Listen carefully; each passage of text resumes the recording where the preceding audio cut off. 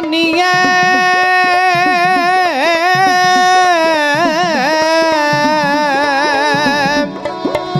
जो लड़े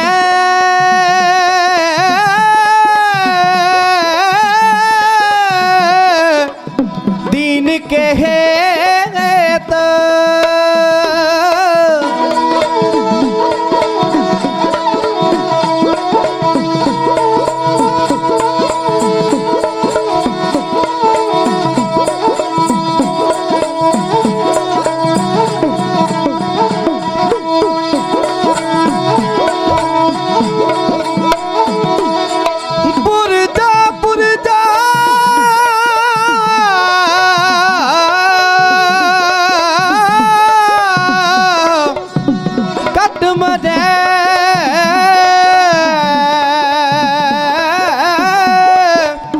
कबहू ना छाड़े खेत आनंद गुणी निदान गुरु गरीब नवाज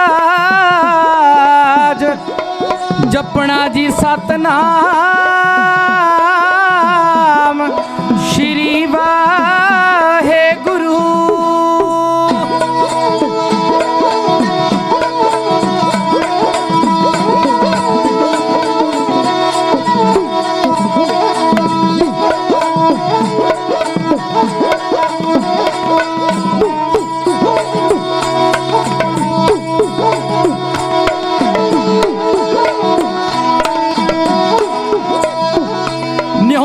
ਸੀਸ ਨਵਾਵਾਂ ਉਹਨਾਂ ਸਿੰਘ ਸ਼ਹੀਦਾਂ ਨੂੰ ਸਿੱਖੀ ਬਾਗ ਜਿਨ੍ਹਾਂ ਨੇ ਖੂਨ ਨਾਲ ਸਿੰਜਵਾਇਆ ਸਿੱਖੀ ਬਾਗ ਜਿਨ੍ਹਾਂ ਨੇ ਖੂਨ ਨਾਲ ਸਿੰਜਵਾਇਆ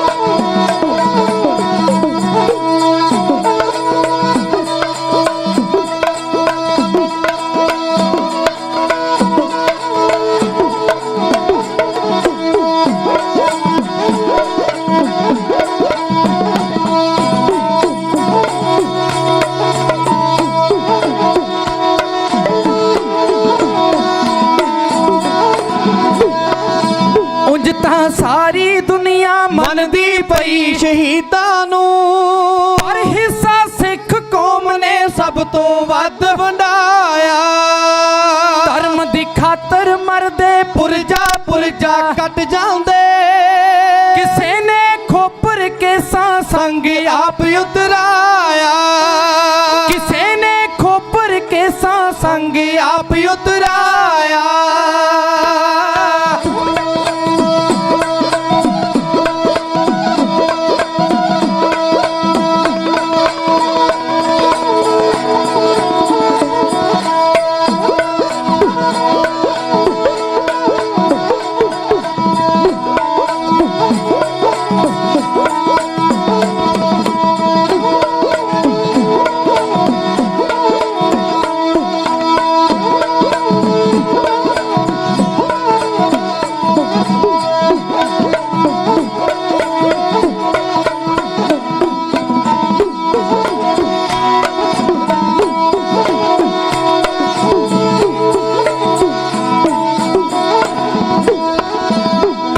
लोहा उत्ते बैठ गए गुरु अर्जन ने उबड़ती देख तेरे ता गर्म शीस ते पाया रख दिती सी बुनियाद गुरा कुर्बानी दी नौवें पातशाह साका चांदनी चौक बनाया नौवें पातशाह साका चांदनी चौक बनाया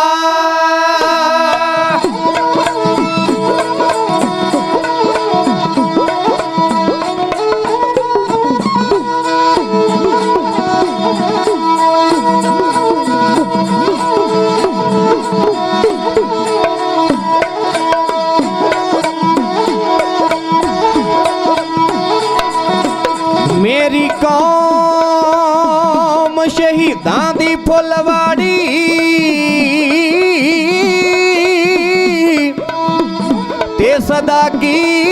ਸ਼ਹੀਦਾਂ ਦੇ ਗਾਮ ਦੀਏ ਹੋ ਕਰ ਕਰ ਯਾਦ ਸ਼ਹੀਦਾਂ ਦੇ ਕਾਰਨਾਮੇ ਹੋ ਮੋਇਆ ਹੋਇਆ ਵਿੱਚ ਜ਼ਿੰਦਗੀ ਆਉਂਦੀ ਏ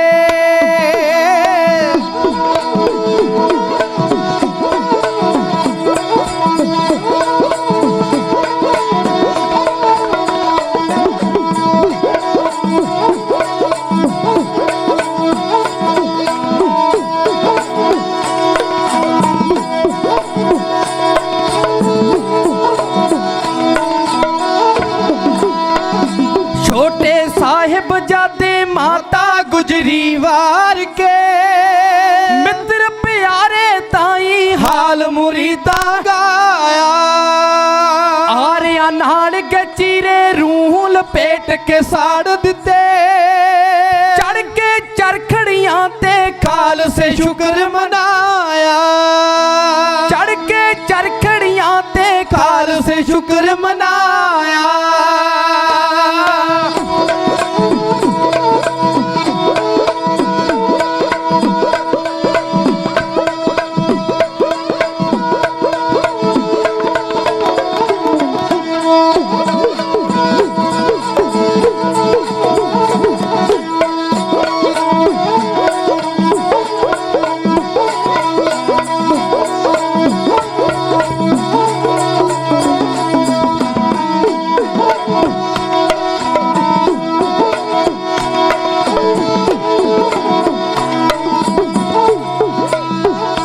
ਗਿਣਤੀ ਘੱਟ ਸਾਡੀ ਸਭ ਤੋਂ ਵੱਧ ਬਲੀਦਾਨ ਹੈ ਸਿੱਦਕ ਮਰ ਜੀਵੜਿਆਂ ਨੇ ਕੇਸਾ ਸੰਗ ਨਿਭਾਇਆ ਆਉਣ ਵਾਲਾ ਸਮਾਂ ਵੀ ਬੈਸ ਇਹੋ ਜਿਹਾ ਲੱਗਦਾ ਏ ਪਰਖ ਕੇ ਕਸਵੱਟੀ ਤੇ ਜਾਊਗਾ ਅਜਮਾਇਆ ਪਰਖ ਕੇ ਕਸਵੱਟੀ ਤੇ ਜਾਊਗਾ ਅਜਮਾਇਆ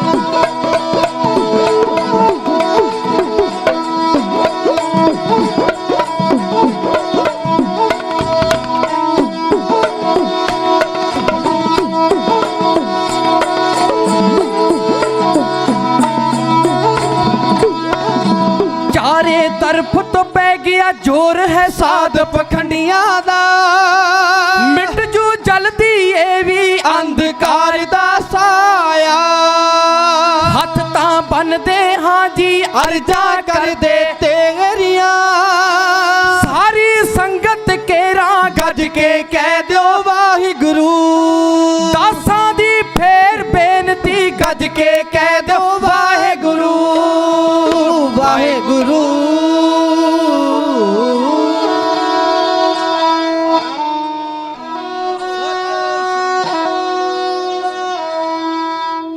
तुमरी शरण तुम्हारी आसा तुम्ही सजन सोइले राखो राखण हार दयाला नानक करके गोले डंडौत बंदन कबार सर्ब कला समरथ डोलन ते राखो प्रभु नानक दे करत जुगो जुग टल दसां पातशां दी जगदी जोत हादरा तूर तख्तो चवर छतर जी दे मालक ਸਾਹਿਬ श्री गुरु ग्रंथ साहिब महाराज दी पावन पवित्र निੱਘੀ गोद दे अंदर ਸਾਹਿਬ श्री गुरु ग्रंथ साहिब महाराज दी हो रही बेअदबी दे स्तंभ दे विच ਤੇ ਆਪਣੇ ਉਹਨਾਂ ਸਿੰਘਾਂ ਨੂੰ ਛਡਾਉਣ ਦੇ ਲਈ ਇਕੱਤਰਤਾ ਕਰਕੇ ਬੈਠੇ ਮਾਈ ਭਾਈ ਭੈਣ ਵੀਰ ਬਜ਼ੁਰਗ ਆਓ ਇਹ ਸ਼ਹੀਦਾਂ ਦੇ ਦਿਨ ਚੱਲ ਰਹੇ ਨੇ ਜਿਨ੍ਹਾਂ ਸ਼ਹੀਦਾਂ ਨੇ ਦਰਬਾਰ ਸਾਹਿਬ ਦੀ ਰੱਖਿਆ ਦੇ ਲਈ ਆਪਣੀ ਜਿੰਦ ਜਾਨ ਲੇਖੇ ਦੇ ਅੰਦਰ ਲਾਈ ਆਪਣੀਆਂ ਜਾਨਾਂ ਦੀ ਪਰਵਾਹ ਨਾ ਕਰਦੇ ਹੋਏ ਆਪਣੀ ਜ਼ਿੰਦਗੀ ਨੂੰ ਧਰਮ ਹਿੱਤ ਕੁਰਬਾਨ ਕਰ ਦਿੱਤਾ ਉਹਨਾਂ ਸ਼ਹੀਦਾਂ ਦੀ ਯਾਦ ਦੇ ਅੰਦਰ ਇੱਕ ਵਾਰ ਜੁੜੋ ਸਾਹਿਬ श्री गुरु ग्रंथ साहिब महाराज जी नमस्कार करके शीश झुका करके गज के करो फतेह प्रवान आखो जी वाहेगुरु जी का खालसा वाहेगुरु जी की फतेह। पंजवें पातशाह गुर अर्जन देव महाराज जी का शहीदी दिहाड़ा ਪਿਛਲੀ 23 ਮਈ ਨੂੰ ਤੁਸੀਂ ਸਾਰਿਆਂ ਨੇ ਸ਼ਰਧਾ ਪੂਰਵਕ ਮਨਾਇਆ, ਪਰ ਗੁਰੂ ਅਰਜਨ ਦੇਵ ਪਾਤਸ਼ਾਹ ਨੇ ਸੱਤ ਦਾ ਅਜਿਹਾ ਕੇਂਦਰ ਅੰਮ੍ਰਿਤਸਰ ਦੀ ਧਰਤੀ ਤੇ ਬਣਾਇਆ ਜਿਸ ਦੀ ਜੋਤ ਅੱਜ ਤੱਕ ਝੂਠ ਵਾਲਿਆਂ ਨੂੰ ਉਹਨਾਂ ਦੇ ਕੰਨਾਂ ਦੇ ਅੰਦਰ ਖੁੱਭਦੀ ਹੈ, ਉਹਨਾਂ ਦੇ ਅੱਖਾਂ ਦੇ ਅੰਦਰ ਚੁੱਭਦੀ ਹੈ ਤੇ ਉਹਨਾਂ ਤੋਂ ਉਸ ਸਥਾਨ ਦੀ ਉਪਮਾ ਸੁਣੀ ਨਹੀਂ ਜਾਂਦੀ। ਅੱਜ ਜਿਸ ਹਮਲੇ ਦਾ ਮੈਂ ਜ਼ਿਕਰ ਕਰਨਾ ਹੈ ਉਹ 10ਵਾਂ ਹਮਲਾ ਹੈ ਦਰਬਾਰ ਸਾਹਿਬ ਤੇ। ਉਸ ਤੋਂ ਪਹਿਲਾਂ 9 ਹਮਲੇ ਦਰਬਾਰ ਸਾਹਿਬ ਤੇ ਪਹਿਲਾਂ ਹੋ ਚੁੱਕੇ ਨੇ। ਮੈਂ 10ਵੇਂ ਹਮਲੇ ਦਾ ਜ਼ਿਕਰ ਤੁਹਾਡੇ ਸਨਮੁਖ ਰੱਖਣਾ ਹੈ।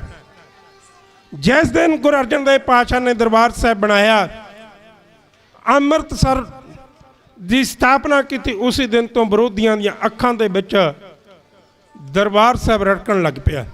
ਉਸ ਤੋਂ ਪਹਿਲਾਂ ਮੈਂ ਇੱਕ ਬੇਨਤੀ ਕਰਦਿਆਂ, 31 ਮੈਂਬਰੀ ਜਥਾ ਜਿਹੜਾ ਹਰ ਰੋਜ਼ ਮੁੱਖ ਮੰਤਰੀ ਦੀ ਕੋਠੀ ਦੇ ਅੰਦਰ ਜਾਂਦਾ, ਉਹ ਜਥੇ ਨੇ ਰਵਾਨਾ ਹੋਣਾ। 20 ਮੈਂਬਰਾਂ ਦੇ ਨਾਂ ਆ ਚੁੱਕੇ ਨੇ। ਜਿਹੜੇ ਹੋਰ ਜਾਣਾ ਚਾਹੁੰਦੇ ਨੇ, ਮੇਰੀ ਬੇਨਤੀ ਹੈ ਕਿ ਉਹ ਆਪਣਾ ਨਾਂ ਲਿਸਟ ਦੇ ਅੰਦਰ ਲਿਖਾਉਣ ਦੀ ਕਿਰਪਾਲਤਾ ਕਰਨ।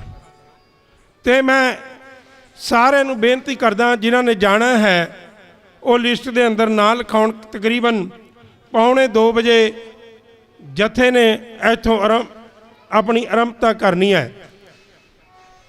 ਮੈਂ ਗੱਲ ਕਰ ਰਿਹਾ ਸਾਂ, ਗੁਰੂ ਅਰਜਨ ਦੇਵ ਪਾਤਸ਼ਾਹ ਨੇ ਦਰਬਾਰ ਸਾਹਿਬ ਬਣਾਇਆ, ਦਰਬਾਰ ਸਾਹਿਬ ਅੱਖਾਂ ਦੇ ਅੰਦਰ ਰੜਕਣ ਲੱਗ ਪਿਆ। ਰੜਕਣ ਕਿਹਨਾਂ ਦੇ ਲੱਗਿਆ? ਕੁਝ ਸਾਡੇ ਆਪਣੇ ਗਦਾਰ ਬਣ ਲੱਗੇ, ਦੇਰ ਨਹੀਂ ਲਾਉਂਦੇ।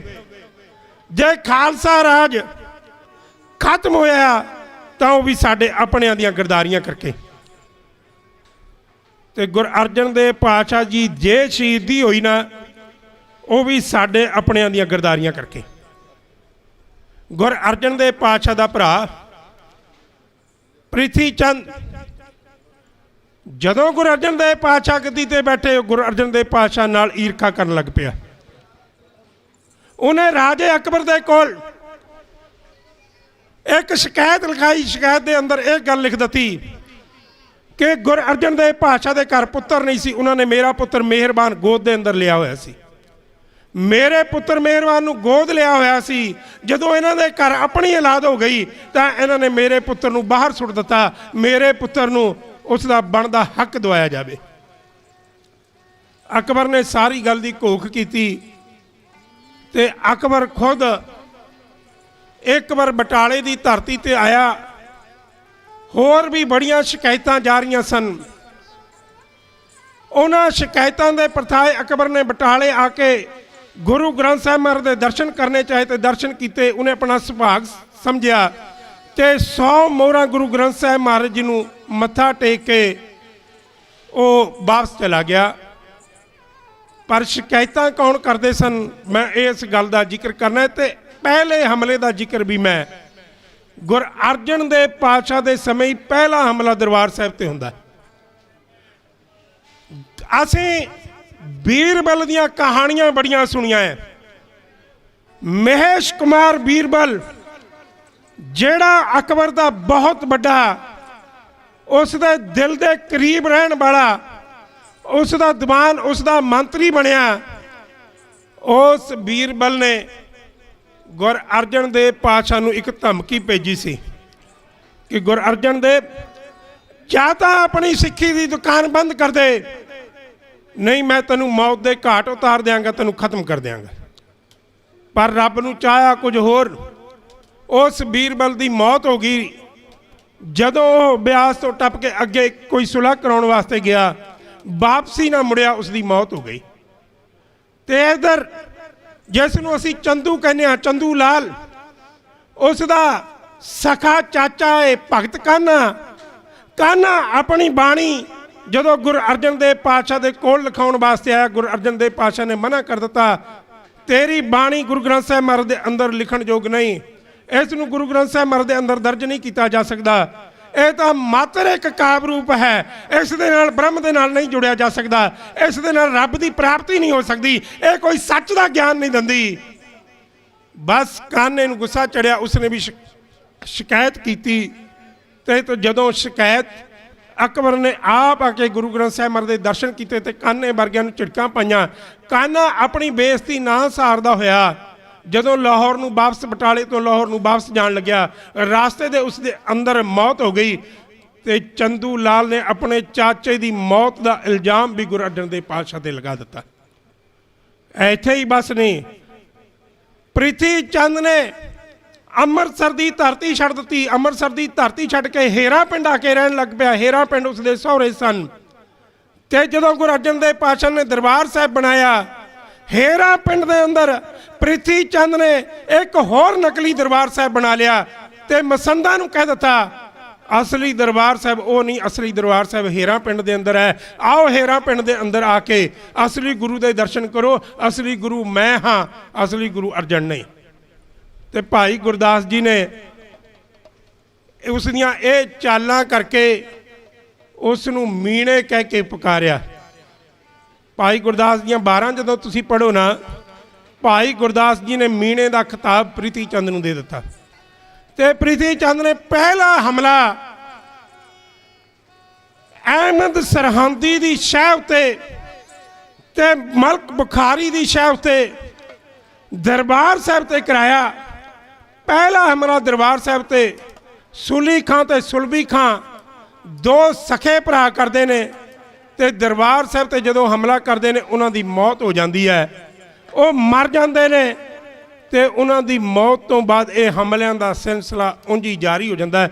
ਗੁਰੂ ਅਰਜਨ ਦੇਵ ਪਾਤਸ਼ਾਹ ਜੀ ਦੀ ਸ਼ਹੀਦੀ ਹੋ ਗਈ, ਅਕਬਰ ਦੀ ਮੌਤ ਹੋਈ। ਅਕਬਰ ਦੀ ਮੌਤ ਤੋਂ ਬਾਅਦ ਜਹਾਂਗੀਰ ਗੱਦੀ ਤੇ ਬੈਠਿਆ ਤੇ ਜਹਾਂਗੀਰ ਨੇ ਦਰਬਾਰ ਸਾਹਿਬ ਤੇ ਵੀ ਹਮਲਾ ਕੀਤਾ ਤੇ ਹਮਲਿਆਂ ਦੀ ਤਾਦਾਦ ਚੱਲਦੀ ਰਹੀ। ਆਖਰਕਾਰ ਜਦੋਂ ਇਹ ਦੇਸ਼ ਆਜ਼ਾਦ ਹੋਇਆ 1947 ਤੋਂ ਬਾਅਦ 9ਵਾਂ ਹਮਲਾ ਦਰਬਾਰ ਸਾਹਿਬ ਤੇ 1955 ਦੇ ਵਿੱਚ ਉਸ ਸਮੇਂ ਦੇ ਮੌਜੂਦਾ ਪ੍ਰਧਾਨ ਮੰਤਰੀ ਪੰਡਤ ਜਵਾਹਰ ਲਾਲ ਨਹਿਰੂ ਨੇ ਕੀਤਾ, ਜਿਸ ਹਮਲੇ ਦੇ ਅੰਦਰ 250 ਸਿੰਘਾਂ ਦੀ ਸ਼ਹਾਦਤ ਹੋ ਜਾਂਦੀ ਹੈ ਤੇ 50,000 ਸਿੱਖਾਂ ਨੂੰ ਜੇਲ੍ਹਾਂ ਦੇ ਅੰਦਰ ਬੰਦ ਕੀਤਾ ਜਾਂਦਾ ਹੈ ਤੇ ਆਖਰਕਾਰ ਵੱਡਾ ਸਰਕਾਰ ਦੇ ਖਿਲਾਫ ਮੋਰਚਾ ਲਾ ਕੇ ਉਸ ਮੋਰਚੇ ਨੂੰ ਜਿੱਤਿਆ ਜਾਂਦਾ ਹੈ, ਸਿੰਘਾਂ ਦੀ ਰਿਹਾਈ ਹੁੰਦੀ ਹੈ।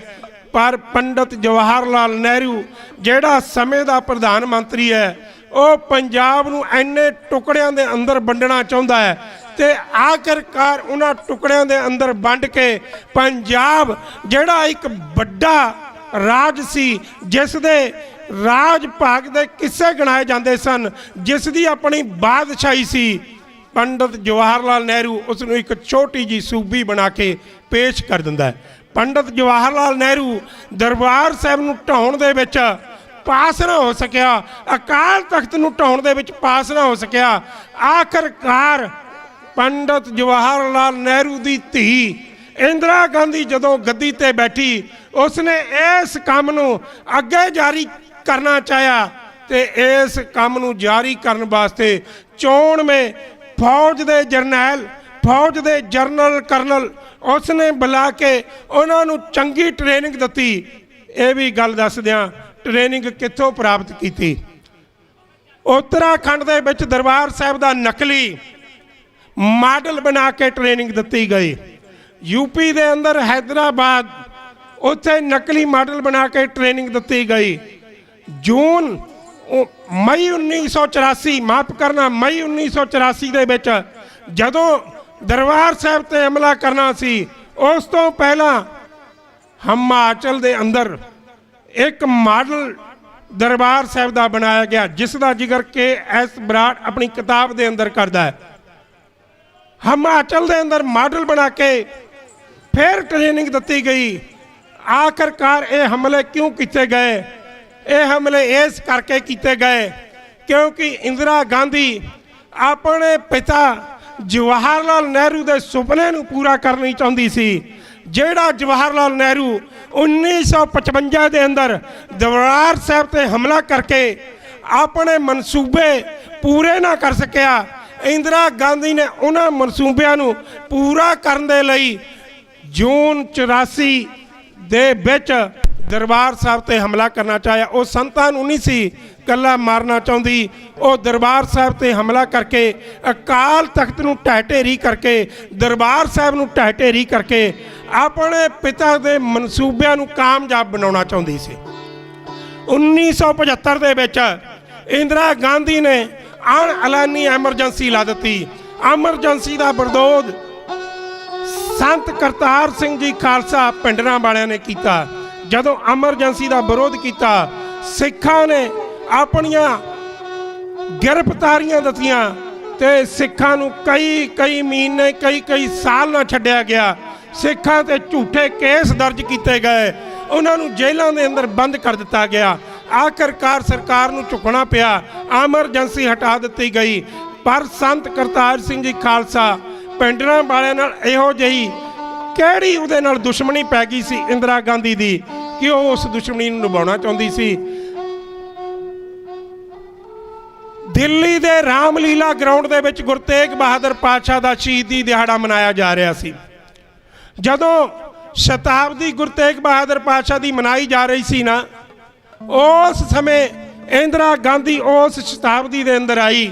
ਜਦੋਂ ਸ਼ਤਾਬਦੀ ਦੇ ਵਿੱਚ ਸ਼ਾਮਲ ਹੋਈ, ਸਿੱਖਾਂ ਨੇ ਇੰਦਰਾ ਗਾਂਧੀ ਦੇ ਸੋਹਲੇ ਗਾਏ।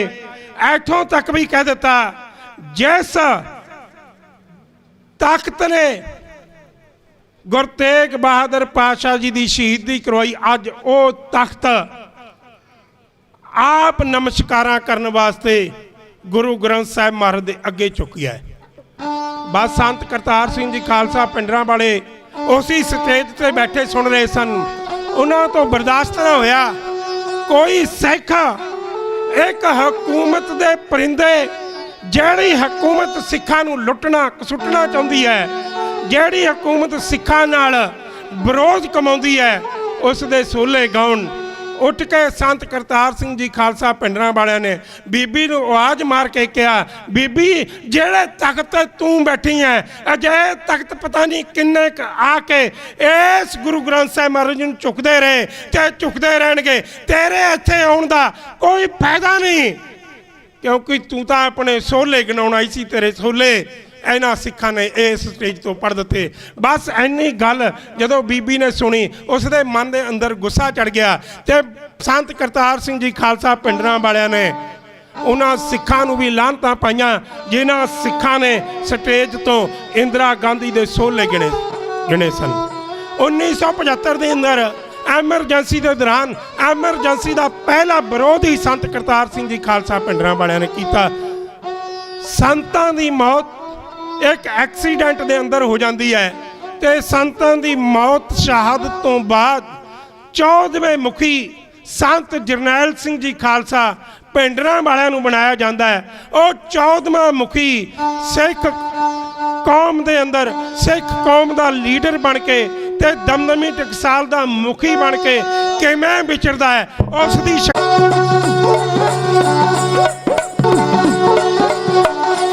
ਪਿੰਡਰਾ ਬੜਾ ਭੀਮੀ ਸਦੀ ਦਾ ਸੀ, ਸਿੰਘ ਬੜਾ ਬਲਕਾਰ ਉਹਦੀ, ਕਮਲ ਉਹਦੇ ਕਿਰਪਾ ਸੀ।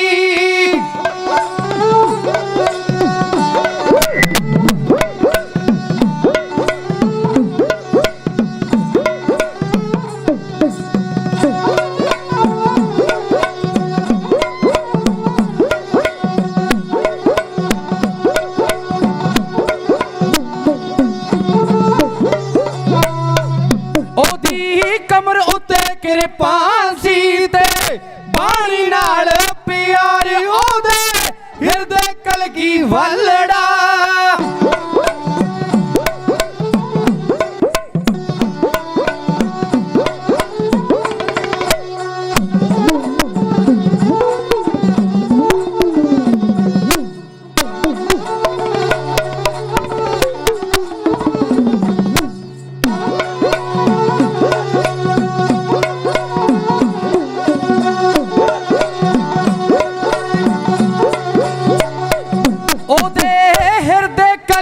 ਵੱਲੜਾ ਬੈਠਾ ਆਪ ਦਸਮ ਅਵਤਾਰ ਸੂਰੇ, ਸਿੰਘ ਸਜਾਵਣ ਵਾਸਤੇ।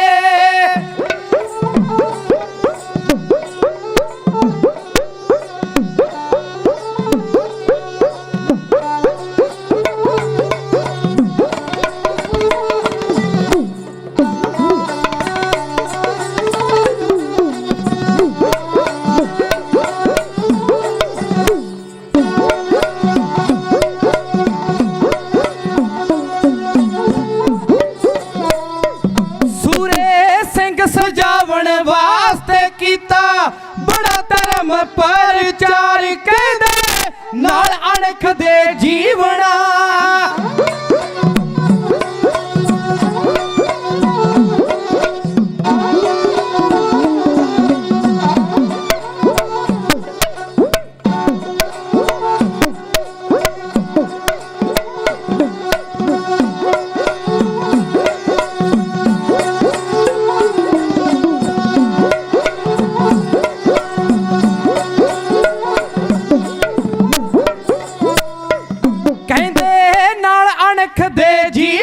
करना हर एक दा सत्कार थिड़ गए थम जुल्म दे नूर जी।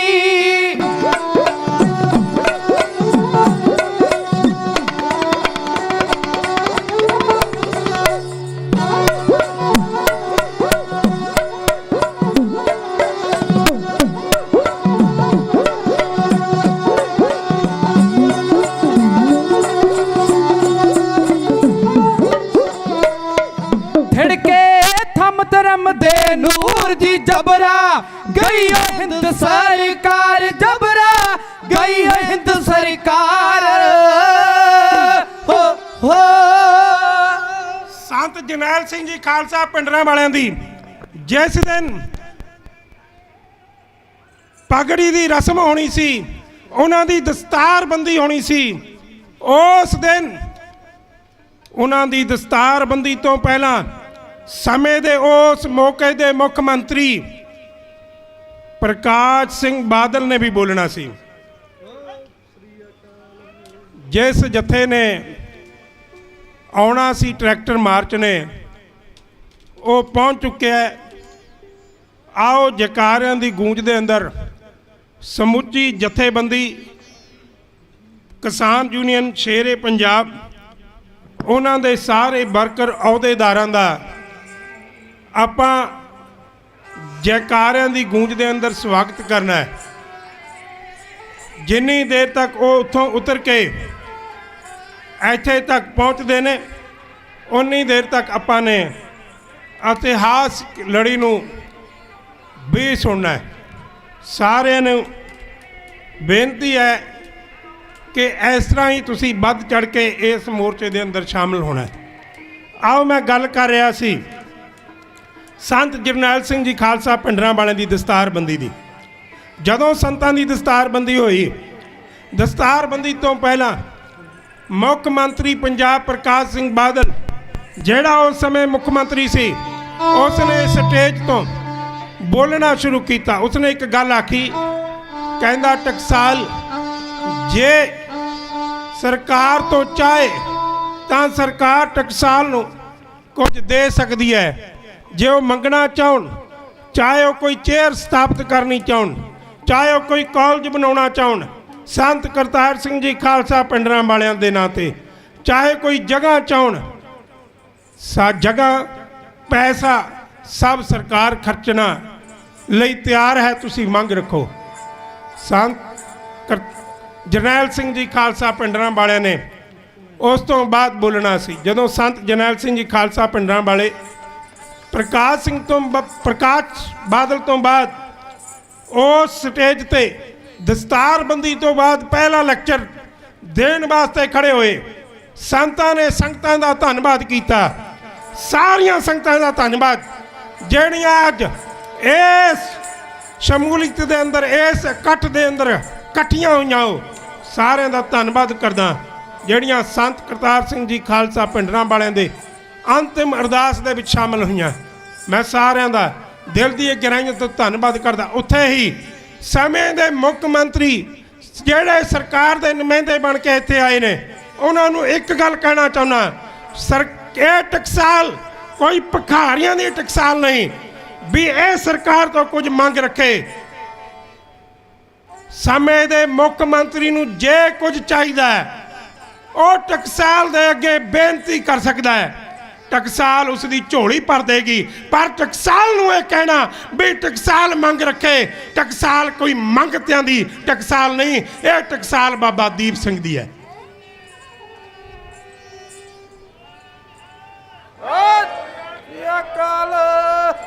बस थड़ थड़ कंब उठिया। प्रकाश बादल ਉਸ ਦੀਆਂ ਲੱਤਾਂ ਦੇ ਥੱਲੋਂ ਜ਼ਮੀਨ ਖਿਸਕ ਗਈ। ਉਸ ਦਾ ਦਿਲ ਕੰਬ ਗਿਆ ਵੀ ਇਹ ਕਿਹੋ ਜਿਹਾ ਮੁਖੀ ਬਣ ਗਿਆ ਜਿਹੜਾ ਪਹਿਲੇ ਦਿਨ ਮੈਨੂੰ ਟੁੱਟ ਕੇ ਪੈ ਗਿਆ। ਬਾ ਫਿਰ ਕੀ, ਮੈਂ ਪਹਿਲਾਂ ਹੀ ਤੁਹਾਨੂੰ ਦੱਸ ਚੁੱਕਾ, ਸਾਡੇ ਆਪਣਿਆਂ ਨੇ ਪਹਿਲਾ ਹਮਲਾ ਕਰਾਇਆ। ਜੇ ਪ੍ਰੀਤੀ ਚੰਦ ਨਾ ਜਾਂਦਾ ਅਕਬਰ ਦੇ ਕੋਲ, ਨਾ ਰੋਣੇ ਰੋਂਦਾ, ਜਹਾਂਗੀਰ ਨਾਲ ਨਾ ਮਿਲਦਾ, ਦਰਬਾਰ ਸਾਹਿਬ ਤੇ ਪਹਿਲਾ ਹਮਲਾ ਨਾ ਹੁੰਦਾ। ਪਰ ਇੱਥੇ ਆਪਣੇ ਗਦਾਰ ਨਿਕਲੇ, ਆਪਣੇ ਨੇ ਅਜਿਹੀ ਗਦਾਰੀ ਕੀਤੀ। ਪੰਜਾਬ ਦੇ ਹਾਲਾਤ ਚੰਗੇ ਨਹੀਂ ਸਨ। ਜਦੋਂ ਪੰਜਾਬ ਦੇ ਹਾਲਾਤ ਚੰਗੇ ਨਹੀਂ ਸਨ ਤੇ ਪੰਜਾਬ ਦੇ ਹਾਲਾਤਾਂ ਨੂੰ ਮੁੱਖ ਰੱਖਦਿਆਂ ਆਨੰਦਪੁਰ ਦਾ ਮਤਾ ਲਾਗੂ ਕਰਾਉਣ ਵਾਸਤੇ ਆਨੰਦਪੁਰ ਦੇ ਅੰਦਰ ਇੱਕ ਸਰਬ ਪਾਰਟੀ ਮੀਟਿੰਗ ਇਕੱਠੀ ਕਰਕੇ ਸੰਤ ਜਰਨੈਲ ਸਿੰਘ ਜੀ ਖਾਲਸਾ ਪਿੰਡਰਾਂ ਵਾਲਿਆਂ ਦੀ ਰਹਿਨਮਾਈ ਦੇ ਹੇਠ ਇੱਕ ਆਨੰਦਪੁਰ ਦਾ ਮਤਾ ਲਿਖਿਆ ਗਿਆ ਵੀ ਇਹ ਮਤਾ ਲਾਗੂ ਕਰਾਉਣਾ ਹੈ। ਅੱਜ ਗੁਰੂ ਗ੍ਰੰਥ ਸਾਹਿਬ ਮਹਾਰਾਜ ਦੀ ਹੋ ਰਹੀ ਬੇਅਦਬੀ ਦੇ ਇਨਸਾਫ ਵਾਸਤੇ ਅਸੀਂ ਬੈਠੇ ਹਾਂ। ਪਰ ਉਸ ਆਨੰਦਪੁਰ ਦੇ ਮਤੇ ਨੂੰ ਪੜ੍ਹ ਕੇ ਦੇਖੋ, ਉੱਥੇ ਆਨੰਦਪੁਰ ਦੇ ਮਤੇ ਦੇ ਅੰਦਰ ਸ਼ਰਤਾਂ ਦੇ ਵਿੱਚ ਇਹ ਸ਼ਰਤ ਲਿਖੀ ਹੋਈ ਸੀ, ਜੇ ਕੋਈ ਧਾਰਮਿਕ ਗ੍ਰੰਥ ਦੀ ਬੇਅਦਬੀ ਕਰਦਾ ਹੈ, ਤੁਸੀਂ ਗੀਤਾ ਦੀ ਬੇਅਦਬੀ ਕਰਨ ਵਾਲੇ ਨੂੰ ਬਖਸ਼ਣਾ ਹੈ, ਬਖਸ਼ ਦਿਓ, ਕਿਉਂਕਿ ਤੁਸੀਂ ਗੀਤਾ ਨੂੰ ਇੱਕ ਕਿਤਾਬ ਮੰਨਦੇ ਹੋ। ਪਰ ਗੁਰੂ ਗ੍ਰੰਥ ਸਾਹਿਬ ਮਹਾਰਾਜ ਨੂੰ ਅਸੀਂ ਜਾਗਤ ਜੋਤ ਮੰਨਦੇ ਹਾਂ। ਜੇ ਕੋਈ ਗੁਰੂ ਗ੍ਰੰਥ ਸਾਹਿਬ ਮਹਾਰਾਜ ਦੀ ਬੇਅਦਬੀ ਕਰੇ, ਉਸ ਨੂੰ ਮੌਤ ਦੀ ਸਜ਼ਾ ਹੋਣੀ ਚਾਹੀਦੀ ਹੈ। ਅੱਜ ਤੁਸੀਂ ਇਨਸਾਫ ਵਾਸਤੇ ਬੈਠੇ ਹੋ, ਪਰ ਉਹ ਮੰਗਾਂ ਦੇ ਅੰਦਰ ਆਨੰਦਪੁਰ ਦੇ ਮਤੇ ਦੇ ਅੰਦਰ ਇਸ ਮੰਗ ਨੂੰ ਤਰਜੀਹ ਦਿੱਤੀ ਗਈ। ਪਾਣੀਆਂ ਦੇ ਹੱਕਾਂ ਵਾਸਤੇ ਤੁਸੀਂ ਵੱਡੇ ਵੱਡੇ ਮੋਰਚੇ ਲਾ ਰਹੇ ਹੋ, ਪਰ ਉਸ ਆਨੰਦਪੁਰ ਦੇ ਮਤੇ ਦੇ ਅੰਦਰ ਪਾਣੀਆਂ ਦੇ ਹੱਕ ਪੰਜਾਬ ਦਾ ਹੈ, ਉਸ ਮੰਗ ਨੂੰ ਦੁਹਰਾਇਆ ਗਿਆ। ਇੱਕ ਗੱਲ ਹੋਰ ਦੱਸ ਦਿਆਂ ਤੁਹਾਨੂੰ, ਮਈ ਮਹੀਨੇ ਦੇ ਮਾਫ ਕਰਨਾ 2024 ਮਈ ਮਹੀਨੇ ਦੇ ਅੰਦਰ ਭਾਖੜਾ ਡੈਮ ਦੀ ਲੀਜ਼ ਖਤਮ ਹੋਣ ਲੱਗੀ ਹੈ। ਪੰਜਾਬ ਨੂੰ ਲੀਜ਼ ਤੇ ਦਿੱਤਾ ਗਿਆ ਸੀ ਭਾਖੜਾ ਡੈਮ, ਇਸ ਲਈ ਪੰਜਾਬ ਨੇ ਬਣਾਉਣ ਦੀ ਅਨੁਮਤੀ ਦਿੱਤੀ ਸੀ। ਸਾਡੀ ਜ਼ਮੀਨ ਤੇ ਬਣਿਆ, ਸਾਡੇ ਜ਼ਮੀਨਾਂ ਨੂੰ ਢਾਹ ਕੇ, ਘਰਾਂ ਨੂੰ ਉਜਾੜ ਕੇ ਭਾਖੜਾ ਡੈਮ ਬਣਿਆ। ਪਰ ਹਿਮਾਚਲ ਪ੍ਰਦੇਸ਼ ਵਾਲਿਆਂ ਨੇ ਉਸ ਲੀਜ਼ ਨੂੰ ਜਿਹੜੀ 24 ਦੇ ਵਿੱਚ ਟੁੱਟ ਜਾਣੀ ਹੈ, ਤੋੜ ਕੇ ਆਪਣੇ ਨਾਂ ਤੇ ਕਰਾਉਣ ਵਾਸਤੇ ਇੱਕ ਫੈਸਲਾ ਲੈ ਲਿਆ। ਜਦੋਂ ਉਹਨਾਂ ਹਿਮਾਚਲੀਆਂ ਨੂੰ ਪੁੱਛਿਆ ਗਿਆ, ਦੱਸੋ ਭਾਈ ਪੰਜਾਬ ਦਾ ਇਸ ਭਾਖੜਾ ਡੈਮ ਤੇ ਹੱਕ ਨਹੀਂ, ਤਾਂ ਉਹਨਾਂ ਨੁਮਾਇੰਦਿਆਂ ਨੇ ਇੱਕ ਗੱਲ ਇਹ ਆਖੀ ਕਿ ਹੂ ਇਜ਼ ਪੰਜਾਬ, ਪੰਜਾਬ ਕੌਣ ਹੁੰਦਾ ਹੈ ਵੀ ਉਹ ਭਾਖੜਾ ਡੈਮ ਦਾ ਮਾਲਕ ਬਣ ਜਾਵੇ। ਪੰਜਾਬ ਦਾ ਕੋਈ ਹੱਕ ਨਹੀਂ। ਇਹਨਾਂ ਮੁੱਦਿਆਂ ਨੂੰ ਸੰਤ ਜਰਨੈਲ ਸਿੰਘ ਜੀ ਖਾਲਸਾ ਪਿੰਡਰਾਂ ਵਾਲੇ ਨੇ ਉਸ ਸਮੇਂ ਚੁੱਕਿਆ ਸੀ, ਜਿਸ ਸਮੇਂ ਆਨੰਦਪੁਰ ਦਾ ਮਤਾ ਲਾਗੂ ਕਰਾਉਣਾ ਸੀ। ਉਸ ਆਨੰਦਪੁਰ ਦੇ ਮਤੇ ਨੂੰ ਲਾਗੂ ਕਰਾਉਣ ਵਾਸਤੇ ਸੰਘਰਸ਼ ਸ਼ੁਰੂ ਹੋ ਗਿਆ।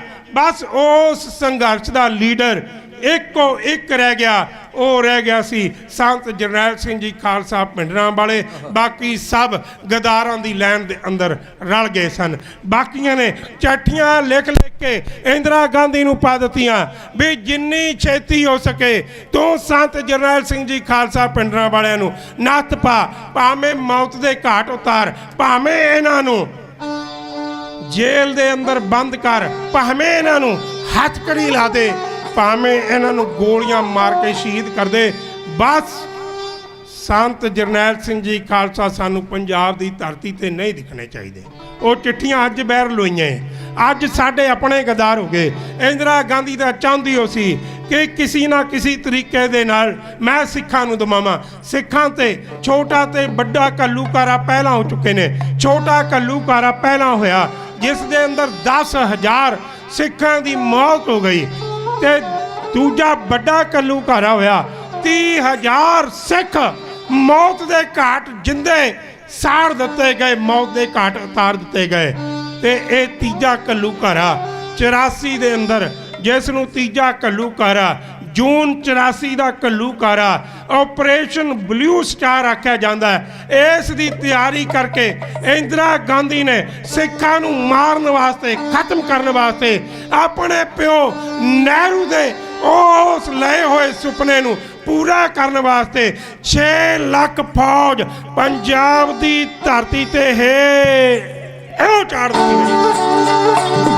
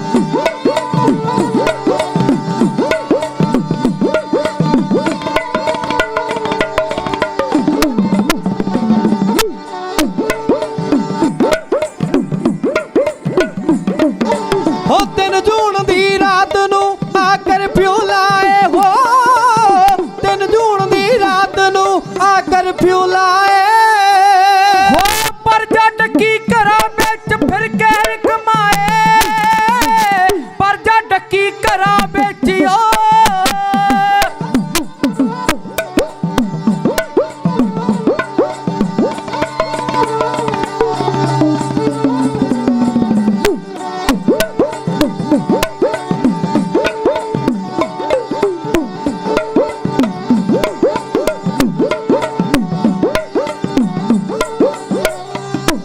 ਓ ਪਰਜਾ ਡੱਕੀ ਘਰਾਂ ਵਿੱਚ ਫੇਰ ਕਹਿਰ ਕਮਾਏ, ਪਰਜਾ ਡੱਕੀ ਘਰਾਂ ਵਿੱਚ ਫਿਰ ਕਹਿਰ ਕਮਾਏ। ਹੋ ਹਰ ਮੰਦਰ ਨੂੰ ਢਾ ਦਿਓ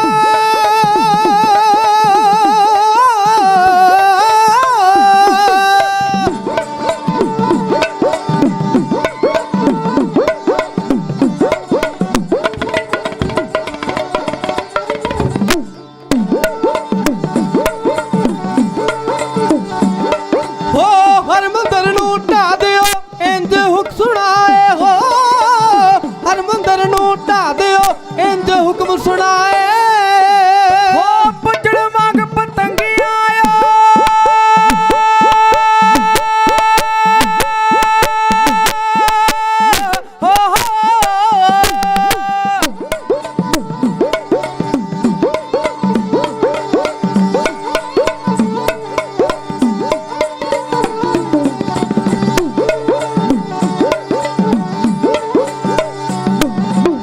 ਪੁੱਜਣ ਵਾਂਗ ਪਤੰਗੀਆਂ ਕਈ ਮਾਵਾ ਜਾਏ, ਪੁੱਜਣ ਵਾਂਗ ਪਤੰਗੀਆਂ ਕਈ ਮਾਵਾ ਜਾਏ। ਹੋਇਓ ਨਾਮੀ ਵਾਂਗਰਾ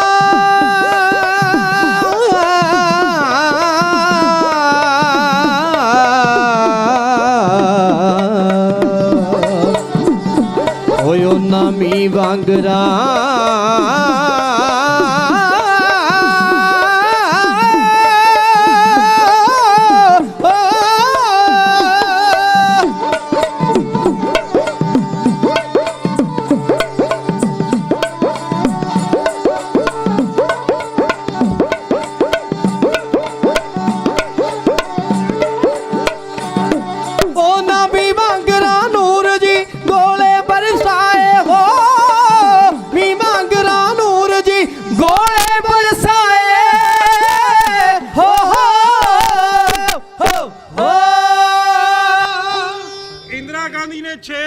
ਫੌਜ ਪੰਜਾਬ ਤੇ ਚਾੜ ਦਿੱਤੀ। ਉਹਨਾਂ 6 ਲੱਖ ਫੌਜੀਆਂ ਨੇ 45 ਗੁਰੂ ਘਰਾਂ ਤੇ ਕਬਜ਼ਾ ਕਰ ਲਿਆ। ਮੈਂ 2 ਗੁਰੂ ਘਰ ਤੁਹਾਡੇ ਸਨਮੁਖ ਦੱਸਣਾ ਚਾਹੁੰਦਾ। ਭੱਠਾ ਸਾਹਿਬ ਰੋਪੜ ਜ਼ਿਲ੍ਹੇ ਦੇ ਅੰਦਰ ਗੁਰਦੁਆਰਾ ਪੈਂਦਾ ਹੈ। ਭੱਠਾ ਸਾਹਿਬ ਤੇ ਵੀ ਤਾਲੇ ਲਗਾ ਦਿੱਤੇ ਗਏ, ਕਬਜ਼ਾ ਕਰ ਲਿਆ ਗਿਆ। ਆਨੰਦਪੁਰ ਸਾਹਿਬ ਦੇ ਜਥੇਦਾਰ ਨੂੰ ਗ੍ਰਿਫਤਾਰ ਕਰ ਲਿਆ ਗਿਆ ਤੇ ਆਨੰਦਪੁਰ ਸਾਹਿਬ ਦੇ ਚਾਰੇ ਪਾਸੇ ਫੌਜ ਨੇ ਘੇਰਾ ਭਰ ਲਿਆ ਸੀ। ਇਹ ਮਤ ਸੋਚੋ ਵੀ ਉਹ ਇਕੱਲੇ ਦਰਬਾਰ ਸਾਹਿਬ ਤੇ ਹਮਲਾ ਕਰਨ ਆਏ ਸਨ।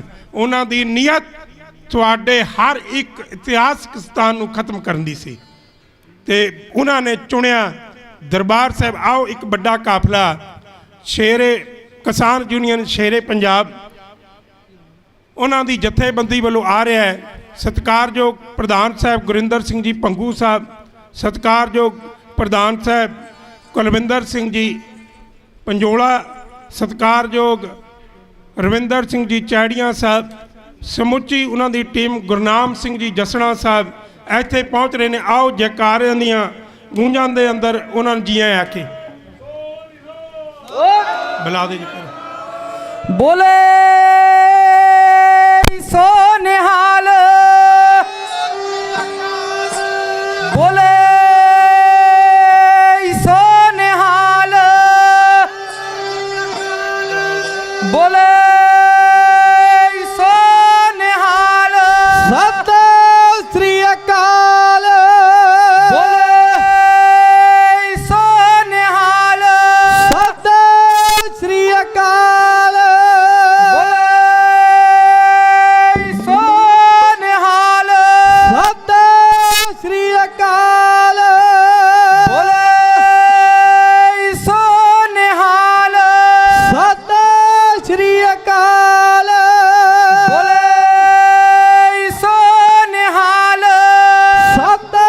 ਸ਼੍ਰੀ ਅਕਾਲ। ਬੋਲੇ ਸੋ ਨਿਹਾਲ। ਸਤਿ ਸ਼੍ਰੀ ਅਕਾਲ। ਆ ਰਹੀ ਸਾਰੀ ਜਥੇਬੰਦੀ ਦਾ ਮੈਂ ਦਿਲ ਦੀਆਂ ਗਹਿਰਾਈਆਂ ਤੋਂ ਧੰਨਵਾਦ ਕਰਦਾ। ਉਹਨਾਂ ਨੌਜਵਾਨਾਂ ਦਾ ਜਿਹੜੇ ਨੌਜਵਾਨ ਅੱਜ ਟਰੈਕਟਰ ਲੈ ਕੇ ਇਸ ਟਰੈਕਟਰ ਮਾਰਚ ਦੇ ਵਿੱਚ ਸਰਕਾਰ ਨੂੰ ਇੱਕ ਚੇਤਾਵਨੀ ਦੇਣ ਵਾਸਤੇ, ਸਰਕਾਰ ਦੇ ਕੰਨਾਂ ਨੂੰ ਖੋਲ੍ਹਣ ਵਾਸਤੇ ਇੱਥੇ ਪਹੁੰਚੇ ਨੇ। ਮੈਂ ਉਹਨਾਂ ਸਾਰਿਆਂ ਦਾ ਦਿਲ ਦੀਆਂ ਗਹਿਰਾਈਆਂ ਤੋਂ ਧੰਨਵਾਦ ਅਤੇ ਵਾਹਿਗੁਰੂ ਸਾਹਿਬ ਸ੍ਰੀ ਗੁਰੂ ਗ੍ਰੰਥ ਸਾਹਿਬ ਮਹਾਰਾਜ ਜੀ ਦੇ ਅੱਗੇ ਇਹ ਅਰਦਾਸ ਕਰਦਾ ਹਾਂ, ਸੱਚੇ ਪਾਤਸ਼ਾਹ ਇਹਨਾਂ ਸਾਰਿਆਂ ਨੂੰ ਚੜ੍ਹਦੀ ਕਲਾ ਬਖਸ਼ਿਸ਼ ਕਰਿਓ।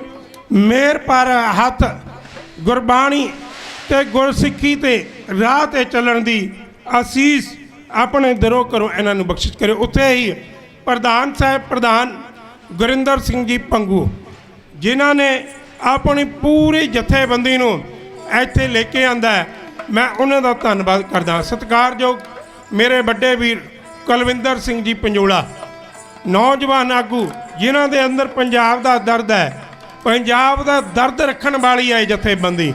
ਮੈਂ ਕੁਲਵਿੰਦਰ ਸਿੰਘ ਜੀ ਪੰਜੋਲਾ ਉਹਨਾਂ ਦਾ ਧੰਨਵਾਦ ਕਰਦਾ। ਉੱਥੇ ਹੀ ਸਤਿਕਾਰਯੋਗ ਵੀਰ ਰਵਿੰਦਰ ਸਿੰਘ ਜੀ ਚੈੜੀਆਂ ਸਾਹਿਬ, ਉਹਨਾਂ ਦਾ ਵਿਸ਼ੇਸ਼ ਤੌਰ ਤੇ ਧੰਨਵਾਦ ਕਰਦਾ।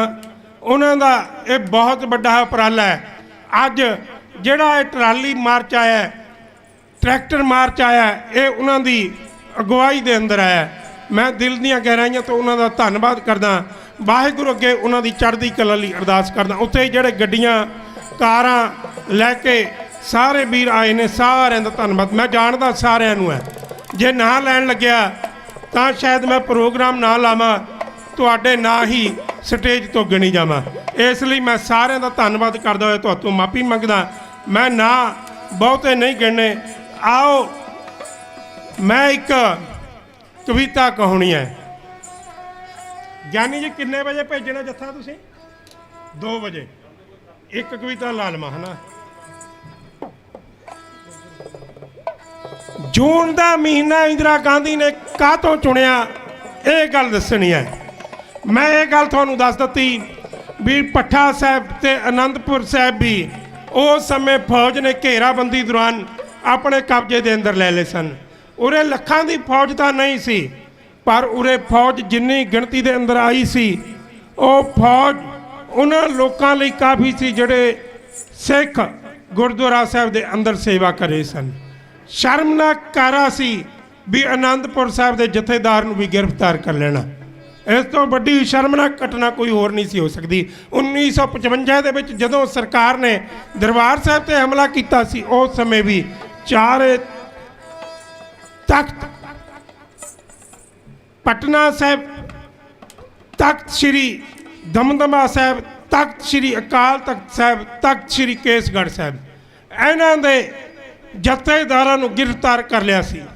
ਸਿਰਫ ਤੇ ਸਿਰਫ ਹਜੂਰ ਸਾਹਿਬ ਦੇ ਜਥੇਦਾਰ ਨੂੰ ਛੱਡਿਆ ਗਿਆ ਸੀ। ਇਹਨਾਂ ਤਖਤਾਂ ਦੇ ਜਥੇਦਾਰ ਨੂੰ ਗ੍ਰਿਫਤਾਰ ਕਰਨਾ, ਇਸ ਦਾ ਮਤਲਬ ਸਰਕਾਰ ਦੇ ਮਨਸੂਬੇ ਠੀਕ ਨਹੀਂ ਸਨ। ਸਰਕਾਰ ਨੇ ਜੂਨ ਮਹੀਨਾ ਕਿਉਂ ਚੁਣਿਆ? ਜੂਨ ਮਹੀਨਾ ਇਸ ਕਰਕੇ ਚੁਣਿਆ ਕਿਉਂਕਿ ਉਸ ਮਹੀਨੇ ਗੁਰੂ ਅਰਜਨ ਦੇਵ ਪਾਤਸ਼ਾਹ ਜੀ ਦੀ ਸ਼ਹੀਦੀ ਹੁੰਦੀ ਹੈ। ਗੁਰੂ ਅਰਜਨ ਦੇਵ ਪਾਤਸ਼ਾਹ ਲਾਹੌਰ ਦੇ ਅੰਦਰ ਸ਼ਹੀਦ ਹੁੰਦੇ ਨੇ। ਲਾਹੌਰ ਸਿੱਖਾਂ ਦਾ ਬਹੁਤਾਂਤ ਗਿਣਤੀ ਦੇ ਅੰਦਰ ਜਾਣਾ ਮਨਾ ਹੈ, ਤੇ ਇਸ ਲਈ ਸਿੱਖ ਗੁਰੂ ਅਰਜਨ ਦੇਵ ਪਾਤਸ਼ਾਹ ਜੀ ਦੀ ਸ਼ਹੀਦੀ ਦਰਬਾਰ ਸਾਹਿਬ ਦੇ ਅੰਦਰ ਮਨਾਉਂਦੇ ਨੇ।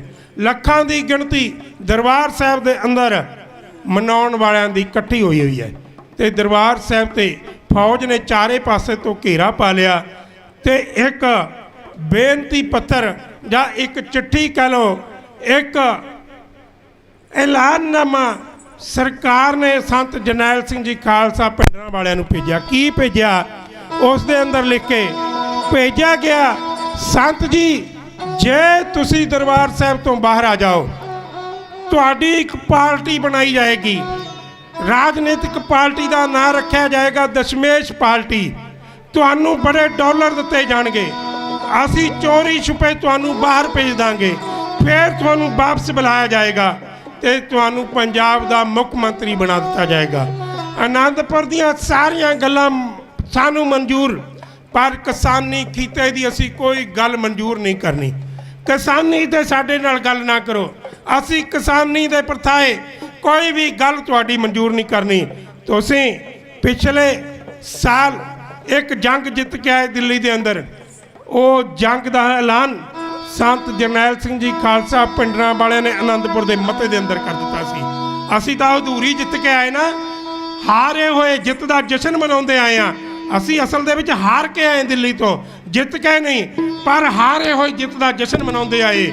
ਪਰ ਇੱਕ ਗੱਲ ਚੇਤੇ ਰੱਖਿਓ, ਸੰਤ ਜਰਨੈਲ ਸਿੰਘ ਜੀ ਖਾਲਸਾ ਪਿੰਡਰਾਂ ਵਾਲੇ ਦਾ ਲਿਖਿਆ ਹੋਇਆ ਆਨੰਦਪੁਰ ਦਾ ਮਤਾ ਪੜ੍ਹ ਕੇ ਦੇਖੋ।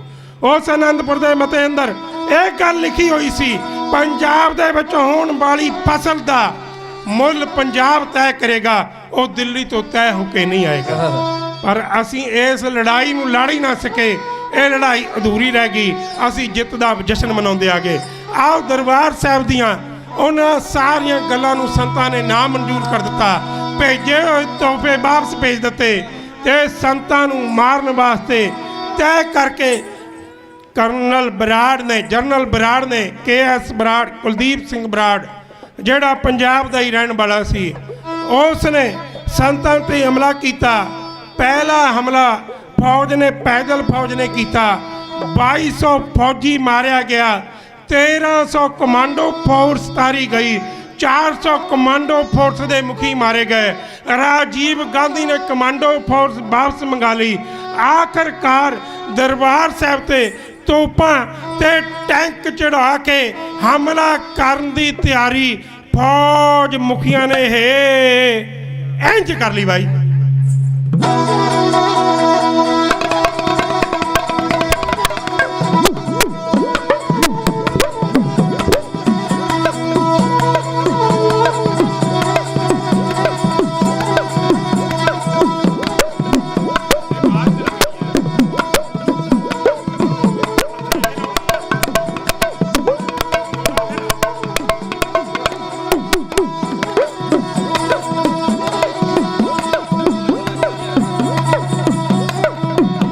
ਜਦੋਂ 1300 ਕਮਾਂਡੋ ਹਵਾਈ ਜਹਾਜ਼ਾਂ ਰਾਹੀਂ ਥੱਲੇ ਜਾ ਰਿਹਾ, ਪਰਿਕਰਮਾ ਦੇ ਵਿੱਚ ਉਤਾਰਿਆ ਜਾ ਰਿਹਾ, ਉਹਨਾਂ ਨੇ ਗੋਲੀਆਂ ਦੀ ਬਰਛਾੜ ਕਰਨੀ ਸ਼ੁਰੂ ਕੀਤੀ ਤੇ ਗਿਣਤੀ ਦੇ ਸਿੱਖਾਂ ਨੇ ਉਹਨਾਂ ਕਮਾਂਡੋ ਫੋਰਸਾਂ ਦਾ ਜਵਾਬ ਆਪਣੇ ਰੂਪ ਦੇ ਅੰਦਰ ਕਿਵੇਂ ਦਿੱਤਾ ਹੈ।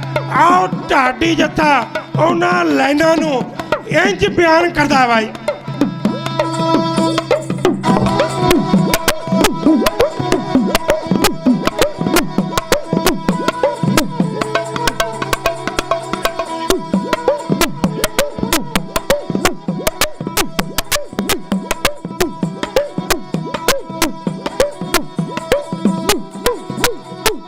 ਬੱਬਰ ਸ਼ੇਰਾ ਚਣੇ ਚਬਾਏ ਵਿੱਚ ਪਰਿਕਰਮਾ ਦੇ, ਬੱਬਰ ਸ਼ੇਰਾ ਚਣੇ ਚਬਾਏ ਵਿੱਚ ਪਰਿਕਰਮਾ ਦੇ, ਬੱਬਰ ਸ਼ੇਰਾ ਚਣੇ ਚਬਾਏ ਵਿੱਚ ਪਰਿਕਰਮਾ ਦੇ, ਬੱਬਰ ਸ਼ੇਰਾ ਚਣੇ ਚਬਾਏ ਵਿੱਚ ਪਰਿਕਰਮਾ ਦੇ।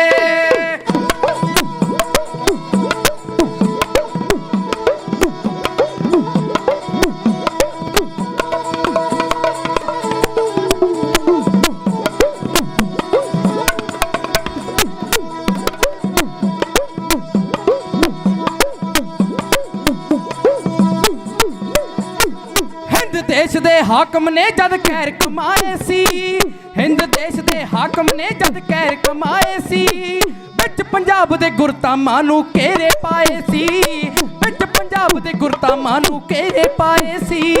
ਜਿੱਥੇ ਅਸੀਸ ਝੁਕਾਵਣ ਲੋਕੀ ਸਾਰੇ ਧਰਮਾਂ ਦੇ, ਹਾਂਜੀ ਸਾਰੇ ਧਰਮਾਂ ਦੇ, ਬੱਬਰ ਸ਼ੇਰਾ ਚਣੇ ਚਬਾਏ ਵਿੱਚ ਪਰਿਕਰਮਾ ਦੇ, ਬੱਬਰ ਸ਼ੇਰਾ ਚਣੇ ਚਬਾਏ ਵਿੱਚ ਪਰਿਕਰਮਾ ਦੇ।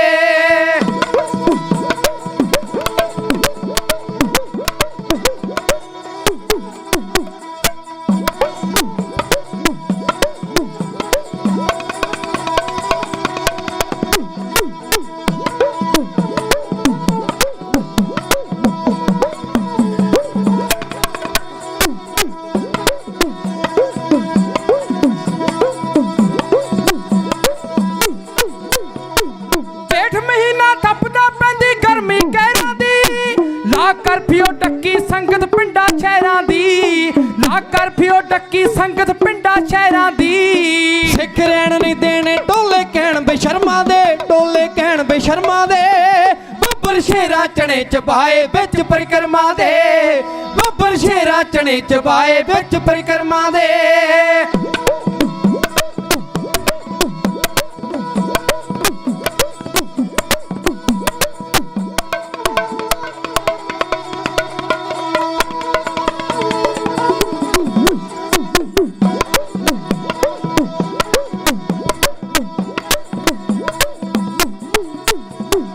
ਗੁਰੂ ਪੰਥ ਨਾਲ ਜਾਣ ਬੁੱਝ ਜੋ ਮੱਥਾ ਲਾਉਂਦਾ ਹੈ, ਗੁਰੂ ਪੰਥ ਨਾਲ ਜਾਣ ਬੁੱਝ ਜੋ ਮੱਥਾ ਲਾਉਂਦਾ ਹੈ।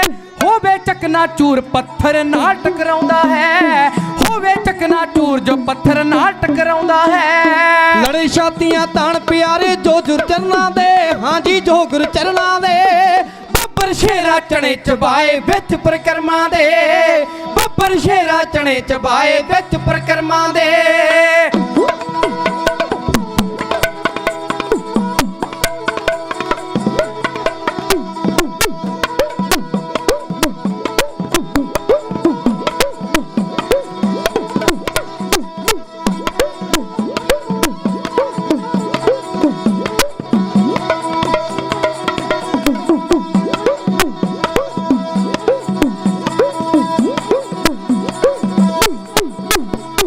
ਹੈਕੜ ਭਰਿਆ ਬੰਦਾ ਜੋ ਦੁੱਖ ਦੇਵੇ ਲੋਕਾਂ ਨੂੰ, ਹੈਕੜ ਭਰਿਆ ਬੰਦਾ ਜੋ ਦੁੱਖ ਦੇਵੇ ਲੋਕਾਂ ਨੂੰ। ਰੱਬ ਰਹਿਣ ਨਹੀਂ ਦਿੰਦਾ ਖੂਨ ਪੀਣੀਆਂ ਜੋਕਾਂ ਨੂੰ, ਰੱਬ ਰਹਿਣ ਨਹੀਂ ਦਿੰਦਾ ਖੂਨ ਪੀਣੀਆਂ ਜੋਕਾਂ ਨੂੰ। ਨੂਰ ਨਵੇੜੇ ਹੋਣ ਅੰਤ ਨੂੰ ਕੀਤੇ ਕਰਮਾਂ ਦੇ, ਹਾਂਜੀ ਕੀਤੇ ਕਰਮਾਂ ਦੇ। ਬੱਬਰ ਸ਼ੇਰਾ ਚਣੇ ਚਬਾਏ ਵਿੱਚ ਪਰਿਕਰਮਾ ਦੇ, ਬੱਬਰ ਸ਼ੇਰਾ ਚਣੇ ਚਬਾਏ ਵਿੱਚ ਪਰਿਕਰਮਾ ਦੇ। ਬੱਬਰ ਸ਼ੇਰਾ ਚਣੇ ਚਬਾਏ ਵਿੱਚ ਪਰਿਕਰਮਾ ਦੇ। ਹਾਂ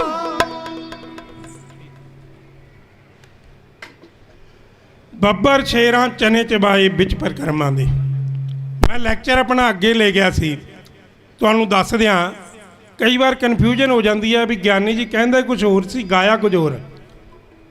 ਇੱਕ ਵਾਰ ਨਾ ਇੱਕ ਢਾਡੀ ਜੱਥਾ ਦੀਵਾਨ ਲਾ ਰਿਹਾ ਸੀ। ਉਹ ਜਦੋਂ ਸਟੇਜ ਤੇ ਦੀਵਾਨ ਲਾਵੇ ਉਹ ਇੱਕੋ ਪ੍ਰਸੰਗ ਸੁਣਾਏ ਮੱਸਾ ਰੰਗੜ। ਉਹ ਬਾਹਰ ਜਦੋਂ ਛੜਾਏ ਮੱਸੇ ਰੰਗੜ ਦੀ ਧੌਣ ਲਾਤੀ ਸਿੱਖਾਂ ਨੇ, ਜਿਵੇਂ ਗਰਮੀ ਦੇ ਵਿੱਚ ਤਰਬੂਜ ਕੱਟੀਦਾ। ਉਹ ਇਹ ਗੱਲ ਨੂੰ ਲਲਕਾਰ ਕੇ ਕਿਹਾ ਕਰੇ। ਤੇ ਇੱਕ ਦਿਨ ਪਹਿਲੀ ਰਾਤ ਨੂੰ ਵੀ ਮੱਸਾ ਰੰਗੜ, ਦੂਜੀ ਸਵੇਰ ਮੱਸਾ ਰੰਗੜ, ਤੀਜੀ ਰਾਤ ਮੱਸਾ ਰੰਗੜ, ਤੇ ਚੌਥਾ ਦਿਨ ਜਦੋਂ ਚੜ੍ਹਿਆ ਨਾ, ਮਹਾਂਪੁਰਸ਼ ਕਾਰ ਸੇਵਾ ਵਾਲੇ ਖੜੇ ਆ, ਇਹੋ ਜਿਹੇ ਮਹਾਂਪੁਰਸ਼ ਆ ਕੇ ਢਾਡੀ ਸਿੰਘ ਦੇ ਕੋਲ ਆ ਗਏ। ਉਹ ਕਹਿੰਦੇ ਗਿਆਨੀ ਜੀ ਤੈਨੂੰ ਪ੍ਰਸੰਗ ਹੋਰ ਨਹੀਂ ਆਉਂਦਾ, ਰੋਜ਼ ਮੱਸਾ ਰੰਗ ਦੀ ਗਰਦਨ ਵੱਢੀ ਜਾਂਦਾ। ਉਹ ਕਹਿੰਦਾ ਜਦ ਤੱਕ ਮੇਰਾ ਜੀ ਨਹੀਂ ਭਰਦਾ ਮੈਂ ਤਾਂ ਇੱਕ ਨਹੀਂ ਵੱਢੂ। ਤੇ ਮੈਂ ਪ੍ਰਸੰਗ ਲੈ ਗਿਆ ਗਾਹਾਂ। ਇਹ ਕਹਿੰਦੇ ਨਹੀਂ ਨਹੀਂ ਪਿੱਛੇ ਮੁੜ। ਮੈਂ ਕਿਹਾ ਕਾਹਤੇ? ਇਹ ਕਹਿੰਦੇ ਤਾਂ ਅਸੀਂ ਤਾਂ ਪਹਿਲਾਂ ਪਰਿਕਰਮਾ 'ਚ ਇੰਦਰਾ ਗਾਂਧੀ ਵੱਲੋਂ ਭੇਜੀ ਹੋਈ ਫੌਜ ਮਾਰਨੀ ਹੈ, ਫਿਰ ਤੋਪ ਟੈਂਕ ਚੜ੍ਹਨ ਦੇਣੇ ਆ। ਜਦ ਤੱਕ ਉਹਦੀ ਫੌਜ ਨਹੀਂ ਮਰਦੀ ਅਸੀਂ ਤੋਪ ਟੈਂਕ ਚੜ੍ਹਨ ਨਹੀਂ ਦੇਣੇ। ਤੇ ਗੱਲ ਉਹੀ ਆ ਗਈ ਵੀ ਜਦ ਤੱਕ ਮਨ ਨਹੀਂ ਇਹਨਾਂ ਦਾ ਭਰਦਾ ਇਹਨਾਂ ਨੇ ਤਾਂ ਇੱਕਣ ਹੀ ਮਾਰੀ ਜਾਣੇ ਆ। ਜਦੋਂ ਸਤਵੰਤ ਤੇ ਬੇਅੰਤ ਸਿੰਘ ਨੇ ਇੰਦਰਾ ਗਾਂਧੀ ਨੂੰ ਮਾਰ ਦਿੱਤਾ, ਭਾਈ ਸਤਵੰਤ ਸਿੰਘ ਨੂੰ ਸਜ਼ਾ ਆਉਣ ਲੱਗੀ। ਜੱਜ ਕਹਿਣ ਲੱਗਿਆ, ਕਹਿੰਦਾ ਕਿਹੜੇ ਆਧਾਰ ਤੇ ਮਾਫ ਕਰ ਦਿਆਂ? ਉਹ ਕਹਿੰਦਾ ਜੀ ਸਜ਼ਾ ਦਿਓ, ਉਮਰ ਕੈਦ ਦੇ ਦਿਓ। ਉਹ ਕਹਿੰਦਾ ਉਮਰ ਕੈਦ ਕਿਵੇਂ ਦੇ ਦਿਆਂ? ਕਹਿੰਦਾ ਤੁਹਾਡੇ ਢਾਡੀ ਸਟੇਜਾਂ ਤੇ ਇਹਦੇ ਜੂੰਦੇ ਦੀਆਂ 12 ਗਾਈ ਜਾਂਦੇ ਆ, ਹਿੱਕਾਂ ਤਾਣ ਤਾਣ ਕੇ ਗਾਉਂਦੇ ਆ ਵੀ ਗੋਲੀਆਂ ਕੜਕ ਕੜਕ ਇੰਦਰਾ ਗਾਂਧੀ ਦੀ ਹਿੱਕ ਦੇ ਵਿੱਚ ਇਉਂ ਦਾਗ ਦਿੱਤੀਆਂ। ਕਹਿੰਦਾ ਤੇ ਤੁਸੀਂ ਉਰੇ ਮੇਰੇ ਕੋਲ ਵਕੀਲਾਂ ਦਾ ਪੈਨਲ ਲੈ ਕੇ ਆਉਂਦੇ ਹੋ ਵੀ ਜੀ ਗੋਲੀਆਂ ਇਸ ਕਰਕੇ ਮਾਰੀਆਂ, ਇਸ ਕਰਕੇ ਮਾਰੀਆਂ। ਜਾਂ ਤਾਂ ਸਟੇਜਾਂ ਤੇ ਆਪਣੇ ਢਾਡੀਆਂ ਨੂੰ ਸਮਝਾਓ, ਫਿਰ ਮੈਨੂੰ ਸਮਝਾਇਓ, ਜਾਂ ਉਹਨਾਂ ਦੀ ਗੱਲ ਸੱਚੀ ਆ ਜਾਂ ਤੁਹਾਡੀ ਝੂਠੀ, ਜਾਂ ਤੁਸੀਂ ਸੱਚੇ ਹੋ ਝੂਠੇ। ਇਸ ਗੱਲ ਦਾ ਫੈਸਲਾ ਤੁਸੀਂ ਕਰ ਲਿਓ। ਆਓ ਮੈਂ ਅੱਗੇ ਵਧਣਾ। ਮੈਂ ਇੱਕ ਗੱਲ ਥੋੜੀ ਜਿਹੀ ਦੱਸ ਦਿਆਂ।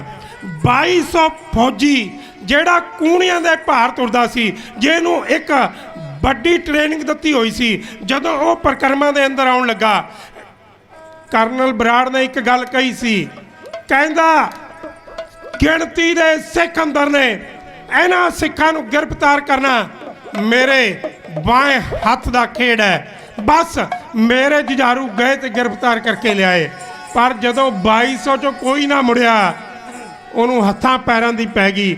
ਫਿਰ ਉਹਨੇ ਦਿੱਲੀ ਤੋਂ ਕਮਾਂਡੋ ਫੋਰਸ ਮਿਲਾਈ। ਕਮਾਂਡੋ ਫੋਰਸ ਦੇ ਅੰਦਰ 6.5 ਫੁੱਟ ਦਾ ਜਵਾਨ ਭਰਤੀ ਹੁੰਦਾ ਹੈ। ਕਮਾਂਡੋ ਫੋਰਸ ਨੂੰ ਬੜੀ ਟ੍ਰੇਨਿੰਗ ਦਿੱਤੀ ਜਾਂਦੀ ਹੈ। ਕਮਾਂਡੋ ਫੋਰਸ ਦਾ ਸਿਪਾਹੀ 25 ਫੁੱਟ ਉੱਚੇ ਤੋਂ ਬਿਨਾਂ ਕਿਸੇ ਸਹਾਰੇ ਤੋਂ ਧਰਤੀ ਤੇ ਛਾਲ ਮਾਰੇ ਸਿੱਧਾ ਖੜਾ ਹੋ ਸਕਦਾ। ਉਹ ਬੈਠੇਗਾ ਨਹੀਂ, ਸਿੱਧਾ ਖੜਾ ਹੋ ਸਕਦਾ। ਉਹਨੂੰ ਅਜਿਹੀ ਟ੍ਰੇਨਿੰਗ ਦਿੱਤੀ ਜਾਂਦੀ ਹੈ। 1300 ਕਮਾਂਡੋ ਫੋਰਸ ਜਦੋਂ ਪਰਿਕਰਮਾ ਦੇ ਅੰਦਰ ਉਤਾਰੇ ਗਏ, 400 ਸਾਡੇ ਜਰਨੈਲ ਸਤਿਕਾਰਯੋਗ ਸਰਦਾਰ ਸੁਬੇਗ ਸਿੰਘ ਜੀ ਦੀ ਰਹਿਨਮਾਈ ਹੇਠ ਲੜ ਰਹੇ ਸਿੰਘਾਂ ਨੇ ਮੌਤ ਦੇ ਘਾਟ ਉਤਾਰ ਦਿੱਤੇ ਤੇ ਰਾਜੀਵ ਗਾਂਧੀ ਨੇ ਵਾਪਸ ਮੰਗਾ ਲਈ ਕਮਾਂਡੋ ਫੋਰਸ। ਆਖਰਕਾਰ ਉਹਨੇ ਤੋਪਾਂ ਤੇ ਟੈਂਕ ਚੜਾਉਣ ਦਾ ਫੈਸਲਾ ਕਰ ਲਿਆ। ਤੋਪਾਂ ਤੇ ਟੈਂਕ ਦਰਬਾਰ ਸਾਹਿਬ ਆਉਣ ਲੱਗੇ। ਇੱਕ 14 ਸਾਲ ਦਾ ਨੌਜਵਾਨ ਜਦੋਂ ਉਹਨੇ ਤੋਪਾਂ ਆਉਂਦੀਆਂ ਦਰਬਾਰ ਸਾਹਿਬ ਵੱਲ ਨੂੰ ਵੇਖੀਆਂ, ਉਹ ਸੰਤ ਜਰਨੈਲ ਸਿੰਘ ਜੀ ਖਾਲਸਾ ਪਿੰਡਰਾਂ ਵਾਲਿਆਂ ਕੋਲ ਗਿਆ। ਕਹਿੰਦਾ ਸੰਤ ਜੀ ਕਰੋ ਹੁਕਮ, ਆ ਜਿਹੜੀ ਤੋਪ ਦਰਬਾਰ ਸਾਹਿਬ ਵੱਲ ਨੂੰ ਆਉਂਦੀ ਹੈ, ਇਸ ਨੂੰ ਖਤਮ ਕਰਦੇ ਆ। ਸੰਤ ਹੱਸ ਕੇ ਕਹਿਣ ਲੱਗਿਆ, ਅੱਛਾ ਕਿਵੇਂ ਖਤਮ ਕਰੇਗਾ? ਕਹਿੰਦਾ ਬਸ ਤੁਸੀਂ ਦੇਖਦੇ ਜਾਇਓ, 6ਵੇਂ ਪਾਤਸ਼ਾਹ ਦੀ ਕਿਰਪਾ ਹੋਈ, ਆ ਜਿਹੜੀ ਤੋਪ ਸਾਹਮਣੇ ਆਉਂਦੀ ਪਈ ਹੈ ਇਹ ਨਹੀਂ ਆਏਗੀ। ਉਹਨੇ RDX ਆਪਣੇ ਸਰੀਰ ਦੇ ਨਾਲ ਬੰਨੀ ਤੇ RDX ਬੰਨ ਕੇ ਤੋਪ ਦੇ ਅੱਗੇ ਜਾ ਡਿੱਗਾ। ਬਸ ਉਹ ਤੋਪ ਦੀਆਂ ਖਿਲਰੀਆਂ ਅਸਮਾਨ ਵੱਲ ਨੂੰ ਉੱਡ ਗਈਆਂ। ਦੂਜੀ ਤੋਪ ਫੇਰ ਚੜਾਈ ਗਈ। ਜਦੋਂ ਉਹ ਤੋਪ ਟੈਂਕ ਆਉਣ ਲੱਗਿਆ ਦਰਬਾਰ ਸਾਹਿਬ ਦੇ ਅੰਦਰ, ਇੱਕ ਗੁਰੂ ਦਾ ਪਿਆਰਾ ਹੈ, ਉਹ ਗੁਰੂ ਦਾ ਰਾਜ ਦੁਲਾਰਾ ਹੈ, ਉਹਨੇ ਸੰਤ ਕਰਤਾਰ ਸਿੰਘ ਜੀ ਖਾਲਸਾ ਪਿੰਡਰਾਂ ਵਾਲਿਆਂ ਤੋਂ ਅੰਮ੍ਰਿਤ ਛਕਿਆ ਹੈ। ਉਹ ਸਿੱਖ ਆਇਆ ਸਾਹਮਣੇ, ਉਸ ਦਾ ਪੂਰਾ ਪਰਿਵਾਰ ਦਰਬਾਰ ਸਾਹਿਬ ਨਮਸਕਾਰਾਂ ਕਰਨ ਵਾਸਤੇ ਆਇਆ। ਉਹ ਆਪ ਸੰਤ ਜਰਨੈਲ ਸਿੰਘ ਜੀ ਖਾਲਸਾ ਪਿੰਡਰਾਂ ਵਾਲਿਆਂ ਦਾ ਬਾਡੀਗਾਰਡ ਹੈ। ਉਹ ਆਇਆ, ਜਦੋਂ ਉਹ ਸਾਹਮਣੇ ਉਸਨੇ ਟੈਂਕ ਆਉਂਦੇ ਦੇਖੇ ਨਾ, ਉਸ ਦੀਆਂ 2 ਧੀਆਂ ਨੇ। ਇੱਕ ਧੀ ਦਾ ਨਾਂ ਹੈ ਸਤਨਾਮ ਕੌਰ, ਦੂਜੀ ਧੀ ਦਾ ਨਾਂ ਹੈ ਵਾਹਿਗੁਰੂ ਕੌਰ। ਉਸਨੇ ਆਪਣੀ ਧੀ ਸਤਨਾਮ ਕੌਰ ਦੇ ਸਰੀਰ ਤੇ ਬੰਨੀ RDX ਤੇ ਜਦੋਂ ਟੈਂਕ ਅੰਦਰ ਵੜਨ ਲੱਗਾ, ਉਸਨੇ ਆਪਣੀ ਛੋਟੀ ਜਿਹੀ ਧੀ, ਉਹ ਜਿਸਨੇ ਹਜੇ ਜੀਵਨ ਦੇਖਣਾ ਸੀ, ਉਸਨੇ RDX ਬੰਨ ਕੇ ਜ਼ੋਰ ਦੀ ਅਸਮਾਨ ਵੱਲ ਨੂੰ ਮਾਰੀ ਤੇ ਸਿੱਧੀ ਟੈਂਕ ਦੇ ਉੱਤੇ ਸੁੱਟ ਦਿੱਤੀ। ਟੈਂਕ ਦੀਆਂ ਅਸਮਾਨ ਦੇ ਵਿੱਚ ਧੱਜੀਆਂ ਉੱਡ ਗਈਆਂ। ਦੂਜਾ ਟੈਂਕ ਚਾੜਿਆ, ਉਸਨੇ ਵਾਹਿਗੁਰੂ ਕੌਰ ਦੇ RDX ਬੰਨੀ। ਬੰਨ ਕੇ RDX ਜਦੋਂ ਦੂਜਾ ਟੈਂਕ ਬਣਨ ਲੱਗਾ, ਉਸ ਤੇ ਆਪਣੀ ਦੂਜੀ ਧੀ ਨੂੰ ਸੁੱਟ ਦਿੱਤਾ। ਤੀਜਾ ਟੈਂਕ ਬਣਨ ਲੱਗਾ, ਉਸਨੇ ਆਪਣੀ ਪਤਨੀ ਨੂੰ ਹੱਲਾਸ਼ੇਰੀ ਦਿੱਤੀ। ਪਤਨੀ ਨੇ ਮਾਰੀ ਛਾਲ, ਤੀਜਾ ਟੈਂਕ ਉਡਾ ਦਿੱਤਾ। ਚੌਥਾ ਟੈਂਕ ਬਣਨ ਲੱਗਾ, ਚੌਥੇ ਟੈਂਕ ਦੇ ਵਿੱਚ ਉਹ ਆਪ ਅੱਗੇ ਆਇਆ ਤੇ ਆਪ ਅੱਗੇ ਆ ਕੇ ਆਪਣੇ ਸਰੀਰ ਨੂੰ ਬੰਨ ਕੇ RDX ਚੌਥਾ ਟੈਂਕ ਵੀ ਉਡਾ ਦਿੱਤਾ। 5 ਟੈਂਕ ਦਰਬਾਰ ਸਾਹਿਬ ਦੀ ਪਰਿਕਰਮਾ ਦੇ ਵਿੱਚ ਉੱਡੇ। ਦਰਬਾਰ ਸਾਹਿਬ ਦੇ ਆਲੇ ਦੁਆਲੇ ਗਰਮੀ ਛਾ ਗਈ ਤੇ ਗਰਮੀ ਇੰਨੀ ਛਾਈ, ਫੌਜ ਵੱਲੋਂ ਲਿਆਂਦੀ ਹੋਈ RDX ਨੂੰ ਅੱਗ ਲੱਗ ਗਈ ਤੇ ਅੱਗ ਲੱਗਦੀ ਸਾਰ ਉੱਥੇ ਅੱਗ ਅਸਮਾਨ ਵੱਲ ਨੂੰ ਉੱਡੀ। ਆਖਰਕਾਰ ਮਨ ਦੇ ਅੰਦਰ ਸੋਚ ਕੇ ਜਨਰਲ ਵੈਦਿਆ KS ਬਰਾੜ ਵਰਗਿਆਂ ਨੇ ਮਤਾ ਪਕਾ ਕੇ ਇੱਕ ਤੋਪ ਹੋਰ ਦਰਬਾਰ ਸਾਹਿਬ ਨੂੰ ਢਾਉਣ ਵਾਸਤੇ, ਅਕਾਲ ਤਖਤ ਸਾਹਿਬ ਤੇ ਹਮਲਾ ਕਰਨ ਵਾਸਤੇ ਉਹ ਪੈਂਦੀ ਹੈ ਬਈ।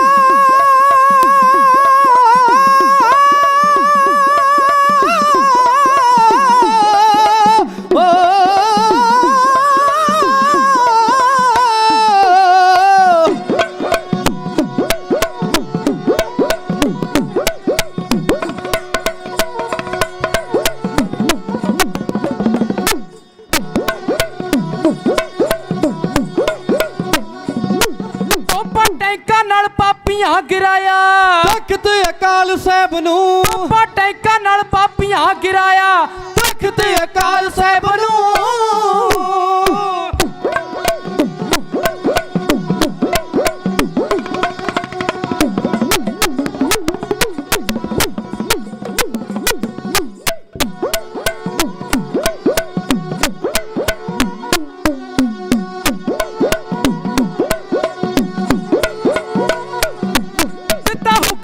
ਫੋਰਸਾਂ ਸੀ ਭੇਜੀਆਂ। ਦਿੱਤਾ ਹੁਕਮ ਤੇ ਫੋਰਸਾਂ ਸੀ ਭੇਜੀਆਂ। ਆਈਆਂ ਹਾਕਮਾਂ ਦੇ ਦਿਲਾਂ ਵਿੱਚ ਤੇਜੀਆਂ। ਆਈਆਂ ਹਾਕਮਾਂ ਦੇ ਦਿਲਾਂ ਵਿੱਚ ਤੇਜੀਆਂ। ਜੱਟ ਜੰਗ ਵਾਲਾ ਹਾਂਜੀ ਜੱਟ ਜੰਗ ਵਾਲਾ ਬਿਗਲ ਵਜਾਇਆ। ਤਖਤ ਅਕਾਲ ਸਾਹਿਬ ਨੂੰ ਆਪਾਂ ਟੈਂਕਾਂ ਨਾਲ ਪਾਪੀਆਂ ਗਿਰਾਇਆ। ਤਖਤ ਅਕਾਲ ਸਾਹਿਬ ਨੂੰ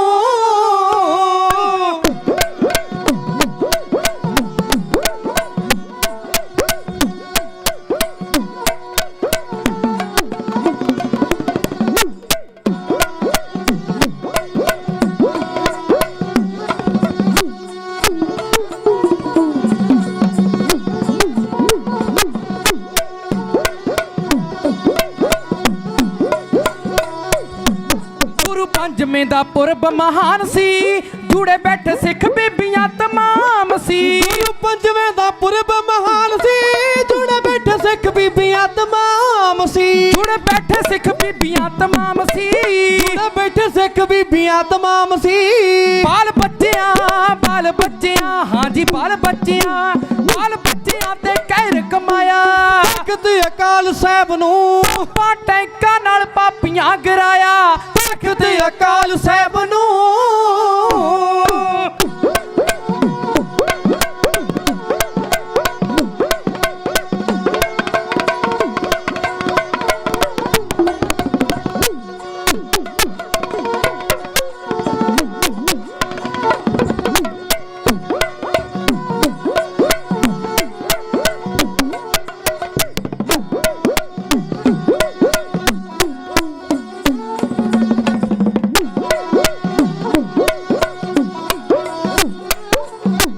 ਹਰੀ ਮੰਦਰ ਅਕਾਲ ਜਿੱਥੇ ਵਸਦਾ। ਕਿਵੇਂ ਜੀਵਨ ਜਿਉਣਾ ਜੱਜ ਦੱਸਦਾ। ਹਰੀ ਮੰਦਰ ਅਕਾਲ ਜਿੱਥੇ ਵਸਦਾ। ਕਿਵੇਂ ਜੀਵਨ ਜਿਉਣਾ ਜੱਜ ਦੱਸਦਾ। ਕਿਵੇਂ ਜੀਵਨ ਜਿਉਣਾ ਜੱਜ ਦੱਸਦਾ। ਕਿਵੇਂ ਜੀਵਨ ਜਿਉਣਾ ਜੱਜ ਦੱਸਦਾ। ਉੱਥੇ ਗੋਲੀਆਂ ਹਾਂਜੀ ਉੱਥੇ ਗੋਲੀਆਂ ਦਾ ਮੀਂਹ ਵਰਸਾਇਆ। ਤਖਤ ਅਕਾਲ ਸਾਹਿਬ ਨੂੰ ਆਪਾਂ ਟੈਂਕਾਂ ਨਾਲ ਪਾਪੀਆਂ ਗਿਰਾਇਆ। ਤਖਤ ਅਕਾਲ ਸਾਹਿਬ ਨੂੰ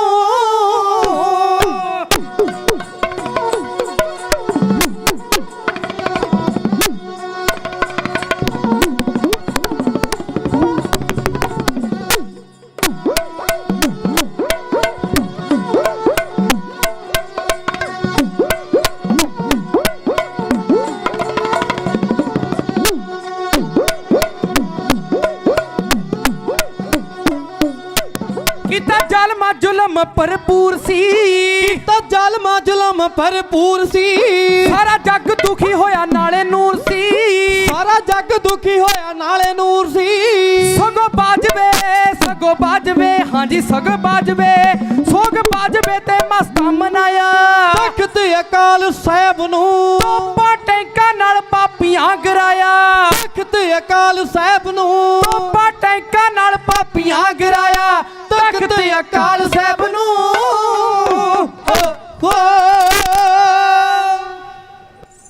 ਤੋਪਾਂ ਟੈਂਕਾਂ ਦੇ ਨਾਲ ਅਕਾਲ ਤਖਤ ਸਾਹਿਬ ਨੂੰ ਢਹਿ ਢੇਰੀ ਕਰ ਦਿੱਤਾ ਗਿਆ। ਆਓ ਹੁਣ ਮੈਂ ਖਿਮਾ ਮੰਗਣੀ ਹੈ, ਕਿਉਂਕਿ ਜੱਥਾ ਜਿਹੜਾ ਮੁੱਖ ਮੰਤਰੀ ਦੀ ਰਹਿਸ਼ ਤੇ ਜਾਣਾ ਹੈ ਉਹ ਤਿਆਰ ਹੋ ਚੁੱਕਾ ਹੈ। ਅਰਦਾਸ ਕਰਕੇ ਜੱਥਾ ਤੋਰਨਾ ਹੈ ਤੇ ਉਸ ਜੱਥੇ ਤੋਰਨ ਤੋਂ ਬਾਅਦ ਜਿਵੇਂ ਪ੍ਰਬੰਧਕਾਂ ਦਾ ਹੁਕਮ ਹੋਵੇਗਾ ਉਵੇਂ ਅਗਲੀ ਕਾਰਵਾਈ ਕੀਤੀ ਜਾਵੇਗੀ। ਆਓ ਸਾਰਿਆਂ ਨੇ ਅਰਦਾਸ ਵਿੱਚ ਸ਼ਾਮਲ ਹੋਣਾ। ਜਿਹੜੇ ਸਿੰਘ ਆਏ ਨੇ ਕਾਫਲਾ ਬਣਾ ਕੇ ਉਹਨਾਂ ਨੂੰ ਬੇਨਤੀ ਹੈ ਕਿ ਉਹ ਭਾਈ ਜਿਨ੍ਹਾਂ ਨੇ ਜਲ ਪਾਣੀ ਛਕਣਾ ਉਹ ਜਲ ਪਾਣੀ ਛਕ ਸਕਦੇ ਹਨ। ਹੋਈਆਂ ਭੁੱਲਾਂ ਚੁੱਕਾਂ ਦੀ ਖਿਮਾ। ਵਾਹਿਗੁਰੂ ਜੀ ਕਾ ਖਾਲਸਾ ਵਾਹਿਗੁਰੂ ਜੀ ਕੀ ਫਤਿਹ। ਤੂੰ ਠਾਕੁਰ ਤੂੰ ਪਹਿ ਅਰਦਾਸ जियो पिंड सब तेरी रास, तुम माता पिता हम बारिक तेरे, तुमरी कृपा मह सुख कनेरे, कोई न जान तुमरा अंत, ऊँचे ते ऊँचा भगवंता, सगल समगरी तुमरे सूतर तारी, तुम ते होए सो आज्ञाकारी, तुमरी गात मीत तुम ही जानी, नानक दास सदा कुर्बानी, तुद आज्ञा दास हमारी, जियो पिंड सब तेरा वाहिगुरु, कहो नानक सब तेरी वड्याई, कोई नाम न जान मेरा वाहिगुरु।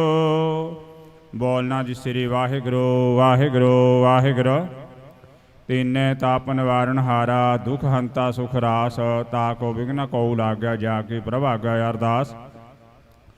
अरदास एक ओंकार श्री वाहिगुरु जी की फतेह। वार श्री भगवती जी की पातशाही दसवीं। प्रथम भगवती सिमर का गुरु नानक लई ते आए, फिर अंगत गुर ते अमरदास रामदास होई सहाय। अर्जुन हर गोबिंदनो सिमरो श्री हर राय, श्री हर कृष्ण ते आइय, जिह जिठे सब तुख जाए ते एक बहादुर सिमरिया, घर नौ निध आवे ताए, सब थाई होना जी सहाय। दसवें पातशाह श्री गुरु गोबिंद सिंह साहब महाराज जी, सब थाई होना जी सहाय।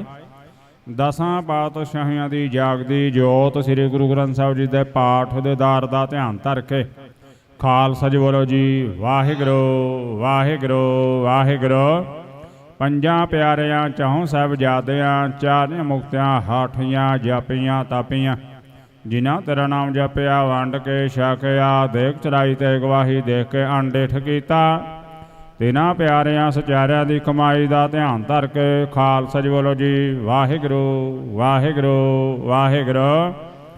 जिन्हां ਸਿੰਘਾਂ ਸਿੰਘਣੀਆਂ ने धर्म हेत सीख दिते, बंद बंद घटाए खोपड़ियां लुहाइयां, चार खड़ियां दे जड़े तन आरियां नाल चराए, गुरद्वारियां दी कुर्बानियां कीतियां, धर्म नहीं हारिया सिੱਖੀ केसां संग निभाई, तिन्हां दी कमाई दा ध्यान धर के खालसा जी बोलो जी वाहिगुरु वाहिगुरु वाहिगुरु। पंजां तख्तां दे सरबत गुरद्वारियां दा ध्यान धर के खालसा जी बोलो जी वाहिगुरु वाहिगुरु वाहिगुरु। प्रथम सरबत खालसा जी की अरदास है जी, सरबत खालसा जी को वाहिगुरु वाहिगुरु वाहिगुरु। चेतावन चेतावन का साधका सर्व सुख होवै, जहाँ जहाँ खालसा जी साहिब तहाँ तहाँ रक्षे आ रिहायत, देग तैग फतेह बिरद की पैज पंथ की जीत, श्री साहिब जी सहाय। खालसा जी के बोल वाले बोलो जी वाहिगुरु वाहिगुरु वाहिगुरु। बख्शो जी सिखा नूं सिखी दान, किस दान रहत दान, विवेक दान, विसाह दान, भरोसा दान, दाना सरदा नाम दान, श्री अमृत सर जी दे दर्शन इशनान, चौंकियां झंडे बुंगे जुगो जुग टाला, धर्म का जयकारा बोलो जी वाहिगुरु वाहिगुरु वाहिगुरु। सिखां दा मान नीमा मत उची, मत पदर रखाव काल पुरख वाहिगुरु, है अकाल पुरख अपने पंथ दे सदा सहाई दा अवतार जी। श्री ननकाना साहिब ते होर गुरद्वारियां गुरधामां दे सेवा संभाल दा दान खालसा जी नूं बख्शो। हे नमाणियां दे मान, निताणियां दे ताण, न्योटियां दोट, निआसरियां दा आसरे सच्चे पिता वाहिगुरु। धन धन धन श्री गुरु ग्रंथ साहिब महाराज जी। इस समय आपके चरणों में निमरता सहित अरदास बेनती जोजड़ी की सच्चे पातशाह जी आप जी की महान कृपा तो मेहर सदका कौमिन साहब मोर्चे नूं मुख रखद्या होया अमृत वेले दे दीवान सजाए गए सन। सजे हो दीवाना दे विच अमृत वेले तो लैके हुण तक बाणी पढ़द्या, सेवा सिमरन करद्या, कथा विचारा करद्या, ढाडी जथे कोलों वारां गायन करद्या अनेकां प्रकार दीआं भुल्लां चुक्कां हो गईयां होणीआं। अणजाण बच्चे समझ के माफ़ करना, गाह नूं शुद्ध बुद्ध बख्शणी, कृपा करनी, खुशियां बख्शणी, चढ़दी कला रखनी सच्चे पातशाह जी। पढ़ी सुनी गई बाणी का भाव आई हुई संगतां दे हिरदियां 'च वसाउणा, आई हुई संगतां दी तिरफुल भेटा हाजरी प्रवान करनी, चलिया चलिया कदम लेखे लाना, ਸੰਗਤਾਂ ਨੂੰ ਆਪਣੇ ਘਰੋਂ ਗੁਰਸਿੱਖੀ ਜੀਵਨ ਦੀ ਦਾਤ, ਨਾਮ ਦੀ ਦਾਤ ਬਖਸ਼ਣੀ, ਕਾਰਜ ਰਾਸ ਕਰਨੇ, ਮਨੋਕਾਮਨਾਵਾਂ ਪੂਰੀਆਂ ਕਰਨੀ, ਕਾਲ ਕੰਟਕ ਦੂਰ ਕਰਨੇ, ਭੰਡਾਰੇ ਭਰਪੂਰ ਕਰਨੇ, ਲੋਕ ਪਰਲੋਕ ਵਿੱਚ ਪਰਦੇ ਕੱਢਣੇ, ਦਰਗਾਹੋਂ ਰਸਤਾਂ ਭੇਜਣੀਆਂ। ਸਾਰੀ ਕੌਮੀ ਸੰਗਤ ਦੇ ਸਿਰ ਤੇ ਮਿਹਰ ਭਰਿਆ ਹੱਥ ਰੱਖਣਾ। ਸੰਗਤਾਂ ਦੇ ਵਿੱਚ ਪਿਆਰ, ਪ੍ਰੇਮ, ਮੁਹੱਬਤ, ਏਕਤਾ ਬਣਾਈ ਰੱਖਣੀ। ਕਾਮ, ਕ੍ਰੋਧ, ਹੰਕਾਰ ਤੋਂ ਬਚਾ ਕੇ ਰੱਖਣਾ। ਸੱਚੇ ਪਾਤਸ਼ਾਹ ਜੀ ਲੱਗੇ ਹੋਏ ਮੋਰਚੇ ਫਤਿਹ ਕਰਨੇ, ਸਾਡੀ ਜਿੱਤ ਕਰਨੀ, ਸਾਨੂੰ ਖੁਸ਼ੀਆਂ ਬਖਸ਼ਣੀ, ਦੁਸ਼ਟਾਂ ਨੂੰ ਸਜ਼ਾ ਦੇਣੀ, ਗੌਰਮੈਂਟ ਨੂੰ ਸੁਮਤ ਬਖਸ਼ਣੀ। ਸੱਚੇ ਪਾਤਸ਼ਾਹ ਜੀ ਐਸੀ ਕਿਰਪਾ ਕਰੋ। ਜਿੰਨੇ ਸਿੰਘ ਅੰਦਰ ਬੈਠੇ ਹਨ ਸਾਰੇ ਸਿੰਘ ਰਿਹਾ ਹੋ ਕੇ ਇਸ ਦਰਬਾਰ ਸਾਹਿਬ ਜਾ ਕੇ ਬੈਠਣ, ਸਾਡੇ ਨਾਲ ਫਤਿਹ ਦੀ ਸਾਂਝ ਕਰਨ, ਖੁਸ਼ੀਆਂ ਮਨਾਉਣ। ਸੱਚੇ ਪਾਤਸ਼ਾਹ ਜੀ ਹਰ ਰੋਜ਼ 31 ਮੈਂਬਰੀ ਸਾਹਿਬ ਮੁੱਖ ਮੰਤਰੀ ਦੀ ਕੋਠੀ ਨੂੰ ਰਵਾਨਾ ਕੀਤਾ ਜਾਂਦਾ ਹੈ। ਅੱਜ ਵੀ ਰਵਾਨਗੀ ਦੀ ਅਰਦਾਸ ਨੂੰ ਮੁੱਖ ਰੱਖਦਿਆਂ ਹੋਇਆਂ ਜਥੇ ਨੂੰ ਜਾਂਦੇ ਹੋਏ ਜੋ ਵੀ ਮਿਲੇ ਸਲਾਮੀ ਕਰਕੇ ਮਿਲੇ, ਵਾਹਿਗੁਰੂ ਕਹਿ ਕੇ ਮਿਲੇ, ਤੇ ਜਥਾ ਉੱਥੋਂ ਵਾਪਸ ਆਉਂਦਾ ਹੋਇਆ ਖੁਸ਼ੀਆਂ ਵਾਪਸ ਲੈ ਕੇ ਪਰਤੇ। ਤੇ ਹੁਣ ਹੁਕਮਨਾਮੇ ਦੀ ਬਖਸ਼ੋ ਆ ਗਿਆ, ਤੇ ਹੁਕਮਨਾਮੇ ਤੋਂ ਚੱਲਣ ਦੀ ਸਮਰੱਥਾ ਬਖਸ਼ੋ। ਕਰੋ ਕਿਰਪਾ ਗੁਰੂ ਨਾਨਕ ਨਾਮ ਚੜ੍ਹਦੀ ਕਲਾ ਤੇਰੇ ਭਾਣੇ, ਸਰਬੱਤ ਦਾ ਭਲਾ। ਵਾਹਿਗੁਰੂ ਜੀ ਕਾ ਖਾਲਸਾ, ਵਾਹਿਗੁਰੂ ਜੀ ਕੀ ਫਤਿਹ। ਦੋਹਰਾ ਆਗਿਆ ਭਈ ਅਕਾਲ ਕੀ, ਤਬ ਚਲਾਇਓ ਪੰਥ। ਸਭ ਸਿੱਖਨ ਕੋ ਹੁਕਮ ਹੈ, ਗੁਰੂ ਮਾਨਿਓ ਗ੍ਰੰਥ। ਗੁਰੂ ਗ੍ਰੰਥ ਜੀ ਮਾਨਿਓ, ਪ੍ਰਗਟ ਗੁਰਾਂ ਕੀ ਦੇਹ। ਜੋ ਪ੍ਰਭ ਕੋ ਮਿਲ ਬੋਚ ਹੈ, ਖੋਜ ਸ਼ਬਦ में लेह। राज करेगा खालसा, या की रह ना कोय। कुआर हुए सब मिलेंगे, बचे शरण जो होए। वाहिगुरु नाम जहाज है, चढ़े सौतरे पार। जो शरदा कर सेवंद, गुर पार उतारन हार। जो शरदा कर सेवंद, गुर पार उतारन हार। बोले सो निहाल, सत श्री अकाल। वाहिगुरु जी का खालसा, वाहिगुरु जी की फतेह।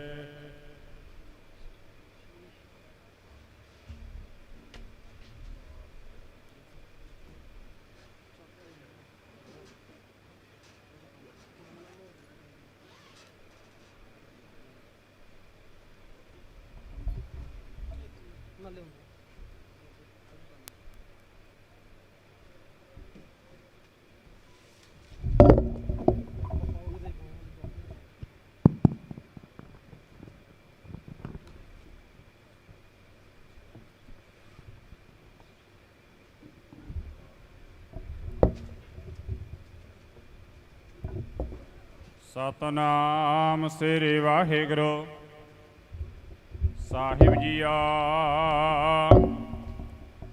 जेता समुंद सागर नीर भरिया, तेते अवगुण हमारे। दया करो किश मेहर उपावह, डूबदे पत्थर तारे। सो कहो टल गुर सेवियै, अहनस सहज सुभाए। दर्शन परसय गुरु कै, जन्म मरण दुख जाय। सज्जन सज्जा पातशाह, सिर साहंद साह। जिस पास बैठिया सोहिया, सब नाम दावे साह।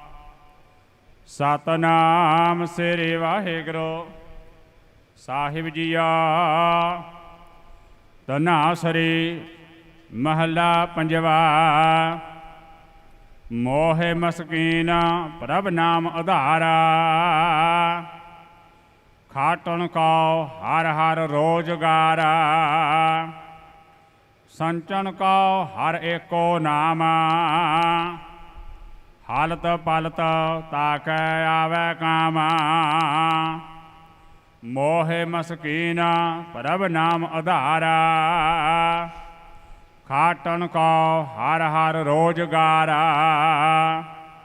संचन को हर एको नामा। हालत पलत ताक आवे कामा। ਨਾਮ ਰਤੈ ਪ੍ਰਭ ਰੰਗ ਅਪਾਰਾ। ਸਾਧ ਗਾਵਹਿ ਗੁਣ ਏਕ ਨਿਰੰਕਾਰਾ। ਰਾਹਾਉ ਸਾਧ ਕੀ ਸੋਭਾ ਆਤਮ ਸਕੀਨੀ। ਸੰਤ ਵਡਾਈ ਹਰ ਜਸ ਚੀਨੀ। ਅਨੰਦ ਸੰਤਨ ਕੈ ਭਗਤ ਗੋਬਿੰਦਾ। ਸੁਖ ਸੰਤਨ ਕੈ ਬਿਨਸੀ ਚਿੰਦਾ। ਜਹ ਸਾਧ ਸੰਤਨ ਹੋਵਹਿ ਇਕਤਰਾ। ਹਰ ਹਰ ਜਸ ਗਾਵਹਿ ਨਾਦ ਕਵਤਾ। ਸਾਧ ਸਭਾ ਮਹਿ ਅਨੰਦ ਬਿਸਰਾਮਾ। ਉਨ ਸੰਗ ਸੋ ਪਾਏ ਜਿਸ ਮਸਤਕ ਕਰਾਮਾ। ਦੁਆ ਕਰ ਜੋੜ ਕਰੀ ਅਰਦਾਸਾ। ਚਰਨ ਪਖਾਰ ਕਹਾਂ ਗੁਣ ਤਾਸਾ। ਪ੍ਰਭ ਦਿਆਲ ਕਿਰਪਾਲ ਹਜੂਰਾ। ਨਾਨਕ ਜੀਵੈ ਸੰਤਾ ਧੂਰਾ। ਚਰਨ ਪਖਾਰ ਕਹਾਂ ਗੁਣ ਤਾਸਾ। ਪ੍ਰਭ ਦਿਆਲ ਕਿਰਪਾਲ ਹਜੂਰਾ। ਨਾਨਕ ਜੀਵੈ ਸੰਤਾ ਧੂਰਾ। ਵਾਹਿਗੁਰੂ ਜੀ ਕਾ ਖਾਲਸਾ ਵਾਹਿਗੁਰੂ ਜੀ ਕੀ ਫਤਿਹ। ਸਤਿਨਾਮ ਸ੍ਰੀ ਵਾਹਿਗੁਰੂ ਸਾਹਿਬ ਜੀਆ। ਧਨਾਸਰੀ ਮਹੱਲਾ ਪੰਜਵਾ। ਮੋਹਿ ਮਸਕੀਨ ਪ੍ਰਭ ਨਾਮ ਆਧਾਰ। ਖਾਟਣ ਕੋ ਹਰ ਹਰ ਰੋਜ਼ਗਾਰ। ਸੰਚਨ ਕੋ ਹਰ ਏਕੋ ਨਾਮ। ਹਾਲਤ ਪਾਲਤ ਤਾਕੈ ਆਵੈ ਕਾਮ। ਸਾਧ ਸੰਗਤ ਜੀਓ, ਅੱਜ ਦਾ ਜੋ ਅੰਮ੍ਰਿਤ ਵੇਲੇ ਦਾ ਦਰਗਾਹੀ ਫੁਰਮਾਨ ਹੈ, ਧਨਾਸਰੀ ਰਾਗ ਵਿੱਚੋਂ ਪੰਜਵੇਂ ਪਾਤਸ਼ਾਹ ਧੰਨ ਧੰਨ ਧੰਨ ਗੁਰੂ ਅਰਜਨ ਸਾਹਿਬ ਜੀ ਦੀ ਬਾਣੀ ਵਿੱਚੋਂ ਹੈ। ਗੁਰੂ ਗ੍ਰੰਥ ਸਾਹਿਬ ਜੀ ਦੇ ਅੰਗ 676 ਉੱਤੇ ਸੁਭਾਏਮਾਨ ਹੈ। ਵਾਹਿਗੁਰੂ ਜੀ ਕਾ ਖਾਲਸਾ ਵਾਹਿਗੁਰੂ ਜੀ ਕੀ ਫਤਿਹ। ਸਾਹਿਬਜ਼ਾਦਾ ਅਜੀਤ ਸਿੰਘ ਨਗਰ ਚੰਡੀਗੜ੍ਹ ਦੀ ਬਰੂਹਾਂ 'ਤੇ ਲੱਗਿਆ ਕੌਮੀ ਇਨਸਾਫ ਮੋਰਚਾ 7 ਜਨਵਰੀ ਤੋਂ ਲਗਾਤਾਰ ਜਾਰੀ ਹੈ। ਅਸੀਂ ਪ੍ਰਬੰਧਕੀ ਢਾਂਚੇ ਵੱਲੋਂ ਆਈ ਸੰਗਤਾਂ ਦਾ ਤਹਿ ਦਿਲੋਂ ਧੰਨਵਾਦ ਕਰਦੇ ਹਾਂ। ਪਹਿਲੇ ਆਪਾਂ ਜਿਹੜਾ ਜਥਾ ਜਾਣਾ ਹੈ ਉਹਦੀ ਰਵਾਨਗੀ ਕਰ ਲਈਏ। ਅੱਜ ਦਾ ਜੋ ਜਥਾ ਪਿੰਡ ਘੱਗਾ, ਸਾਨੂੰ ਕਹਿਣ ਦੀ ਲੋੜ ਨਹੀਂ ਹੈ, ਇਹੋ ਜਿਹਾ ਸਮਰਪਣ ਅਸੀਂ ਨਹੀਂ ਦੇਖਿਆ। ਜਿੱਦਣ ਦਾ ਮੋਰਚਾ ਸ਼ੁਰੂ ਹੋਇਆ ਹੈ, ਹਰ ਐਤਵਾਰ ਨੂੰ ਪਿੰਡ ਘੱਗੇ ਤੋਂ ਇਹ ਸੰਗਤ ਲੈ ਕੇ ਆਉਂਦੇ ਨੇ। ਸਾਡਾ ਇਹਨਾਂ ਨੂੰ ਮੈਸੇਜ ਜਾਵੇ ਭਾਵੇਂ ਨਾ ਜਾਵੇ। ਸੋ ਅੱਜ ਮੈਂ ਬੇਨਤੀ ਕਰਾਂਗਾ, ਪਿੰਡ ਘੱਗੇ ਤੋਂ ਜੋ ਸੰਗਤ ਆਈ ਹੈ ਉਹਨਾਂ ਨੇ ਹੀ ਅੱਜ ਮੁੱਖ ਮੰਤਰੀ ਦੀ ਕੋਠੀ ਵੱਲ ਜਾਣਾ ਹੈ। ਸੋ ਜਿੰਨੇ ਕਿ ਸ਼ਰੀਰ ਇੱਥੇ ਮੌਜੂਦ ਨੇ, ਇਸ ਤੋਂ ਇਲਾਵਾ ਹੋਰ ਵੀ ਕੋਈ ਇਸ ਜਥੇ ਨਾਲ ਜਾਣਾ ਚਾਹੁੰਦਾ ਹੈ, ਉਹ ਜੀ ਆਇਆਂ ਨੂੰ ਹੈ। ਮੇਰੇ ਪਿੱਛੇ ਇੱਥੇ ਨਿਸ਼ਾਨ ਸਾਹਿਬ ਪਏ ਨੇ, ਉਹ ਆ ਕੇ ਔਰ ਤਖਤੀਆਂ ਪਈਆਂ ਨੇ, ਉਹ ਲੈ ਲੈਣ ਤੇ ਇੱਥੋਂ ਰਵਾਨਗੀ ਕਰੀਏ।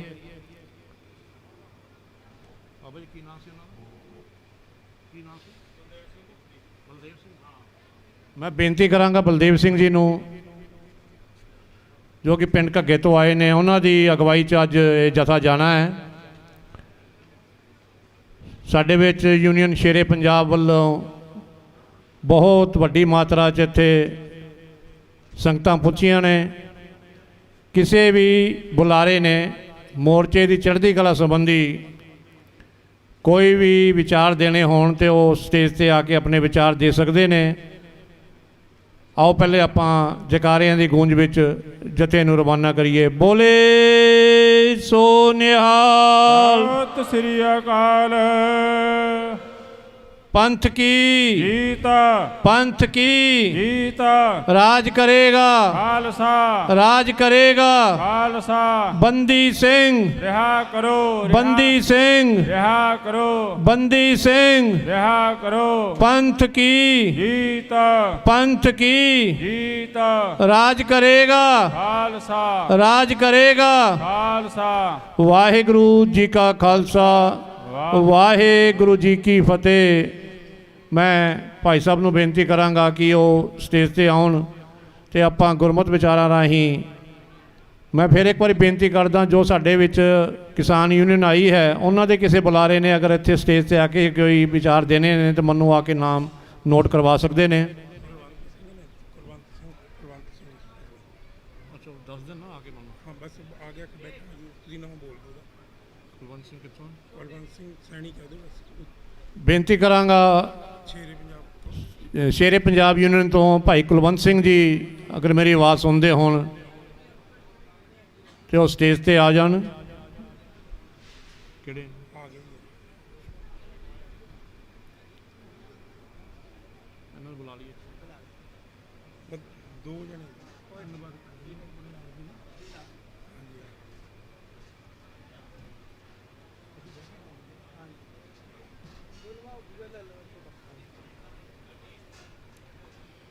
ਬਾਬਾ ਜੀ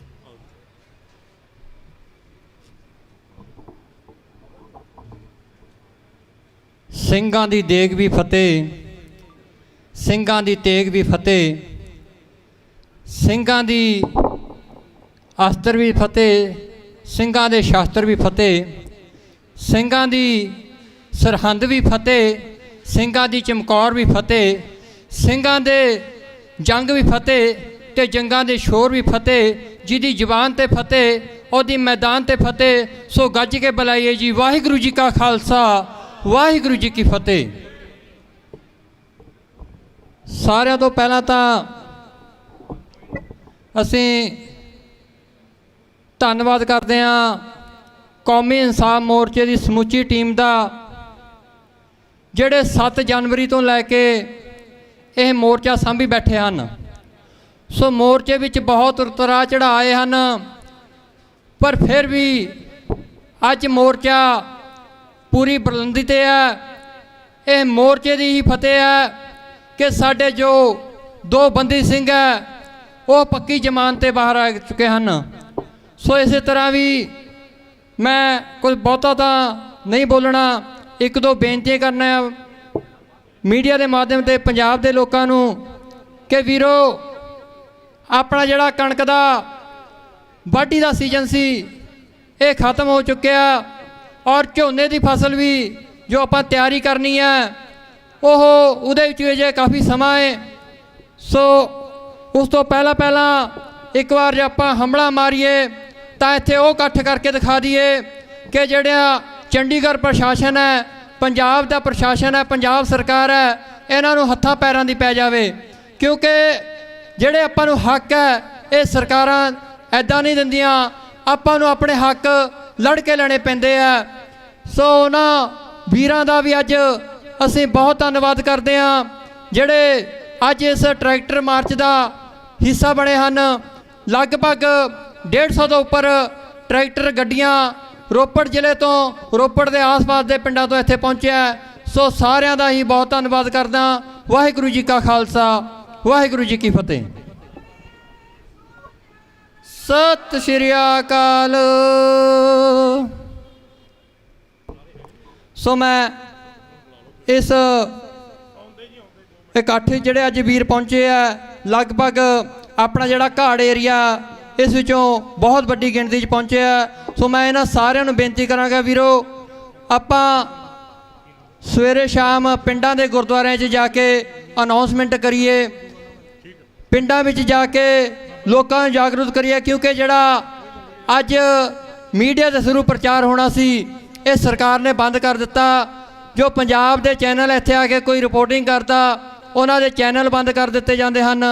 ਲੋਕਾਂ ਦੀ ਆਵਾਜ਼ ਨੂੰ ਦਬਾਇਆ ਜਾ ਰਿਹਾ ਹੈ। ਇੱਕ ਪਾਸੇ ਤਾਂ ਕਹਿੰਦੇ ਹਨ ਕਿ ਜਿਹੜਾ ਮੀਡੀਆ ਹੈ ਇਹ ਚੌਥਾ ਥੰਮ ਹੈ, ਪਰ ਇਹ ਚੌਥੇ ਥੰਮ ਦੀਆਂ ਜੜ੍ਹਾਂ ਹੀ ਵੱਡੀਆਂ ਜਾ ਰਹੀਆਂ ਹਨ। ਸੋ ਇਸ ਕਰਕੇ ਆਪਾਂ ਪਿੰਡਾਂ 'ਚ ਜਾਈਏ, ਪਿੰਡਾਂ ਦੇ ਲੋਕਾਂ ਨੂੰ ਜਾਗਰੂਕ ਕਰੀਏ ਅਤੇ ਇੱਥੇ ਵੱਧ ਤੋਂ ਵੱਧ ਇਕੱਠ ਕਰੀਏ। ਵਾਹਿਗੁਰੂ ਜੀ ਕਾ ਖਾਲਸਾ, ਵਾਹਿਗੁਰੂ ਜੀ ਕੀ ਫਤਿਹ। ਵਾਹਿਗੁਰੂ ਜੀ ਕਾ ਖਾਲਸਾ, ਵਾਹਿਗੁਰੂ ਜੀ ਕੀ ਫਤਿਹ। ਇਹ ਸਨ ਭਾਈ ਕੁਲਵੰਤ ਸਿੰਘ ਜੀ, ਰੋਪੜ ਜ਼ਿਲ੍ਹੇ ਤੋਂ, ਜਿਹੜੇ ਕਿ ਹਰ ਇੱਕ ਸੰਘਰਸ਼ ਦੇ ਅੰਦਰ ਮੋਹਰੀ ਬਣ ਕੇ ਲੜਦੇ ਹਨ। ਅੱਜ ਇਹਨਾਂ ਦੇ ਪਿੰਡਾਂ ਤੋਂ 20 ਟਰੈਕਟਰ ਵੱਡੀ ਗਿਣਤੀ 'ਚ ਇੱਥੇ ਪਹੁੰਚੇ ਨੇ। ਸੋ ਸਾਰੇ ਮੈਂ ਵੀਰਾਂ ਦਾ ਸੱਜਣਾਂ ਦਾ ਧੰਨਵਾਦ ਕਰਦਿਆਂ ਮੈਂ ਇੱਕ ਬੁਲਾਰੇ ਨੂੰ ਬੁਲਾਉਣਾ ਹੈ। ਉਹਨਾਂ ਨੂੰ ਬੁਲਾਉਣ ਤੋਂ ਪਹਿਲਾਂ ਮੈਂ ਤੁਹਾਡੇ ਸਨਮੁਖ ਇੱਕ ਛੋਟੀ ਜਿਹੀ ਘਟਨਾ ਰੱਖਣੀ ਹੈ। ਮੇਰੇ ਪਿੱਛੇ ਇੱਕ ਫੋਟੋ ਲੱਗੀ ਹੋਈ ਹੈ ਸਭ ਤੋਂ ਛੋਟੇ ਸ਼ਹੀਦ ਭਾਈ ਮਨਪ੍ਰੀਤ ਸਿੰਘ ਦੀ, ਜਿਹਦਾ ਸ਼ਹੀਦੀ ਦਿਹਾੜਾ 7 ਤਰੀਕ ਨੂੰ ਐਸੀ ਪੰਡਾਲ ਦੇ ਅੰਦਰ ਮਨਾਇਆ ਜਾਣਾ। 18 ਦਿਨ ਦਾ ਇਹ ਸ਼ਹੀਦ ਹੈ। ਦਰਬਾਰ ਸਾਹਿਬ ਦੇ ਹੋਏ ਹਮਲੇ ਨੂੰ ਕਈਆਂ ਨੇ ਜਾਇਜ਼ ਠਹਿਰਾ ਦਿੱਤਾ।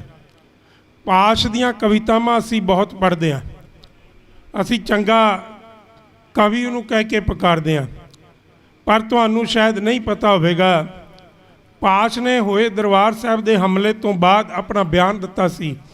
ਕਹਿੰਦਾ ਇੱਕ ਇਮਾਰਤ ਹੀ ਟੱਠੀ ਹੈ, ਕਹਿੰਦਾ ਉਸ ਦੇ ਢਹਿਣ ਨਾਲ ਸਿੱਖਾਂ ਨੂੰ ਕੀ ਫਰਕ ਪੈਂਦਾ। ਕੋਈ ਫਰਕ ਨਹੀਂ ਪੈਣਾ ਚਾਹੀਦਾ, ਉਹ ਇੱਕ ਇਮਾਰਤ ਹੈ। ਉਹ ਸਾਡੀਆਂ ਭਾਵਨਾ ਨੂੰ ਨਾ ਸਮਝ ਸਕਿਆ। ਕੁਝ ਸਿੱਖ ਬਹਿਰੂਪੀਏ ਸਾਹਮਣੇ ਆਏ ਜਿਨ੍ਹਾਂ ਨੇ ਦਰਬਾਰ ਸਾਹਿਬ ਤੇ ਹੋਏ ਹਮਲੇ ਦੀ ਸ਼ਲਾਘਾ ਕੀਤੀ, ਕਹਿੰਦੇ ਆਤੰਕਵਾਦੀ ਫੜੇ ਗਏ ਨੇ ਅੰਦਰੋਂ। ਮੈਂ ਇੱਕ ਗੱਲ ਤੁਹਾਡੇ ਜ਼ਿਹਨ ਦੇ ਅੰਦਰ ਜਦੋਂ ਤੱਕ ਉਹ ਬੁਲਾਰਾ ਨਹੀਂ ਆਉਂਦਾ ਮੈਂ ਇੱਕ ਗੱਲ ਦੱਸਣੀ ਹੈ। ਘਟਨਾ ਥੋੜ੍ਹੀ ਜਿਹੀ ਧਿਆਨ ਨਾਲ ਸੁਣਿਓ ਜਿਹੜੀ ਮੈਂ ਘਟਨਾ ਦੱਸ ਰਿਹਾ। ਫੌਜ ਅੰਦਰ ਵੜਦੀ ਹੈ, ਲੱਖਾਂ ਦੀ ਫੌਜ ਅੰਮ੍ਰਿਤਸਰ ਦੀ ਧਰਤੀ ਤੇ ਆਉਂਦੀ ਹੈ। ਦਰਬਾਰ ਸਾਹਿਬ ਨੂੰ ਚਾਰੇ ਪਾਸੇ ਤੋਂ ਘੇਰਾ ਪਾ ਲਿਆ ਜਾਂਦਾ ਹੈ। ਦਰਬਾਰ ਸਾਹਿਬ ਦੇ ਵਿੱਚ ਬਣੇ ਹੋਏ ਸਰੋਵਰਾਂ ਦੇ ਅੰਦਰ ਜ਼ਹਿਰ ਸੁੱਟ ਦਿੱਤੀ ਜਾਂਦੀ ਹੈ ਤਾਂ ਕਿ ਜੇ ਕੋਈ ਪਾਣੀ ਪੀਵੇ ਉਸ ਦੀ ਮੌਤ ਹੋ ਜਾਵੇ। ਪਿਆਸੇ ਰੱਖਿਆ ਜਾਂਦਾ ਇੰਨੀ ਗਰਮੀ ਦੇ ਅੰਦਰ। ਤੁਸੀਂ ਉਰੇ ਬੈਠੇ ਹੋ, ਜੇ ਤੁਹਾਨੂੰ ਨਾ ਘੰਟਾ ਪਿਆਸ ਲੱਗੀ ਹੋ, ਘੰਟਾ ਪਾਣੀ ਨਾ ਮਿਲੇ, ਤੁਸੀਂ ਉੱਠ ਕੇ ਜਾਓ, ਪਾਣੀ ਨਾ ਮਿਲੇ, ਤੁਹਾਡਾ ਸਰੀਰ ਕਮਜ਼ੋਰ ਹੋ ਜਾਵੇਗਾ, ਤੜਫਣ ਲੱਗ ਜਾਵੇਗਾ। ਛੋਟੇ ਛੋਟੇ ਬੱਚੇ ਦਰਬਾਰ ਸਾਹਿਬ ਆਪਣੀਆਂ ਮਾਵਾਂ ਦੇ ਨਾਲ ਮੱਥਾ ਟੇਕਣ ਗਏ ਹੋਏ ਸਨ। ਜਦੋਂ ਉਹ ਪਾਣੀ ਮੰਗਦੇ ਸਨ ਉਹਨਾਂ ਨੂੰ ਪਾਣੀ ਨਹੀਂ ਕੁੱਟ ਪਵਾਈ ਜਾਂਦੀ ਸੀ। ਅਤੇ ਜਦੋਂ ਕੋਈ ਪਾਣੀ ਲੈਣ ਲਈ ਅੱਗੇ ਵੱਧਦਾ ਸੀ ਉਸ ਨੂੰ ਗੋਲੀ ਮਾਰ ਕੇ ਮਾਰ ਦਿੱਤਾ ਜਾਂਦਾ ਸੀ। ਇੱਕ ਛੋਟੇ ਬੱਚੇ ਨੂੰ ਦੇਖ ਕੇ ਨੌਜਵਾਨ ਮੁੰਡਾ ਜਦੋਂ ਸਰੋਵਰ ਦੇ ਅੰਦਰ ਪਾਣੀ ਲੈਣ ਵਾਸਤੇ ਗਿਆ, ਉਸਨੇ ਪਾਣੀ ਬੱਚੇ ਨੂੰ ਪਿਲਾਇਆ। ਬੱਚੇ ਦੀ ਮੌਤ ਤੜਪ ਤੜਪ ਕੇ ਹੋ ਗਈ। ਜਾ ਕੇ ਉਹਨੇ ਆਪ ਪਾਣੀ ਪੀਤਾ, ਉਸ ਦੀ ਮੌਤ ਵੀ ਤੜਪ ਤੜਪ ਕੇ ਹੋ ਗਈ। ਫਿਰ ਪਤਾ ਲੱਗਿਆ ਵੀ ਸਰਕਾਰ ਨੇ ਇਸ ਸਰੋਵਰ ਦੇ ਅੰਦਰ ਵੀ ਜ਼ਹਿਰ ਘੋਲ ਦਿੱਤੀ ਹੈ। ਮੈਂ ਤੁਹਾਨੂੰ ਇਹ ਦੱਸਣਾ ਚਾਹੁੰਦਾ, ਤੁਹਾਡੇ ਜ਼ਿਹਨ ਦੇ ਅੰਦਰ ਵਸਾਉਣਾ ਚਾਹੁੰਦਾ, 250 ਨਾ ਸਿੱਖਾਂ ਦਾ ਜ਼ਿਕਰ ਉਹ ਕਰਦੇ ਨੇ, ਪਰ 250 ਸਿੱਖਾਂ ਨੂੰ ਫੜਨ ਵਾਸਤੇ ਫੌਜ 6 ਲੱਖ ਆਉਂਦੀ ਹੈ ਪੰਜਾਬ ਦੇ ਅੰਦਰ। 6 ਲੱਖ ਫੌਜ। ਅੰਮ੍ਰਿਤਪਾਲ ਦਾ ਥੋੜ੍ਹੇ ਜਿਹੇ ਦਿਨ ਹੋਏ ਗ੍ਰਿਫਤਾਰੀ ਹੋਈ। ਮੈਨੂੰ ਨਹੀਂ ਪਤਾ ਕਿਵੇਂ ਹੋਈ ਕਿਵੇਂ ਨਹੀਂ ਹੋਈ, ਮੈਂ ਉਸ ਗੱਲ 'ਤੇ ਨਹੀਂ ਜਾਣਾ। ਉਹ ਕੌਣ ਸੀ ਮੈਂ ਇਸ ਗੱਲ 'ਤੇ ਵੀ ਨਹੀਂ ਜਾਣਾ। ਪਰ ਮੈਂ ਤੁਹਾਨੂੰ ਪੁੱਛਣਾ ਚਾਹੁੰਦਾ, ਅੰਮ੍ਰਿਤਪਾਲ ਦੇ ਨਾਲ ਦੇ ਤਕਰੀਬਨ 30-35 ਸਿੱਖਾਂ ਨੂੰ ਫੜਨ ਵਾਸਤੇ ਪੰਜਾਬ ਦੇ ਅੰਦਰ 16 ਟੁਕੜੀਆਂ ਫੌਜ ਦੀਆਂ ਲਗਾ ਦਿੱਤੀਆਂ ਗਈਆਂ। ਕੀ ਇਹ ਜਾਇਜ਼ ਸੀ? 16 ਟੁਕੜੀਆਂ ਫੌਜ ਦੀਆਂ ਪੰਜਾਬ ਦੇ ਅੰਦਰ ਲਗਾ ਦੇਣੀਆਂ, ਕੀ ਇਹ ਜਾਇਜ਼ ਸਨ? ਨਹੀਂ। ਸਰਕਾਰ ਸਾਡੀ ਨਸਲਕੁਸ਼ੀ ਕਰਨਾ ਚਾਹੁੰਦੀ ਹੈ, ਸਾਨੂੰ ਕਿਸੇ ਤਰੀਕੇ ਦੇ ਨਾਲ ਖਤਮ ਕਰਨਾ ਚਾਹੁੰਦੀ ਹੈ। ਅਤੇ ਮੈਂ ਤੁਹਾਨੂੰ ਦੱਸਣਾ ਚਾਹੁੰਦਾ ਦਰਬਾਰ ਸਾਹਿਬ ਦੇ ਅੰਦਰ ਸਾਡੇ ਨਾਲ ਕੀ ਕੁਝ ਹੋਇਆ। ਇੱਕ ਮਾਂ ਗੋਲੀ ਲੱਗਣ ਨਾਲ ਜਾਂ ਪੁਲਿਸ ਦੀ ਸੱਟ ਖਾਣ ਨਾਲ ਮਰ ਗਈ। ਉਸ ਮਾਂ ਦਾ ਪੁੱਤਰ ਮਾਂ ਦੇ ਕੋਲ ਬੈਠਾ ਹੈ, ਉਮਰ ਛੋਟੀ ਹੈ, ਤੁਰ ਨਹੀਂ ਸਕਦਾ, ਮਾਂ ਨੂੰ ਦੁੱਧ ਲਈ ਹਾਏ ਬਰਲਾਪ ਕਰਦਾ। ਪਰ ਮਾਂ ਜੇ ਜਿਉਂਦੀ ਹੋਵੇ ਤਾਂ ਆਪਣੇ ਬੱਚੇ ਨੂੰ ਦੁੱਧ ਪਿਲਾਵੇ। ਫੌਜੀ ਨੇ ਉਸ ਬੱਚੇ ਦੀ ਆਵਾਜ਼ ਰੋਣ ਦੀ ਆਪਣੇ ਕੰਨਾਂ ਦੇ ਅੰਦਰ ਸੁਣੀ ਹੈ। ਉਹ ਰੋਣ ਦੀ ਆਵਾਜ਼ ਸੁਣ ਕੇ ਪਰਿਕਰਮਾ ਦੇ ਅੰਦਰ ਜਦੋਂ ਤੁਰਿਆ ਹੁੰਦਾ ਹੈ, ਉਸ ਬੱਚੇ ਨੂੰ ਲੱਭਣ ਵਾਸਤੇ ਉਹ ਕੀ ਦੇਖਦਾ ਹੈ? ਮਾਂ ਦੀ ਲਾਸ਼ ਪਈ ਹੈ, ਲਾਸ਼ ਤੋਂ ਪਰਲੇ ਪਾਸੇ ਬੱਚਾ ਬੈਠਾ ਹੈ। ਉਹ ਬੱਚੇ ਨੂੰ ਦੇਖ ਕੇ ਉੱਬੜ ਖੱਬਿਆ ਭੱਜ ਕੇ ਆਇਆ। ਜਦੋਂ ਭੱਜ ਕੇ ਆਇਆ, ਮਾਂ ਦੀ ਲਾਸ਼ ਦੇ ਵਿੱਚ ਉਸ ਦੀਆਂ ਲੱਤਾਂ ਫਸ ਗਈਆਂ ਅਤੇ ਫੌਜੀ ਮੁੱਦੇ ਭਾਰ ਗਿਰ ਗਿਆ। ਅਤੇ ਉਹ ਮੁੱਦੇ ਭਾਰ ਡਿੱਗੇ ਹੋਏ ਫੌਜੀ ਨੇ ਆਪਣਾ ਗੁੱਸਾ ਉਸ ਛੋਟੇ ਜਿਹੇ ਬੱਚੇ 'ਤੇ ਕੱਢਿਆ ਸਿੱਖਾਂ ਤੇ ਕੀ ਕੁਝ ਹੋਇਆ ਮੈਂ ਬਸ ਇਹ ਤੁਹਾਨੂੰ ਦੱਸਣਾ ਹੈ। ਉਸ ਫੌਜੀ ਨੇ ਕਿਵੇਂ ਕੱਢਿਆ, उस बच्चे ਨੂੰ कहना किया, इस छोटे जे नन्हे से बच्चे के कारण आज मेरे माथे पे बड़ी चोट लगने से बच गई। अगर जे ना रोता होता तो मैं इधर ना आता। उन्हें क्या कहना, मैं ਇਹਦੀ दद मुका दियां, ਇਹਨੂੰ खत्म कर दियां। ਉਹ छोटे जे बच्चे ਨੂੰ ਉਹਨੇ ਚੁੱਕਿਆ, चुक के ਲੱਤਾਂ ਤੋਂ ਫੜਿਆ ਤੇ ਲੱਤਾਂ ਤੋਂ ਫੜ ਕੇ ਨਨਕਾਣਾ ਸਾਹਿਬ ਵਾਲਾ ਸਾਕਾ दरबार साहब के अंदर वपार दिता। तो बहुतिया ने नहीं पता होगा ननकाना साहब के अंदर साके के अंदर की वापरिया, वो भी दस दिया। ननकाना साहब के साके के अंदर एक छोटा जा बच्चा है जिसका नाम है दरबारा सिंह। जरग का रहन वाला बच्चा अपने पिता के नाल ननकाना साहब नूं महंतां तो आज़ाद कराउण लई उस मोर्चे के अंदर शामिल हो गया। जदों पिता नूं पता लगा भी हमला कर देना नरैणू महंत के गुंडिया ने, उन्हें जथेदार की सलाह के नाल भाई लक्ष्मण सिंह जी झब्बर, उहदी माप करना लक्ष्मण सिंह जी धारो वाली, उहदी सलाह के नाल अपने बच्चे नूं उत्थे बनी हुई लक्कड़ की अलमारी के अंदर बंद कर दिता, बाहरों कुंडा ला दिता। नरैणू महंत के गुंडिया ने गोलियां चला दित्तियां, सिखां नूं जंडां दे नाल बन के उन्हां दे केसां नूं अग ला के जूंदे जी तड़फड़ तड़फ के ननकाना साहब दे अंदर शहीद करवा कर दिता। ते उस ननकाना साहब दे अंदर पई लक्कड़ ਜਿਹੜੀ लंगर बनाउण वास्ते इकट्ठी कीती सी अग लगा दी। ते सिखां नूं जिहड़े तड़प रहे सन, कईयां दे गोलियां कईयां दे सट्टां वजियां सन, उन्हां नूं जिउंदे जी चुक्या गया। वो हजे जिउंदे सन, मरे नहीं सन, उन्हां नूं जिउंदियां ही उन्हां अग्गां दे विच साड़ दिता गया। तड़प रहे सन। जदों सारे खत्म हो गए ना, नरैणू महंत दे गुंडे ननकाना साहब दे अंदर बड़े ते वो ननकाना साहब दे अंदर बढ़न लगे। ते जदों आवाज़ उस अलमारी दे विचों आई, मैं भी शहीद होना है, मैं भी शहीद होना है, तो उन्होंने अलमारी नूं तोड़िया, दरबारा सिंह नूं कढ़िया, दरबारा सिंह नूं लत्तां तो फड़िया। दरबारा सिंह नूं वो ननकाना साहब दे बने हुए थड़े दे उत्ते उसका सिर लत्तां तो फड़ के जिवें धोबी कपड़े धोंदा आए मार के उसका सिर पाड़ दिता। सिर तो मोटी लहू की धार निकली, वो उत्थे ही जख्मी हो गया। तो फिर भी किया मैं शहीद होना है, उन्होंने चुक के उस लकड़ के अंदर सुट दिता जिथे पहला सुटे सन। इत्थे भी दरबार साहब के अंदर वो घटना वापरी। उस बच्चे नूं फौजी ने लत्तां तो चुकया, चुक के फर्श ते मारिया, ते फर्श ते मार के उस नूं तरफा तरफा के शहीद कर दिता। तड़फदा होया वो बच्चा उस परिक्रमा के अंदर शहीदी पा गया। तो इस तरह साडे नाल उन्होंने जुल्म कमाने शुरू कर दिते। तो वो जुल्म इन्नी तादाद के अंदर हुए कि उन्होंने जुल्मां नूं बयान करना बड़ा मुश्किल है। जिहड़े कहंदे फौजी हमला सही सी, वो दसन उन्हां मारे हुए बच्चियां ने की कसूर कीता सी जिन्हां नूं बच्चियां ने मार दिता, खत्म कर दिता। मैं सत्कारयोग कुलविंदर सिंह जी पंजोला उन्होंने बेनती करांगा, मेरी आवाज़ सुनते मैं उन्होंने उड़ीकदा, मैं उन्होंने करके ही 5 मिनट उत्ते लै लए, मैं लैने नहीं सन। मैं वीर जी नूं कहा, मैं कहा भी उन्होंने बोलना। जिहड़ी संगत आई हुई है गुरिंदर सिंह जी भंगू ते कुलविंदर सिंह जी पंजोला,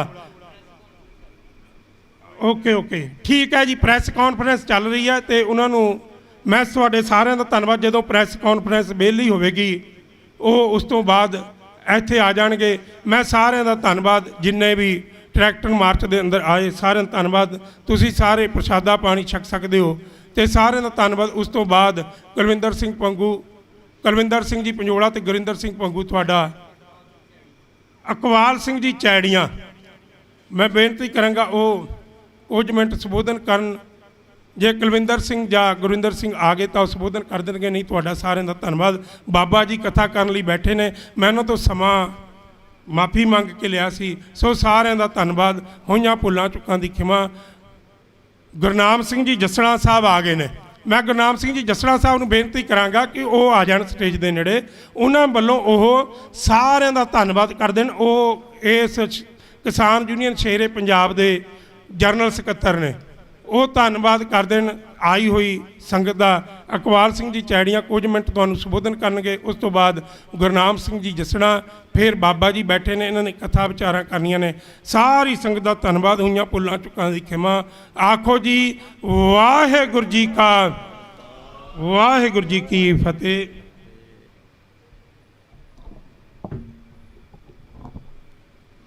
ਵਾਹਿਗੁਰੂ ਜੀ ਦਾ ਖਾਲਸਾ, ਵਾਹਿਗੁਰੂ ਜੀ ਦੀ ਫਤਿਹ। ਮੈਂ ਢਾਡੀ ਸਿੰਘ ਦਾ ਬੜਾ ਧੰਨਵਾਦ ਕਰਦਾ ਹਾਂ ਜਿਨ੍ਹਾਂ ਨੇ ਕਿ ਛੋਟੇ ਜਿਹੇ ਬੁਲਾਰੇ ਨੂੰ ਇੱਕ ਇੱਥੇ ਬੰਦੀ ਸਿੰਘਾਂ ਦੀ ਰਿਹਾਈ ਵਾਸਤੇ ਜੋ ਮੋਰਚਾ ਲੱਗਿਆ ਉੱਥੇ ਟਾਈਮ ਦੇ ਦਿੱਤਾ। ਵੈਸੇ ਇੰਨਾ ਸਾਨੂੰ ਕੋਈ ਬੋਲਣਾ ਤਾਂ ਆਉਂਦਾ ਨਹੀਂ, ਨਾ ਅਸੀਂ ਕੋਈ ਬੁਲਾਰੇ ਹੈ। ਚਲੋ ਇਹਨਾਂ ਨੇ ਹੁਣ ਕਹਿ ਦਿੱਤਾ ਤਾਂ 2 ਬੋਲ ਅਸੀਂ ਕਹੇ ਦਿੰਦੇ ਹਾਂ। ਜੋ ਕਿ ਇਹ ਸਰਕਾਰਾਂ ਹੈ, ਆਪਾਂ ਨੂੰ ਸਭ ਨੂੰ ਪਤਾ ਹੈ ਸਿੱਖਾਂ ਵਾਸਤੇ ਕਾਨੂੰਨ ਕੋਈ ਹੋਰ ਹੈ, ਹੋਰ ਜਾਤਾਂ ਵਾਸਤੇ ਕੋਈ ਕਾਨੂੰਨ ਹੋਰ ਹੈ। ਜਦ ਸਾਰੇ ਸਿੰਘਾਂ ਨੇ ਇੰਨੀਆਂ ਸਜ਼ਾ ਕੱਟ ਲਈਆਂ, ਸਜ਼ਾ ਤੋਂ ਵੀ ਜ਼ਿਆਦਾ ਸਜ਼ਾ ਕੱਟ ਲਈਆਂ, ਉਹਨਾਂ ਨੂੰ ਰਿਹਾਈ ਕਿਉਂ ਨਹੀਂ ਕਰ ਰਹੇ? ਬਾਕੀ ਜਿਹੜੀ ਇਹ ਜਥੇਦਾਰ ਸਾਹਿਬ ਨੇ ਆਪਾਂ ਨੂੰ ਗੱਲ ਪ੍ਰਕਰਮਾਂ ਦੱਸੀ ਹੈ, ਉਹ ਬੱਚੇ ਵਾਲੀ, ਉਹ ਥੋੜ੍ਹੀ ਜਿਹੀ ਇੱਕ ਅਸੀਂ ਵੀ ਇੱਕ ਕਥਾ 'ਚ ਸੁਣੀ ਤੀ। ਕਹਿੰਦੇ ਪ੍ਰਕਰਮਾਂ 'ਚ ਉਹ ਮਾਤਾ ਜੀ ਜਿਹੜੀ ਗੁਜ਼ਰ ਗਈ ਤੀ ਨਾ, ਉਹ ਬੱਚੇ ਨੂੰ ਕੋਈ ਪਤਾ ਨਹੀਂ ਤਾਂ ਮੇਰੀ ਮਾਤਾ ਗੁਜ਼ਰ ਗਈ। ਉਹ ਭੁੱਖਾ ਤਾਂ ਉਹਦੇ ਛਾਤੀ 'ਤੇ ਪੈ ਕੇ ਉਹ ਦੁੱਧ ਚੁੰਘਣ ਲੱਗ ਗਿਆ ਬੱਚਾ। ਉਹਨੂੰ ਕਿਆ ਪਤਾ ਹੈ ਵੀ ਮੇਰੀ ਮਾਤਾ ਮਰੀ ਹੋਈ ਹੈ। ਜਦ ਦੁੱਧ ਚੁੰਘਣ ਲੱਗ ਗਿਆ, ਉਹ ਫੌਜੀ ਸਿੰਘ ਘੁੰਮਦਾ ਘੁੰਮਦਾ ਆਇਆ, ਉਹ ਲੱਤਾਂ ਫਸ ਕੇ ਗਿਰ ਗਿਆ। ਗੱਲ ਸੱਚੀ ਇਹਨਾਂ ਦੀ ਵੀ ਗਿਰ ਗਿਆ। ਉਹਨੇ ਇਹ ਨਹੀਂ ਸੋਚਿਆ ਹੈ ਵੀ ਇਹ ਬੱਚਾ ਦੁੱਧ ਚੁੰਘਦਾ ਹੈ, ਮਰੀ ਮਾਂ, ਮੈਂ ਕਿਉਂ ਇਹਦੇ ਐਡੀ ਬੜੀ ਅਣਗਹਿਲੀ ਕਰ ਰਿਹਾ? ਕਿਆ ਇਹਦਾ ਮੈਂ ਦੁਸ਼ਮਣ ਹੈ ਇਹ ਮੇਰਾ? ਜਿਹੜਾ ਤੂੰ ਉਹਦੇ ਲੱਤਾਂ 'ਚ ਫਸ ਗਿਆ ਦੁਸ਼ਮਣ, ਉਹ ਬੱਚਾ ਤਾਂ ਨਹੀਂ ਹੈ। ਉਹ ਬੱਚੇ ਦਾ ਪਤਾ ਹੀ ਨਹੀਂ ਮੇਰੀ ਮਾਂ ਮਰ ਗਈ। ਉਹਨੇ ਚੱਕ ਕੇ ਪ੍ਰਕਰਮਾਂ ਗੈਲ ਮਾਰ ਕੇ 2-3 ਗੇਲਾ ਉਹ ਹੋਰ ਜਿਉਂਦਾ ਹੀ ਮਾਰ ਦਿੱਤਾ। ਮਾਰ ਕੇ ਉਹਨਾਂ ਬਦਲਾ ਲਿਆ। ਦੇਖ ਲਓ ਤੁਸੀਂ ਹਿਸਾਬ ਲਾ ਕੇ ਦੇਖੋ ਦਰਬਾਰ ਸਾਹਿਬ ਦੇ ਪ੍ਰਕਰਮਾਂ ਦੇ ਵਿੱਚ ਕਿੱਡਾ ਕੁ ਬੜਾ ਸਾਰੀ ਜਾਤ ਗੈਲ ਜ਼ੁਲਮ ਹੋ ਰਿਹਾ ਹੈ। ਕੋਈ ਦਿਨ ਵੀ ਇਹਨਾਂ ਨੇ ਕਿਹੜਾ ਟੋਲਿਆ ਆਪਾਂ ਨੂੰ ਟਰੈਕਟ ਕਰਨ ਵਾਸਤੇ। ਗੁਰੂ ਅਰਜਨ ਦੇਵ ਜੀ ਦਾ ਸ਼ਹੀਦੀ ਗੁਰਪੁਰਬ, ਜਿੱਥੇ ਕਿ ਆਪਾਂ ਅਨੇਕਾਂ ਆਪਾਂ ਦਰਸ਼ਨ ਕਰਨ ਆਏ ਵੀ ਹੁੰਦੇ ਬਾਹਰ ਦੇ ਬਹੁਤ ਦੂਰ ਨੇੜੇ ਤੇ ਵੀ ਦਰਸ਼ਨ ਕਰੀਏ। ਦਰਸ਼ਨ ਕਰਨ ਆਇਆ ਕਰਕੇ ਇੰਨੀਆਂ ਸਾਰੀਆਂ ਉੱਥੇ ਸ਼ਹੀਦੀਆਂ ਹੋਈਆਂ, ਹਿਸਾਬ ਕੋਈ ਨਹੀਂ ਰਿਹਾ ਵੀ ਗਿਣਤੀ ਕਿੰਨੀ ਕੁ ਹੋਈ ਹੈ ਜਿੰਨੇ ਕਿ ਮਾਰੇ ਗਏ। ਉਹਨਾਂ ਦਾ ਕੋਈ ਕਤਲ ਨਹੀਂ ਲੱਗਿਆ, ਉਹਨਾਂ ਨੂੰ ਅਜੇ ਤੱਕ ਕਤਲ ਨਹੀਂ ਲੱਗਿਆ। ਕਿਹੜੇ ਦਿੱਲੀ 'ਚ ਹੁਣ ਤੱਕ ਉਹਨਾਂ ਨੂੰ ਕੋਈ ਕਤਲ ਨਹੀਂ ਲੱਗਿਆ। ਜਿਹੜੇ 5-7 ਹਜ਼ਾਰ ਸਿੱਖ ਮਾਰੇ ਗਏ ਹੈ। ਇੰਦਰਾ ਗਾਂਧੀ ਦਾ ਕਤਲ ਲੱਗਿਆ ਜਦੇ, ਬੈਬੀਆ ਦੇ ਕਤਲ ਲੱਗਿਆ ਜਦੇ, ਉਹ ਸਾਰਿਆਂ ਨੂੰ ਫਾਂਸੀਆਂ ਲਾਤੀਆਂ। ਅਜਾ ਇਹਨਾਂ ਨੂੰ ਕੋਈ ਕਤਲ ਨਹੀਂ ਲੱਗਿਆ ਜਿਹੜੇ 5000 ਸਿੱਖ ਮਾਰੇ ਹੈ, ਕਿਉਂਕਿ ਉਹ ਮਾਰੇ ਹੀ ਨਹੀਂ ਹੈ। ਬਿਲਕੁਲ ਇਹ ਝੂਠ ਹੈ ਜਿਹੜਾ ਵੀ ਨਹੀਂ ਮਾਰੇ। ਆਹੀ ਸੋ ਹੋਇਆ, ਹੋਰ ਕੀ ਹੋਇਆ? ਉਹਨਾਂ ਦੇ ਕਤਲ ਮਿਲ ਗਏ, ਇੰਦਰਾ ਗਾਂਧੀ ਦੇ ਕਤਲ ਮਿਲ ਗਏ, ਬੈਬੀਏ ਦੇ ਕਤਲ ਮਿਲ ਗਏ, ਜਨਰਲ ਕਰਨਲ ਦੇ ਕਤਲ ਮਿਲ ਗਏ। ਉਹਨਾਂ ਨੂੰ ਸਜ਼ਾਵਾਂ ਦਿੱਤੀਆਂ, ਫਾਂਸੀਆਂ ਦਿੱਤੀਆਂ। ਇਹਨਾਂ ਦਾ ਕੋਈ ਕਤਲ ਨਹੀਂ ਮਿਲਿਆ, ਕੋਈ ਫਾਂਸੀ ਅੱਜ ਤੱਕ। 5000 ਸਿੱਖ ਮਾਰਿਆ ਸਾਡਾ, ਜਿਹਦਾ ਕੋਈ ਕਸੂਰ ਹੀ ਨਹੀਂ ਥਾ। ਉਹਨਾਂ ਨੇ ਕੋਈ ਕਸੂਰ ਕਰਿਆ ਹੀ ਨਹੀਂ ਤਾ। ਕੋਈ ਇੰਦਰਾ ਗਾਂਧੀ ਉਹਨਾਂ ਨੇ ਮਾਰਿਓ ਨਹੀਂ ਥੀ। ਮਾਰਨੇ ਵਾਲਿਆਂ ਨੇ ਤਾਂ ਫਾਂਸੀ ਲੱਗਣਾ ਹੀ ਲੱਗਣਾ ਤਾ। ਉਹਨਾਂ ਨੇ ਤਾਂ ਕੋਈ ਨਹੀਂ ਸੀ ਮਾਰੀ। ਚੱਕਿਆ ਉਹਨਾਂ ਨੂੰ ਵੀ ਦੇਖ ਲਓ ਕਿਆ ਹਾਲ ਹੋਇਆ ਉਹਨਾਂ ਦਾ। ਇਹ ਸਜ਼ਾ ਸਾਨੂੰ ਦਿੱਤੀਆਂ ਤਾਂ ਕਿ ਸਾਡੇ ਵਾਸਤੇ ਇਹ ਕਾਨੂੰਨ ਹੈ। ਜੇ ਮੇਰੇ ਤੋਂ ਕੋਈ ਗਲਤ ਬੋਲਿਆ ਗਿਆ ਮੈਂ ਮਾफ़ੀ ਮੰਗਦਾ ਹੈ। ਵਾਹਿਗੁਰੂ ਜੀ ਦਾ ਖਾਲਸਾ, ਵਾਹਿਗੁਰੂ ਜੀ ਦੀ ਫਤਿਹ।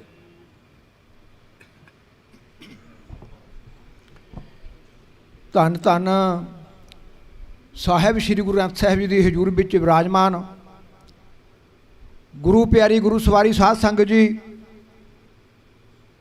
ਗੱਜ ਕੇ ਬੋਲੋ ਗੁਰੂ ਦਾ ਬਖਸ਼ਿਆ ਜੈਕਾਰਾ। ਵਾਹਿਗੁਰੂ ਜੀ ਕਾ ਖਾਲਸਾ, ਵਾਹਿਗੁਰੂ ਜੀ ਕੀ ਫਤਿਹ। ਸਾਧ ਸੰਗਤ ਜੀ, ਜਦੋਂ 1984 ਵਿੱਚ ਇਸ ਜ਼ਾਲਮ ਸਰਕਾਰ ਨੇ साडे सिखां दे बच्चे बच्चियां बीबियां नौजवान शहीद किए। उस तो बाद इन्हां जालम सरकारां ने अपने पिट्ठूआं नूं असीम शक्तियां दे के पंजाब दी सिख नौजवानों नूं खत्म करने वास्ते पूरियां शक्तियां दे के अहुदियां दे विराजमान किया।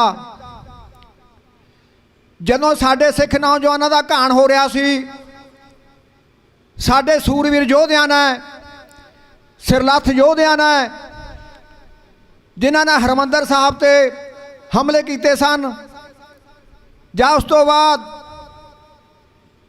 साडे सिख बच्चियां नूं शहीद कर रहे सन, उन्हां दे खिलाफ एक युद्ध का बिगल बजा दिता अते उन्हां दुश्मनां नूं जिन्हां ने हरमंदर साहब ते अटैक किया, बच्चे बीबियां नौजवान शहीद किए, उन्हां नूं उस परमात्मा की दरगाह विच भेजिया।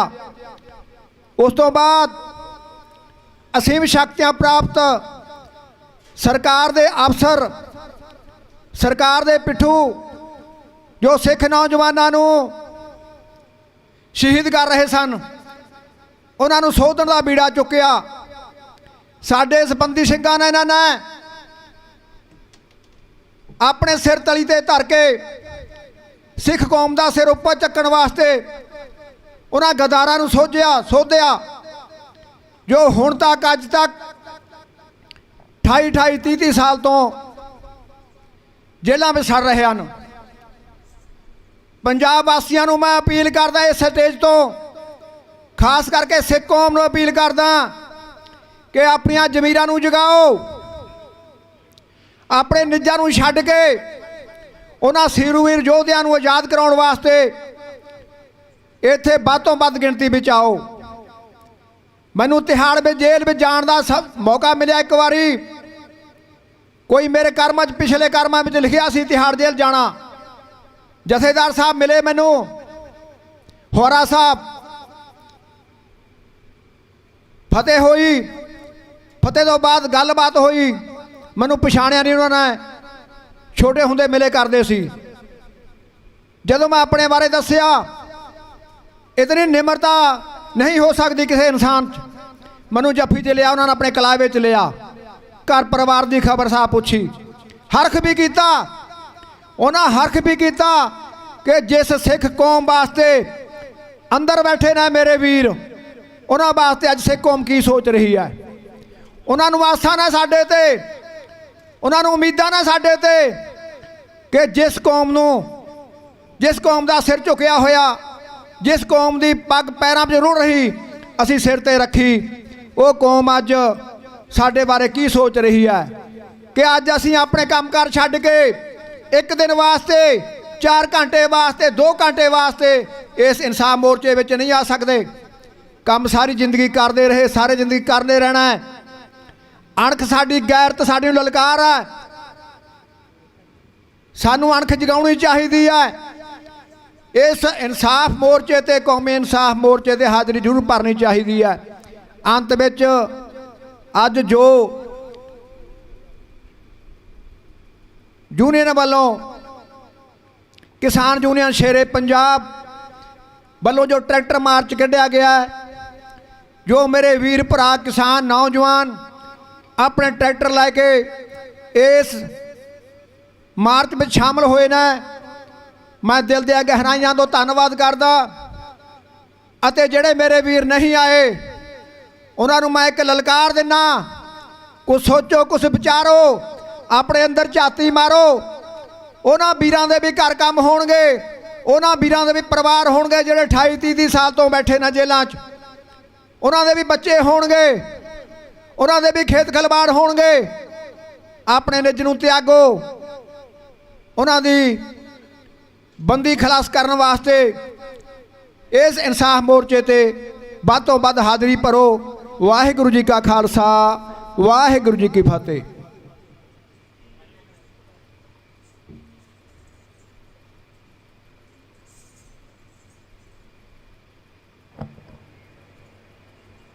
इक ओंकार सतनाम ਕਰਤਾ ਪੁਰਖ ਨਿਰਭਉ ਨਿਰਵੈਰ ਅਕਾਲ ਮੂਰਤ ਅਜੂਨੀ ਸੈਭੰ ਗੁਰ ਪ੍ਰਸਾਦ।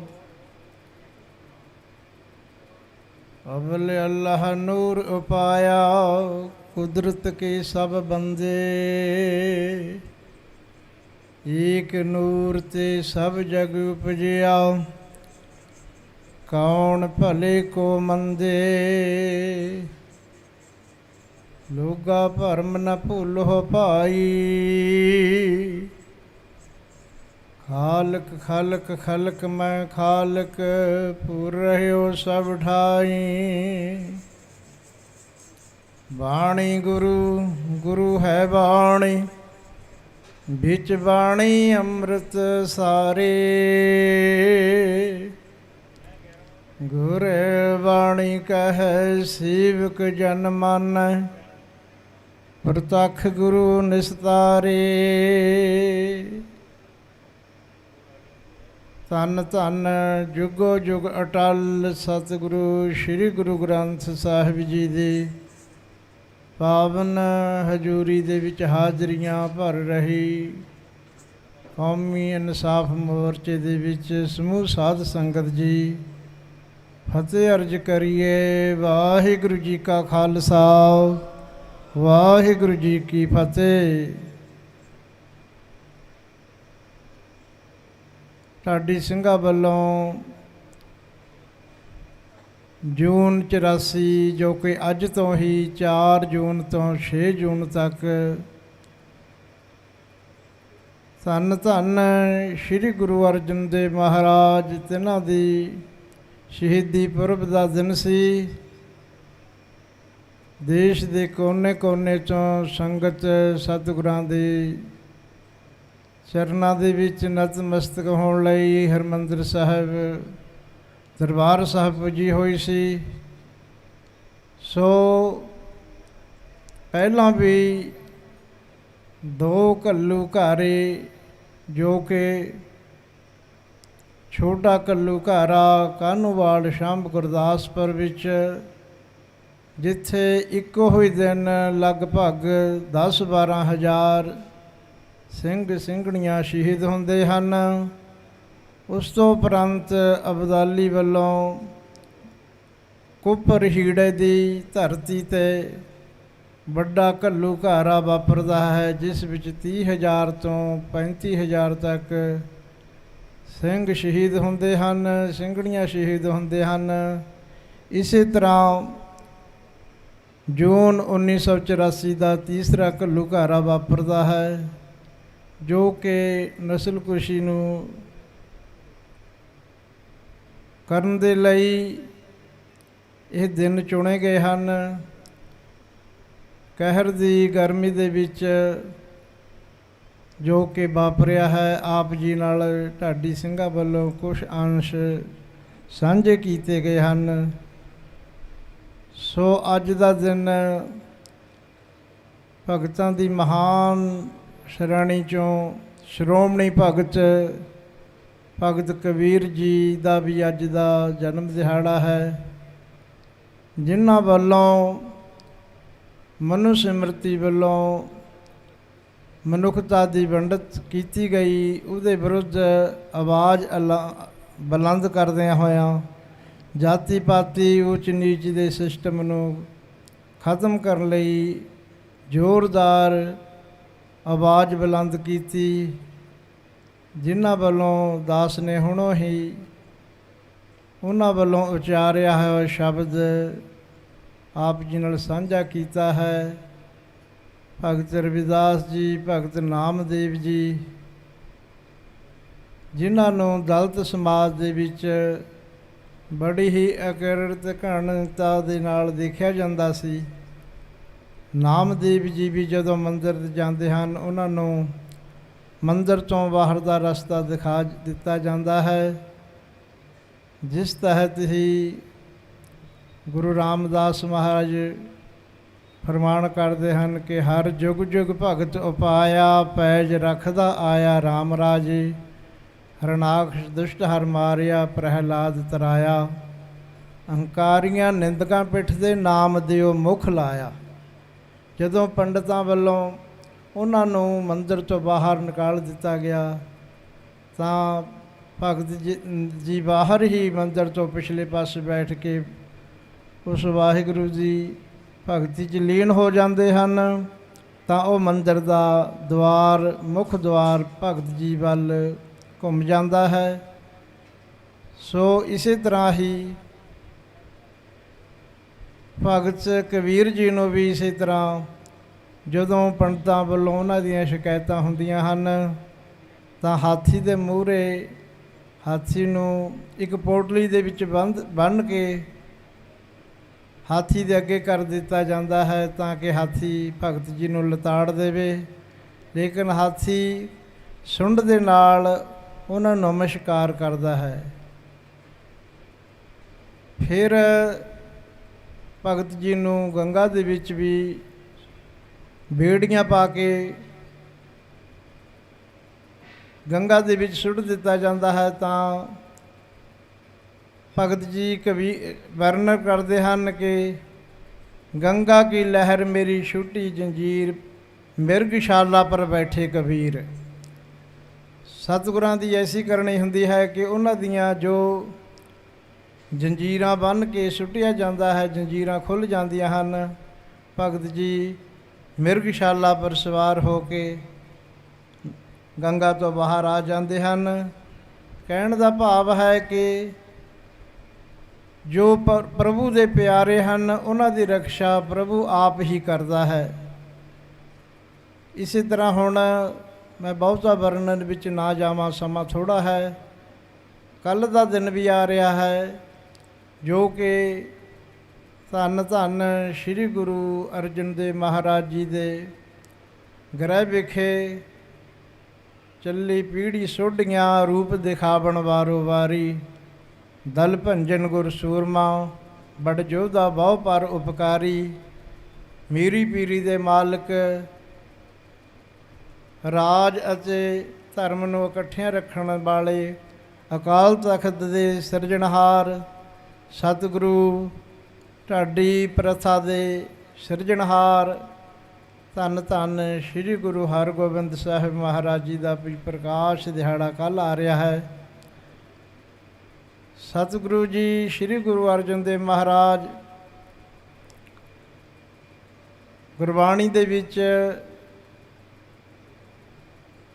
ਫਰਮਾਨ ਕਰਦੇ ਹਨ ਕਿ ਸਤਿਗੁਰ ਸਾਚੈ ਦੀਆ ਭੇਜ ਚਿਰ ਜੀਵਨ ਉਪਜਿਆ ਸੰਜੋਗ ਉਧਰੇ ਮਹਿ ਆਏ ਕੀਆ ਨਿਵਾਸ ਮਾਤਾ ਕੇ ਮਨ ਬਹੁਤ ਵਿਗਾਸ। ਇਸੇ ਤਰ੍ਹਾਂ ਬਾਣੀ ਦੇ ਵਿੱਚ ਗੁਰੂ ਸਾਹਿਬ ਅਕਾਲ ਪੁਰਖ ਦਾ ਸ਼ੁਕਰਾਨਾ ਕਰਦਿਆਂ ਹੋਇਆਂ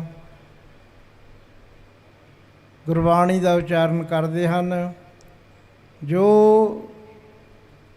ਸਤਿਗੁਰਾਂ ਨੇ ਗੁਰੂ ਨਾਨਕ ਜੋਤ 239 ਸਾਲ ਸਰੀਰਕ ਵਿੱਚ ਵਿਚਰਦਿਆਂ ਹੋਇਆਂ ਜੋਤ ਓਹਾ ਜੁਗਤ ਸਾਇ ਸਹਿ ਕਾਇਆ ਫੇਰ ਪਲਟੀਐ ਦੇ ਸਿਧਾਂਤ ਅਨੁਸਾਰ ਮਨੁੱਖਤਾ ਨੂੰ ਸੱਚ ਦਾ ਉਪਦੇਸ਼ ਦਿੱਤਾ ਅਤੇ ਆਪਣੇ ਹੱਕ ਲਈ ਲੜਨ ਦਾ ਵੀ, ਕਿਉਂਕਿ ਧਰਮ ਅਤੇ ਰਾਜਨੀਤੀ ਇਕੱਠੀਆਂ ਕੀਤੀ। ਸ੍ਰੀ ਦਰਬਾਰ ਸਾਹਿਬ ਦੇ ਸਾਹਮਣੇ ਹੀ ਅਕਾਲ ਤਖਤ ਦੀ ਰਚਨਾ ਕੀਤੀ। ਇਹ ਸਾਰੀਆਂ ਹੀ ਜੋ ਵਿਵਸਥਾ ਸਤਿਗੁਰਾਂ ਨੇ ਬਖਸ਼ੀਆਂ ਹਨ ਉਹ ਆਪਣੇ ਸਿੱਖ ਦੇ ਲਈ ਉਹ ਹੀ ਕਾਰਵਾਈ ਹੈ ਕਿ ਜੇ ਮੇਰਾ ਸਿੱਖ ਸੰਤ ਅਤੇ ਸਿਪਾਹੀ ਹੋ ਕੇ ਆਪਣਾ ਜੀਵਨ ਨਿਭਾਵੇ। ਸੋ ਹੁਣ ਦਾਸ ਵੱਲੋਂ ਸਟੇਜ 'ਤੇ ਬੋਲਦਿਆਂ ਖਿਮਾ ਦਾ ਜਾਚਕ ਹਾਂ। ਜਿੰਨਾ ਕੁ ਸਮਾਂ ਪ੍ਰਬੰਧਕਾਂ ਵੱਲੋਂ ਮਿਲਿਆ ਸੀ ਪੂਰਾ ਹੋ ਚੁੱਕਿਆ ਹੈ। ਅਸੀਂ ਕੌਮੀ ਇਨਸਾਫ ਮੋਰਚੇ ਦੇ ਵਿੱਚ ਵੀ ਸਮਾਂ ਕੱਢੀਏ, ਸਮੇਂ ਦੇ ਨਾਲ ਆਪਣਾ ਯੋਗਦਾਨ ਪਾਈਏ, ਕਿਉਂਕਿ ਵਾਢੀਆਂ ਵੀ ਮੁੱਕ ਚੁੱਕੀਆਂ ਹਨ। ਸੋ ਕੰਮਕਾਰ ਤਾਂ ਫੇਰ ਵੀ ਚੱਲਦੇ ਰਹਿਣੇ ਹਨ। ਅਸੀਂ ਉਹਨਾਂ ਦੇ ਗੁਰਸਿੱਖਾਂ ਦੇ ਜੋ ਸਾਡੇ ਲਈ ਹੀ ਕੌਮ ਦੇ ਲਈ ਕੁਰਬਾਨੀਆਂ ਕਰਕੇ 32 ਸਾਲ 28 ਸਾਲ ਤੋਂ ਜੇਲ੍ਹਾਂ ਦੇ ਵਿੱਚ ਬੈਠੇ ਹਨ, ਜਿਨ੍ਹਾਂ ਦੀਆਂ ਸਜ਼ਾਵਾਂ ਪੂਰੀਆਂ ਹੋ ਚੁੱਕੀਆਂ ਹਨ।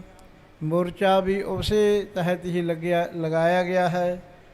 ਸੋ ਮੋਰਚੇ ਦੇ ਵਿੱਚ ਅਸੀਂ ਯੋਗਦਾਨ ਪਾਈਏ।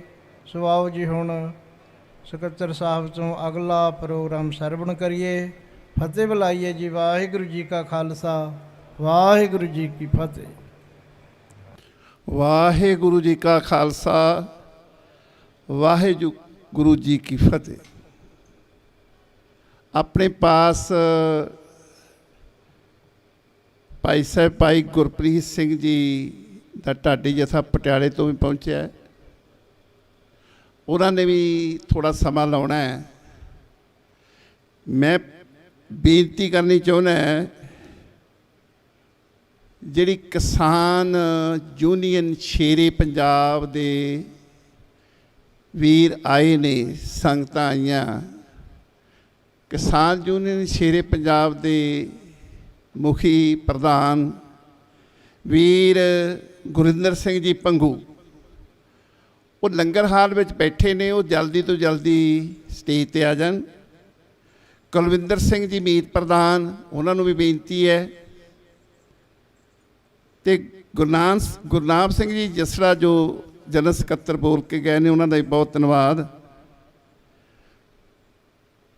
ਕੁਲਵੰਤ ਸਿੰਘ ਸੈਣੀ, ਉਹ ਵੀ ਮੇਰਾ ਖਿਆਲ ਪ੍ਰਸ਼ਾਦਾ ਛਕਦੇ ਨੇ, ਜਲਦੀ ਤੋਂ ਜਲਦੀ ਸਟੇਜ 'ਤੇ ਪਹੁੰਚ ਜਾਣ।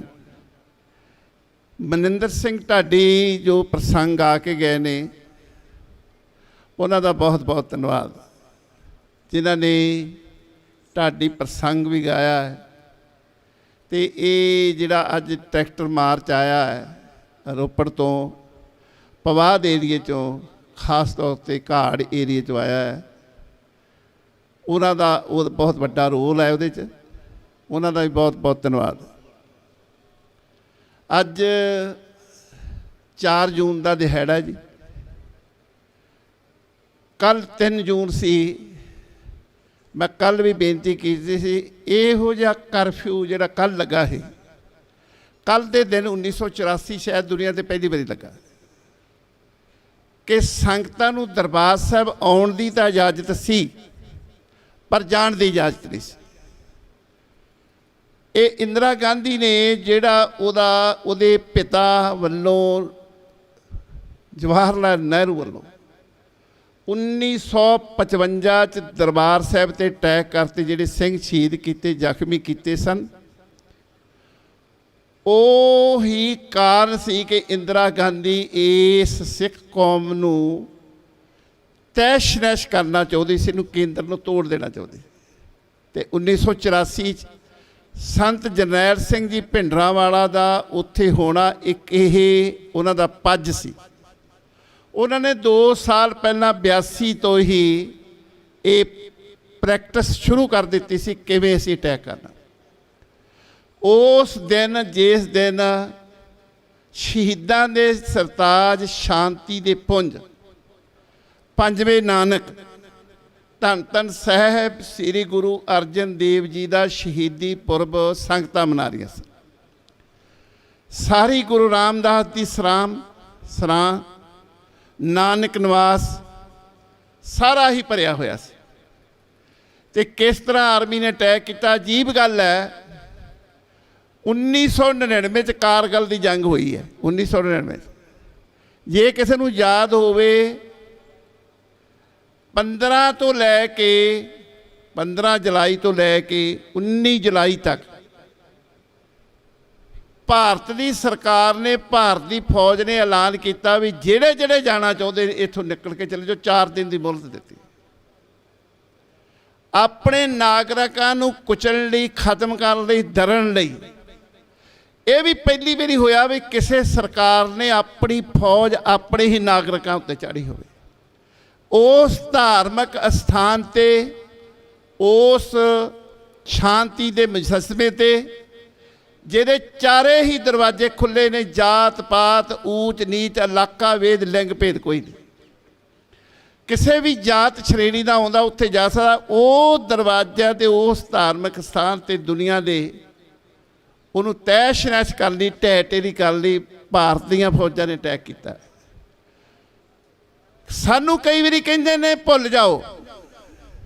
ਮੈਂ ਹੈਰਾਨ ਆ, ਜਿਹਨਾਂ ਬਜ਼ੁਰਗਾਂ ਦੇ ਸਾਹਮਣੇ ਉਹਨਾਂ ਦੇ 10-10 ਦਿਨ ਦੇ 8-8 ਦੇ ਦਿਨ ਦੇ ਬੱਚੇ ਨੂੰ ਲੱਤਾਂ ਤੋਂ ਫੜ ਕੇ ਚੀਰ ਦਿੱਤਾ ਹੋਵੇ, ਧੋਬੀ ਦੇ ਪਟਕੇ ਵਾਂਗੂ ਪਟਾ ਕਰਕੇ ਸਿਰ ਫੇ ਕੇ ਮਾਰਿਆ ਹੋਵੇ, ਜਿਨ੍ਹਾਂ ਦੇ ਸਾਹਮਣੇ ਸਿੱਖਾਂ ਦੇ ਗਲਾਂ ਵਿੱਚ ਟਾਇਰ ਪਾ ਕੇ ਤੇਲ ਪਾ ਕੇ ਸਾੜ ਕੇ ਤੇ ਤੜਫਦਿਆਂ ਦੀਆਂ ਮੂਵੀ ਬਣਾਈ ਹੋਵੇ, ਸਿੱਖ ਭੰਗੜਾ ਕਿੱਦਾਂ ਪਾਉਂਦੇ ਨੇ।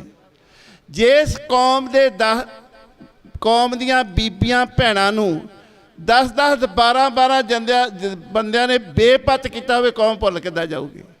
ਉਹ ਸ਼ਰਮ ਆਉਣੀ ਚਾਹੀਦੀ ਉਸ ਲੀਡਰ ਨੂੰ ਜਿਹੜਾ ਆਪਣੇ ਆਪ ਨੂੰ ਪੰਥਕ ਭਗਵਾਉਂਦਾ, ਕਹਿੰਦਾ ਵੀ ਇਹ ਚੀਜ਼ ਨੂੰ ਭੁੱਲ ਜਾਓ। ਮੈਂ ਇੱਕ ਗੱਲ ਕਹਿਣੀ ਚਾਹੁੰਦਾ, ਜੇ ਕਿਸੇ ਨੂੰ ਪਤਾ ਕੋਈ ਬਾਹਰ ਗਿਆ, ਕਿਊਬਕ ਇੱਕ ਸਟੇਟ ਆ ਕੈਨੇਡਾ ਦੀ, ਇੱਕੋ ਇੱਕ ਦੁਨੀਆ ਦੀ ਸਟੇਟ ਆ ਕਿਊਬਕ, ਜਿੱਥੇ ਇੱਕੋ ਇੱਕ ਮੁਲਕ ਆ ਜਿੱਥੇ 2 ਇਮੀਗ੍ਰੇਸ਼ਨ ਆ। ਪਹਿਲਾਂ ਤੁਹਾਨੂੰ ਕਿਊਬਕ ਸਟੇਟ ਦੀ ਇਮੀਗ੍ਰੇਸ਼ਨ ਲੈਣੀ ਪਊ, ਫਿਰ ਕੈਨੇਡਾ ਦੀ। ਜੇ ਤੁਸੀਂ ਕਿਊਬਕ ਸਟੇਟ ਜਿਹੜੀ ਨੰਬਰ ਪਲੇਟ ਹੁੰਦੀ ਗੱਡੀ ਦੇ ਉੱਤੇ ਲਿਖਿਆ ਹੁੰਦਾ ਜੇਸੂਵੀਆਂ, ਕੀ ਲਿਖਿਆ ਹੁੰਦਾ ਜੀ? ਗੱਡੀ ਦੀ ਪਲੇਟ ਤੇ ਲਿਖਿਆ, ਮੈਨੂੰ ਯਾਦ ਆ ਮੈਂ ਆਜ਼ਾਦ ਸੀ ਅੱਜ ਗੁਲਾਮ ਹਾਂ, ਨੰਬਰ ਪਲੇਟ ਤੇ ਲਿਖਿਆ ਮਿਲੂਗਾ। ਕਿਉਂ? ਕਿ ਉਹ ਆਉਣ ਵਾਲੇ ਭਵਿੱਖ ਦੇ ਵਿੱਚ ਉਹ ਇਸ ਕਲੰਕ ਚੋਂ ਨਿਕਲਣਾ ਚਾਹੁੰਦੇ ਨੇ। ਇੰਨੀ ਕੁ ਸਿੱਖ ਨੂੰ ਮਾਰ ਪਈ। ਮੈਂ ਇੱਕ ਗੱਲ ਹੋਰ ਬੇਨਤੀ ਕਰਨੀ ਚਾਹੁੰਦਾ, ਜੇ ਬੱਜ ਦੀ ਘਾਟ ਤੇ ਸ਼ਹੀਦ ਹੋਣ ਸਿੱਖ, ਜਲਿਆਂਵਾਲੇ ਬਾਗ ਸ਼ਹੀਦ ਹੋਣ ਸਿੱਖ, ਜੈਤੋ ਵਾਲੇ ਬਾਗ ਸ਼ਹੀਦ ਹੋਣ ਸਿੱਖ, ਫਾਂਸੀ ਦੇ ਰੱਸੇ ਚੁੰਮਣ ਸਿੱਖ, ਕਾਲੇ ਪਾਣੀਆਂ ਦੀ ਸਜ਼ਾ ਭੁਗਤਣ ਸਿੱਖ ਕੌਮ ਸ਼ਹੀਦੀ ਹੋਣ ਨੂੰ ਜੰਮੀ ਹੈ ਕਿ ਕੋਈ ਹੋਰ ਰਾਹਤ ਵੀ ਮਿਲੂਗਾ? ਜਿੱਥੇ ਵੀ ਸਿੱਖ ਹੋਣ, ਸਿੱਖ ਮੋਰੇ ਡਟਦੇ ਨੇ। ਇਹ ਕਾਰਨ ਕੀ ਹੈ? ਸਾਨੂੰ ਰਾਹਤ ਕਿਉਂ ਨਹੀਂ ਮਿਲੀ? ਸਾਡੀ ਜਿਹੜੀ ਸਿੱਖ ਕਿਸੇ ਵੀ ਕੌਮ ਦੀ ਲੀਡਰਸ਼ਿਪ ਜਿੰਨਾ ਚਿਰ ਉਹ ਨਿਰਸਵਾਰਥ ਨਹੀਂ ਹੁੰਦੀ, ਉਹ ਕੌਮ ਦਾ ਕੋਈ ਭਲਾ ਨਹੀਂ ਕਰ ਸਕਦਾ। ਜਿਹੜੀ ਕੌਮ ਦੀ ਲੀਡਰਸ਼ਿਪ ਲਾਲਚਵਸ ਹੋ ਕੇ ਆਪਣੇ ਪਰਿਵਾਰ ਲਈ, ਆਪਣੇ ਹਿੱਤਾਂ ਲਈ ਕੰਮ ਕਰਦੀ, ਉਹ ਕੌਮ ਦੀ ਆਜ਼ਾਦੀ ਨਹੀਂ ਹੋ ਸਕਦੀ। ਕੌਮ ਦਾ ਉਹਦਾ ਭਲਾ ਕਦੇ ਨਹੀਂ ਹੋਊਗਾ। ਸਾਡੀ ਬਦਕਿਸਮਤੀ ਹੈ, ਮੈਨੂੰ ਤਾਂ 50 ਸਾਲ ਤੋਂ ਦੇਖਣ ਨੂੰ ਮਿਲਿਆ ਜੋ ਕੁਛ ਹੋਇਆ। ਮੈਂ ਇੱਕ ਲਫ਼ਜ਼ ਵਰਤਣ ਲੱਗਾ, ਧਿਆਨ ਨਾਲ ਸੁਣਿਓ। ਸਾਡੇ ਪਿਤਾ ਜੀ ਬੱਬਰ ਅਕਾਲੀ ਦਲ ਵਾਲਿਆਂ ਨੂੰ ਰੋਟੀ ਪਾਣੀ ਛਕਾਉਣ ਵਾਲਿਆਂ ਤੋਂ ਸਨ। ਠੀਕ ਹੈ ਜੀ, ਅਸੀਂ ਰਾਜਸਥਾਨ ਰਹੇ, ਉੱਥੇ ਜਾਂਦੇ ਸੀ। ਸਾਡਾ ਬਾਬਾ, ਜਿਹਨੂੰ ਅਸੀਂ ਬਾਬਾ ਤੁਸੀਂ ਦਾਦਾ ਕਹਿੰਦੇ, ਗ੍ਰੈਂਡ ਫਾਦਰ, 1913 ਵਿੱਚ ਕੌਮਾਂ ਗਾਟਾ ਮਾਰੂ ਜਹਾਜ਼ ਚੜ੍ਹਨ ਲੱਗਾ, ਬੁਖਾਰ ਹੋ ਗਿਆ, ਚੜ੍ਹ ਨਹੀਂ ਸਕਿਆ, ਵਾਪਸ ਆ ਗਿਆ ਮਲੇਸ਼ੀਆ। ਮੈਂ ਆਪਣੇ ਪਿਤਾ ਨੂੰ ਪੁੱਛਿਆ, ਮਲਤਾਨ ਜੇਲ੍ਹ 'ਚ ਰਹੇ, ਇਹ ਤੁਹਾਨੂੰ ਵੀ ਤੁਹਾਡੇ ਬੱਚੇ ਪੁੱਛਣਗੇ ਕਦੇ? ਮੈਂ ਕਿਹਾ ਸਾਨੂੰ ਇੰਨਾ ਕੁਛ ਕਰਕੇ, ਜੇਲ੍ਹਾਂ 'ਚ ਰਹਿ ਕੇ, ਆ ਮੂੜੀ ਦੇ ਪੱਤਿਆਂ ਨਾਲ ਰੋਟੀ ਖਾਣ ਵਾਲਿਆਂ ਦੇ 2 ਬੋਦੀ ਦੇ ਵਾਰ ਰੱਖਣਾ ਦੇ ਗੁਲਾਮ ਬਣਾਤਾ। ਉਹ ਕਹਿੰਦਾ ਪੁੱਤ ਹੁਣ ਤੁਸੀਂ ਆਜ਼ਾਦ ਹੋ ਕੇ ਦਿਖਾ ਦਿਓ। ਅਸੀਂ ਤਾਂ ਜੋ ਕਰਨਾ ਸੀ ਕਰ ਲਿਆ। ਜਿਹੜੀ ਇੱਕ ਮੈਂ ਉਦਾਹਰਨ ਦੇਣੀ ਚਾਹੁੰਦਾ, ਜੇ ਸਮਝ ਪੈ ਜਾਏ ਤੇ ਮੈਂ ਸਮਝੂ ਸਾਡਾ ਅੱਜ ਦਾ ਇੱਥੇ ਐਡਾ ਟਰੈਕਟਰ ਮਾਰਚ ਹੋਇਆ ਸਫਲ ਆ। ਜੇ ਕਿਸੇ ਨੇ ਪਹਿਲੀ ਜੰਗ ਤੇ ਦੂਜੀ, ਮੈਨੂੰ ਅਕਾਲ ਪੁਰਖ ਦੀ ਕਿਰਪਾ ਨਾਲ ਹਿਸਟਰੀ ਪੜ੍ਹਨ ਦਾ ਮੌਕਾ ਮਿਲਿਆ, ਜਿਹੜਾ ਜਨਰਲ ਹਿਟਲਰ ਬਣਿਆ, ਹਿਟਲਰ, ਇਹ ਫਸਟ ਵਰਲਡ ਵਾਰ 'ਚ ਛੋਟਾ ਜਿਹਾ ਸੀ। ਇਹ ਰਾਜੇ ਦੇ, ਜਰਮਨ ਰਾਜੇ ਦਾ ਮੁੰਡੇ ਦਾ ਕਲਾਸ ਫੈਲੋ ਸੀ। ਇਹਦੀ ਮਾਂ ਗਰੀਬ ਬਹੁਤ ਸੀ, ਯਹੂਦੀਆਂ ਦੇ ਕੰਮ ਕਰਦੀ ਸੀ। ਮੈਂ ਜਿਹੜੀ ਗੱਲ ਕਹਿਣੀ ਚਾਹੁੰਦਾ ਉਹ ਸਮਝਣ ਦੀ ਕੋਸ਼ਿਸ਼ ਕਰ। ਉਹਨੂੰ ਯਹੂਦੀਆਂ ਨੇ ਤਨਖਾਹ ਨਹੀਂ ਦਿੱਤੀ, ਭੁੱਖਾ ਬਹੁਤ ਤੰਗ ਸੀ।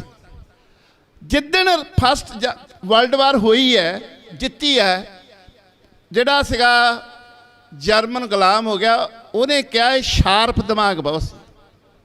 ਰਾਜਾ ਕਹਿੰਦਾ ਮੇਰਾ ਪੁੱਤਰ ਤਾਂ ਨਲਾਇਕ ਆ, ਜੇ ਤੂੰ ਕਦੇ ਤਾਕਤ 'ਚ ਆਵੇਂ, ਜਿਸ ਪੈਰਸ ਦੀ ਧਰਤੀ ਨੇ ਇਹ ਰਾਜ ਕੀਤਾ, ਪੈਰਸ ਦੇ ਲੋਕਾਂ ਨੇ ਪੈਰਸ ਦੀਆਂ ਗਲੀਆਂ 'ਚ ਫੌਜ ਫਿਰਨੀ ਚਾਹੀਦੀ। ਜਿਸ ਇੰਗਲੈਂਡ ਦੇ ਰਾਜੇ ਨੇ ਸਾਡੇ ਤੇ ਤਸ਼ੱਦਦ ਕੀਤਾ, ਉੱਥੇ ਦੀ ਫੌਜ ਜਾਣੀ ਚਾਹੀਦੀ। ਇਹਨੇ ਤਰੱਕੀ ਕੀਤੀ। ਮੈਂ ਸੰਖੇਪ ਵਿੱਚ ਸੁਣਾਉਣਾ, ਬਹੁਤ ਇਹਦੀ ਦੇਖਣ ਵਾਲੀ ਸਟੋਰੀ ਹੈ। ਤਰੱਕੀ ਕੀਤੀ, ਜਿਹਨੇ ਫੌਜ ਬਣਾਈ, ਫੌਜ ਦਾ ਚੀਫ ਬਣਿਆ। ਜਿੱਦਣ ਇਹਨੇ ਸ਼ੁਰੂਆਤ ਕੀਤਾ, ਇੱਕ ਹੋਰ ਦੱਸਦਾ ਜਿਹੜੀ ਕੌਮਾਂ ਕਿੱਦਾਂ ਸਥਿਰ ਰਹਿੰਦੀਆਂ। ਫਸਟ ਵਰਲਡ ਵਾਰ ਜਿਹੜੇ ਇੰਜੀਨੀਅਰ ਸੀ, ਜਿਹੜੀ ਲੰਡਨ ਦੀ ਵਾਲ ਕੰਧ ਹੈ, ਉਹ ਬਣਾਉਣ ਲੱਗਿਆ, 2 ਉਹਨਾਂ ਨੇ ਜਗ੍ਹਾ ਕਮਜ਼ੋਰ ਰੱਖਤੀ। ਗੁਲਾਮਾਂ ਨੇ, ਜਰਮਨਿਆਂ ਨੇ ਰੱਖਤੀਆਂ ਤੇ ਆਪਣੇ ਆਉਣ ਵਾਲੇ ਬੱਚਿਆਂ ਨੂੰ ਕਹਿੰਦੇ ਉਹ ਉੱਥੇ ਮੋਰੀ ਆ। ਜਿੱਦਣ ਤੋਪ ਦਾ ਗੋਲਾ ਵੱਜਿਆ, ਕੰਧ ਢਹਿ ਢੇਰੀ ਹੋ ਜਾਊ। ਉਹ ਅਗਲਿਆਂ ਨੇ ਦੱਸਤੀ, ਉਹਨਾਂ ਨੇ ਗਾਂਹ ਨੂੰ ਦੱਸਤੀ। ਇਹ 20 ਸਾਲ ਦਾ, ਉਹ 19 'ਚ ਖਤਮ ਹੋਈ ਜੰਗ, 45 'ਚ ਲੱਗੀ। ਜੰਗ ਦੇ ਸਮੇਂ ਇਹ ਜਨਰਲ ਹਿਟਲਰ ਨੇ ਸਭ ਤੋਂ ਪਹਿਲਾ ਕੰਮ ਕੀਤਾ, ਪੈਰਸ ਦੀਆਂ ਗਲੀਆਂ 'ਚ ਕਹਿੰਦਾ ਪੈਦਲ ਫੌਜ ਚੱਲੋ। ਉਹਨਾਂ ਨੇ ਥੱਲੇ ਬਰੂਦ ਵਿਛਾਤਾ ਵੀ ਪੈਰਾਂ ਦੀਆਂ ਖੁਰੀਆਂ ਨਾਲ ਜਦੋਂ ਚੱਲੂਗੀ, ਬਰੂਦ ਚੱਲੂਗਾ, ਮਾਈਨ ਫਸਾਤੀ ਤੇ ਫੌਜ ਮਰ ਜਾਊ। ਇਹਨੇ 2 ਮਿੰਟਾਂ 'ਚ ਫੈਸਲਾ ਕਰਕੇ, ਕਿੱਡਾ ਦਿਮਾਗ। ਉਹ ਅੱਜ ਸਾਡੇ ਵੀ ਲੀਡਰ ਦੇਖ ਲਓ ਕਿਹੜੇ ਦਿਮਾਗ ਦੀ ਬੁੱਧੀ ਦੇ। ਉਹ ਕਹਿੰਦੇ 84 ਭੁੱਲ ਜਾਓ। ਉਹ ਕਹਿੰਦਾ ਨੰਗੇ ਪੈਰੀ ਚੱਲੋ। ਉਹ ਕਹਿੰਦੇ ਤੇਰਾ ਦਿਮਾਗ ਹਿੱਲ ਗਿਆ। ਕਹਿੰਦਾ ਨਹੀਂ, ਬਸ ਨੰਗੇ ਪੈਰੀ ਫੌਜ ਚੱਲੇ। ਫਿਰ ਉਹਨੇ ਜਦੋਂ ਨੰਗੇ ਪੈਰੀ ਫੌਜ ਨੇ ਮਾਰਚ ਕੀਤਾ, ਪੈਰਸ ਦੀਆਂ, ਉਹਨੂੰ ਸ਼ੌਂਜਲੀ ਜੇ ਕਹਿੰਦੇ, ਗਲੀਆਂ 'ਚ ਮਾਰਚ ਕੀਤਾ। ਹਾਹਾਕਾਰ ਮਚ ਗਈ, ਨੰਗੇ ਪੈਰੀ ਫੌਜ ਚੱਲ ਰਹੀ ਹੈ, ਮਤਲਬ ਕਬਜ਼ਾ ਕਰ ਲਿਆ ਫਰਾਂਸ ਦਾ। ਫਿਰ ਉਹਨੇ ਜਿਹੜਾ ਚਰਚਲ ਸੀ ਇੰਗਲੈਂਡ ਦਾ ਰਾਜਾ, ਜੇ ਹਿਸਟਰੀ ਪੜ੍ਹੇ ਪਤਾ ਹੋਊਗਾ, ਉਹਨੇ ਸੋਚਿਆ ਵੀ ਬਹੁਤ ਕਾਬਲ ਬੰਦਾ ਤਰੱਕੀ ਕਰ ਗਿਆ। ਮੈਂ ਤੁਹਾਨੂੰ ਇਹ ਦੱਸਣਾ ਚਾਹੁੰਦਾ ਵੀ ਬੱਚਿਆਂ ਨੂੰ ਕਿੱਦਾਂ ਪੜ੍ਹਾਇਆ ਜਾਂਦਾ ਆਪਣੀ ਕੌਮ ਲਈ। ਪੁੱਤਰ ਤੂੰ ਜੇਸੂਵੀਆਂ ਦਾ ਮਤਲਬ ਆ ਵੀ ਅਸੀਂ, ਸਾਨੂੰ ਯਾਦ ਅਸੀਂ ਗੁਲਾਮ ਸੀ। ਇਹ ਪਲੇਟ ਲੱਗਦੀ ਆ, ਨੰਬਰ ਪਲੇਟ ਗੱਡੀਆਂ ਦੀ, ਜਿਹੜੀ ਕੌਮ ਸੋਚਦੀ ਹੈ।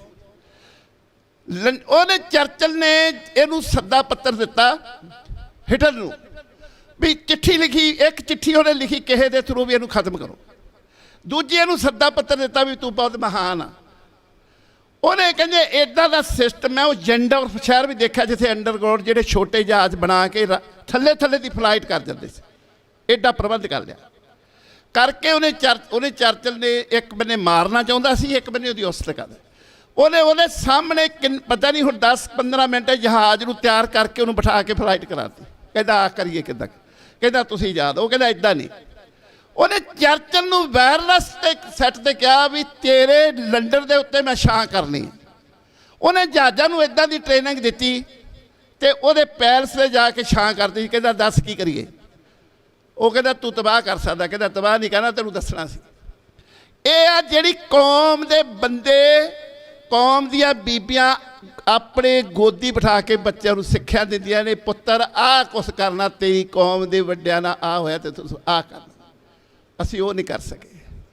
ਸਾਡੀ ਇੱਕੋ ਇੱਕ ਖਾਹਿਸ਼ ਆ, ਸਾਡੀਆਂ ਸਾਰੀਆਂ ਮਾਵਾਂ ਭੈਣਾਂ ਪੇਰੈਂਟਸ ਦੁਖੀ ਨੇ। ਉਹ ਇਹ ਕਹਿੰਦੇ ਨੇ ਪੁੱਤ ਤੂੰ ਛੱਡ ਪਰੇ, ਅਮਰੀਕਾ ਕੈਨੇਡਾ ਚਲਿਆ, ਇੱਥੇ ਕਲੇਸ਼ 'ਚ ਕੀ ਲੈਣਾ। ਉਹਨਾਂ ਨੂੰ ਸਾਰਾ ਕਲੇਸ਼ ਹੀ ਦੀਦਾ। ਉਹਦੇ ਵਾਸਤੇ ਆਪਾਂ ਲੜਾਈ ਲੜਨੀ ਹੈ। ਮੈਂ ਹੁਣ ਬੇਨਤੀ ਕਰੂੰਗਾ, ਤੁਹਾਡਾ ਸਮਾਂ ਕੀਮਤੀ ਲਿਆ, ਹੁਣ ਪ੍ਰਸ਼ਾਦਾ ਪਾਣੀ ਛਕਿਆ ਇਹਦੇ ਭੰਗੂ ਸਾਹਿਬ ਹੋਣੀ, ਉਹ 2-4 ਮਿੰਟ ਵਾਸਤੇ ਇੱਥੇ ਜ਼ਰੂਰ ਬੋਲਣ। ਮੇਰੀ ਬੇਨਤੀ ਹੈ, ਜੋ ਕਿਸਾਨ ਯੂਨੀਅਨ ਸ਼ੇਰੇ ਪੰਜਾਬ ਦੇ ਪ੍ਰਧਾਨ ਨੇ, ਮੇਰਾ ਖਿਆਲ ਕੁਲਵੰਤ ਸਿੰਘ ਵੀ ਵਾਲੇ, ਉਦੋਂ ਬਾਅਦ ਢਾਡੀ ਜੱਥਾ ਲੱਗੇਗਾ, ਉਹ ਵੀ ਬੈਠੇ ਨੇ ਕਾਫੀ ਦੇਰ ਦੇ। ਆਪ ਮੋਰਚਾ ਹੈ ਕੀ, ਕਿਉਂ ਲੱਗਿਆ, ਕਿਉਂ ਲੋੜ ਪਈ? ਕਿਉਂਕਿ ਜੁੜੇ ਹੋਏ ਪਹਿਲੇ ਦਿਨ ਤੋਂ ਹੀ ਹਾਂ। 7 ਜਨਵਰੀ ਨੂੰ ਕੌਮੀ ਇਨਸਾਫ ਮੋਰਚਾ ਲੱਗਿਆ। ਕੌਮੀ ਇਨਸਾਫ ਮੋਰਚੇ ਤੋਂ ਲੱਗਣੇ ਤੋਂ ਪਹਿਲਾਂ ਜਿੰਨੀਆਂ ਵੀ ਵਿਉਂਤਬੰਦੀਆਂ ਜਾਂ ਜਿਹੜੀ ਚੰਗੀ ਸੋਚ, ਚੰਗੀਆਂ ਰੂਹਾਂ ਨੇ ਇੱਕ ਸਮਝ ਬਣਾ ਰਹੀਆਂ ਸੀ, ਜੋ ਇੱਕ ਵਾਰ ਪਹਿਲਾਂ ਵੀ ਚੰਡੀਗੜ੍ਹ ਵਿੱਚ ਸ੍ਰੀ ਫਤਿਹਗੜ੍ਹ ਸਾਹਿਬ ਤੋਂ ਸਮੂਲੀਅਤ ਕੀਤੀ ਸੀ, ਤਾਂ ਉਦੋਂ ਵੀ ਸਾਡੀ ਰੋਪੜ ਦੀ ਟੀਮ ਨੇ ਔਰ ਫਤਿਹਗੜ੍ਹ ਦੀ ਨੇ ਨਾਲ ਸਮੂਲੀਅਤ ਕੀਤੀ ਸੀ। ਕਿਉਂਕਿ ਅੱਜ ਆਪਾਂ ਕਿਤੇ ਨਾ ਕਿਤੇ ਵੇਸਲੇ ਹੋ ਗਏ ਆ, ਕਿਤੇ ਨਾ ਕਿਤੇ ਆਪਾਂ ਨਿੱਜ ਖੱਤਰ ਪੈ ਗਏ ਆ। ਜਿਹੜਾ ਨਵਾਂ ਨਾਂ ਵੀ ਜਥੇਬੰਦੀ ਦਾ ਆਇਆ, ਇਹ ਵੀ ਤਾਂ ਹੀ ਆਇਆ ਨਾ ਕਿਤੇ ਨਾ ਕਿਤੇ ਨਿੱਜ ਨੂੰ, ਕਿਉਂਕਿ ਸਾਡੀ ਸੋਚ ਸੀ ਜਿਸ ਬੰਦੇ ਨੇ ਭਾਈ ਸਾਹਿਬ ਨਾਲ ਜੇਲ੍ਹਾਂ ਕੱਟੀਆਂ ਹੋਣ ਔਰ ਉਹਨਾਂ ਦੀ ਰੋਪੜ ਜ਼ਿਲ੍ਹੇ ਦੀ ਟੀਮ, ਜਿੱਥੇ ਦੇ ਭਾਈ ਸਾਹਿਬ ਜਗਤਾਰ ਸਿੰਘ ਤਾਰਾ, ਭਾਈ ਸਾਹਿਬ ਭਾਈ ਪਰਮਜੀਤ ਸਿੰਘ ਭਿਓਰਾ, ਸੋ ਉਸ ਸੋਚ ਦੇ ਲੋਕ ਸਾਡੀ ਜਥੇਬੰਦੀ ਵਿੱਚ, ਸੱਜਣ ਸਾਡੀ ਜਥੇਬੰਦੀ ਵਿੱਚ ਜੁੜੇ ਹੋਏ ਸੀ। ਤਾਂ ਉਹਨਾਂ ਨੂੰ ਕੁਝ ਦੱਸਣੇ ਤੋਂ ਅਸੀਂ ਨਵੀਂ ਜਥੇਬੰਦੀ ਦਾ ਆਗਾਜ਼ ਕਰ ਲਿਆ। ਅਸੀਂ ਇੱਥੇ ਹੀ ਖੜੇ ਸਾਂ ਆਪਣੀਆਂ ਟਰਾਲੀਆਂ ਕੋਲ।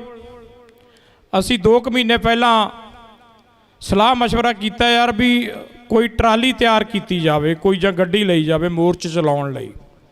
ਤਾਂ ਅਸੀਂ ਉਹ ਜਿਹੜੀ ਟਰਾਲੀ ਵੀ ਤਿਆਰ ਕੀਤੀ ਆ, ਉਹਦਾ ਸਿਹਰਾ ਸਾਡਾ ਜ਼ਿਲ੍ਹਾ ਪ੍ਰਧਾਨ ਬੜਾ ਜਰਨੈਲ ਆ, ਤੇ ਅੱਜ ਉਹ ਡਿਊਟੀ ਸੂਬੇ 'ਚ ਵੀ ਨਿਭਾ ਰਹੇ ਨੇ, ਸੂਬੇ ਦੇ ਮੀਤ ਪ੍ਰਧਾਨ ਨੇ। ਉਹਨਾਂ ਨੇ ਆਪਣੀ ਟੀਮ ਨੂੰ ਲੈ ਕੇ ਰੋਪੜ ਜ਼ਿਲ੍ਹੇ ਨੇ ਤਿਣਕਾ ਇਕੱਠਾ ਕਰਕੇ ਆਪ ਦੀ ਹੱਕ ਸੱਚ ਦੀ ਕਮਾਈ ਦੇ ਵਿੱਚੋਂ ਉਹ ਟਰਾਲੀ ਤਿਆਰ ਕਰੀ ਆ, ਜੋ ਕਿ ਕੌਮੀ ਇਨਸਾਫ ਮੋਰਚੇ ਦਾ ਉਦਰਿਸ਼ ਬਣੂਗੀ। ਸੋ ਸਭ ਤੋਂ ਪਹਿਲਾਂ ਤਾਂ ਮੈਂ ਧੰਨਵਾਦ ਕਰਦਾ ਵੀ ਜਿਹੜੀ ਇੱਥੇ ਦੀ ਕਮੇਟੀ ਹੈਗੀ ਆ ਜਾਂ ਕੌਮੀ ਇਨਸਾਫ ਮੋਰਚਾ ਨੂੰ ਅੱਜ ਤੱਕ ਸਾਂਭ ਕੇ ਰੱਖਿਆ, ਉਹਨੂੰ ਆਪਣੇ ਸਿਸਟਮ ਨਾਲ, ਆਪਣੀ ਸੋਚ ਨਾਲ, ਆਪਣੀ ਬੁੱਧੀ ਨਾਲ ਚਲਾ ਰਹੇ ਨੇ। ਕਿਉਂਕਿ ਜਦੋਂ ਵੀ ਮੋਰਚੇ ਲੱਗਦੇ ਆ ਉਹਦੇ ਵਿੱਚ ਬੜੇ ਤਰਾ ਚੜਾ, ਕਿਉਂਕਿ ਸਮੇਂ ਤੇ ਆਉਂਦੇ ਰਹਿੰਦੇ ਨੇ, ਕਿਉਂਕਿ ਉਹਦਾ ਸਾਹਮਣਾ ਕਰਨਾ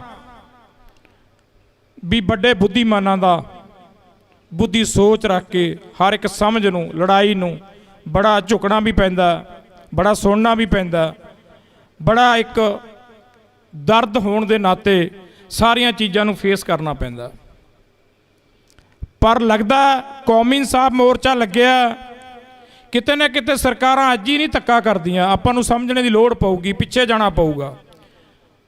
ਕਿਉਂਕਿ 70 ਸਾਲਾਂ ਤੋਂ ਜਿਹੜੀ ਸਰਕਾਰ ਆਈ ਆ, ਉਸ ਨੇ ਮੋਢੇ ਨਾਲ ਮੋਢਾ ਸੈਂਟਰ ਨਾਲ ਮਿਲਾ ਕੇ ਹੀ ਚੱਲਿਆ। ਜਦੋਂ ਜੋ ਫਰਮਾਨ ਦਿੱਲੀ ਤੋਂ ਹੁੰਨੇ ਨੇ ਉਹਨਾਂ ਨੂੰ ਸਵੀਕਾਰ ਕੀਤਾ ਇੱਥੇ ਦੀਆਂ ਸਰਕਾਰਾਂ ਨੇ। ਅੱਜ ਤਾਂ ਕੌਮੀ ਇਨਸਾਫ ਮੋਰਚਾ ਲੱਗਿਆ, ਤਾਂ ਕੌਮੀ ਇਨਸਾਫ ਮੋਰਚੇ ਦੀ ਹੋਂਦ ਵਿੱਚ ਆਇਆ। ਘਰ ਦੇ ਵਿੱਚ ਅੱਜ ਬੱਚਾ 5 ਮਿੰਟ ਲੇਟ ਹੋ ਜਾਂਦਾ ਸਕੂਲ ਤੋਂ, ਤਾਂ ਬੱਚੇ ਦੀ ਮਾਂ ਰੌਲਾ ਪਾਉਣ ਲੱਗ ਜਾਂਦੀ ਆ, ਬੱਚਾ ਆਇਆ ਨਹੀਂ, ਕੀ ਗੱਲ ਹੋ ਗਈ, ਬੱਸ ਲੇਟ ਹੋ ਗਈ, ਕੀ ਗੱਲ ਹੋ ਗਈ, ਰਿਸ਼ਤੇਦਾਰੀਆਂ ਤੱਕ ਪਤਾ ਲੱਗ ਜਾਂਦਾ।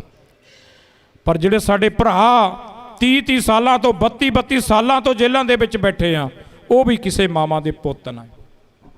ਉਹਨਾਂ ਦੀਆਂ ਮਾਵਾਂ ਨੇ ਵੀ ਉਹਨਾਂ ਨੂੰ ਇਦਾਂ ਹੀ ਪਾਲਿਆ। ਪਰ ਸਮੇਂ ਦੀਆਂ ਸਰਕਾਰਾਂ ਨੇ ਪੰਜਾਬ ਨਾਲ ਧਰੋਹ ਕਮਾਇਆ, ਜ਼ੁਲਮ ਕੀਤਾ,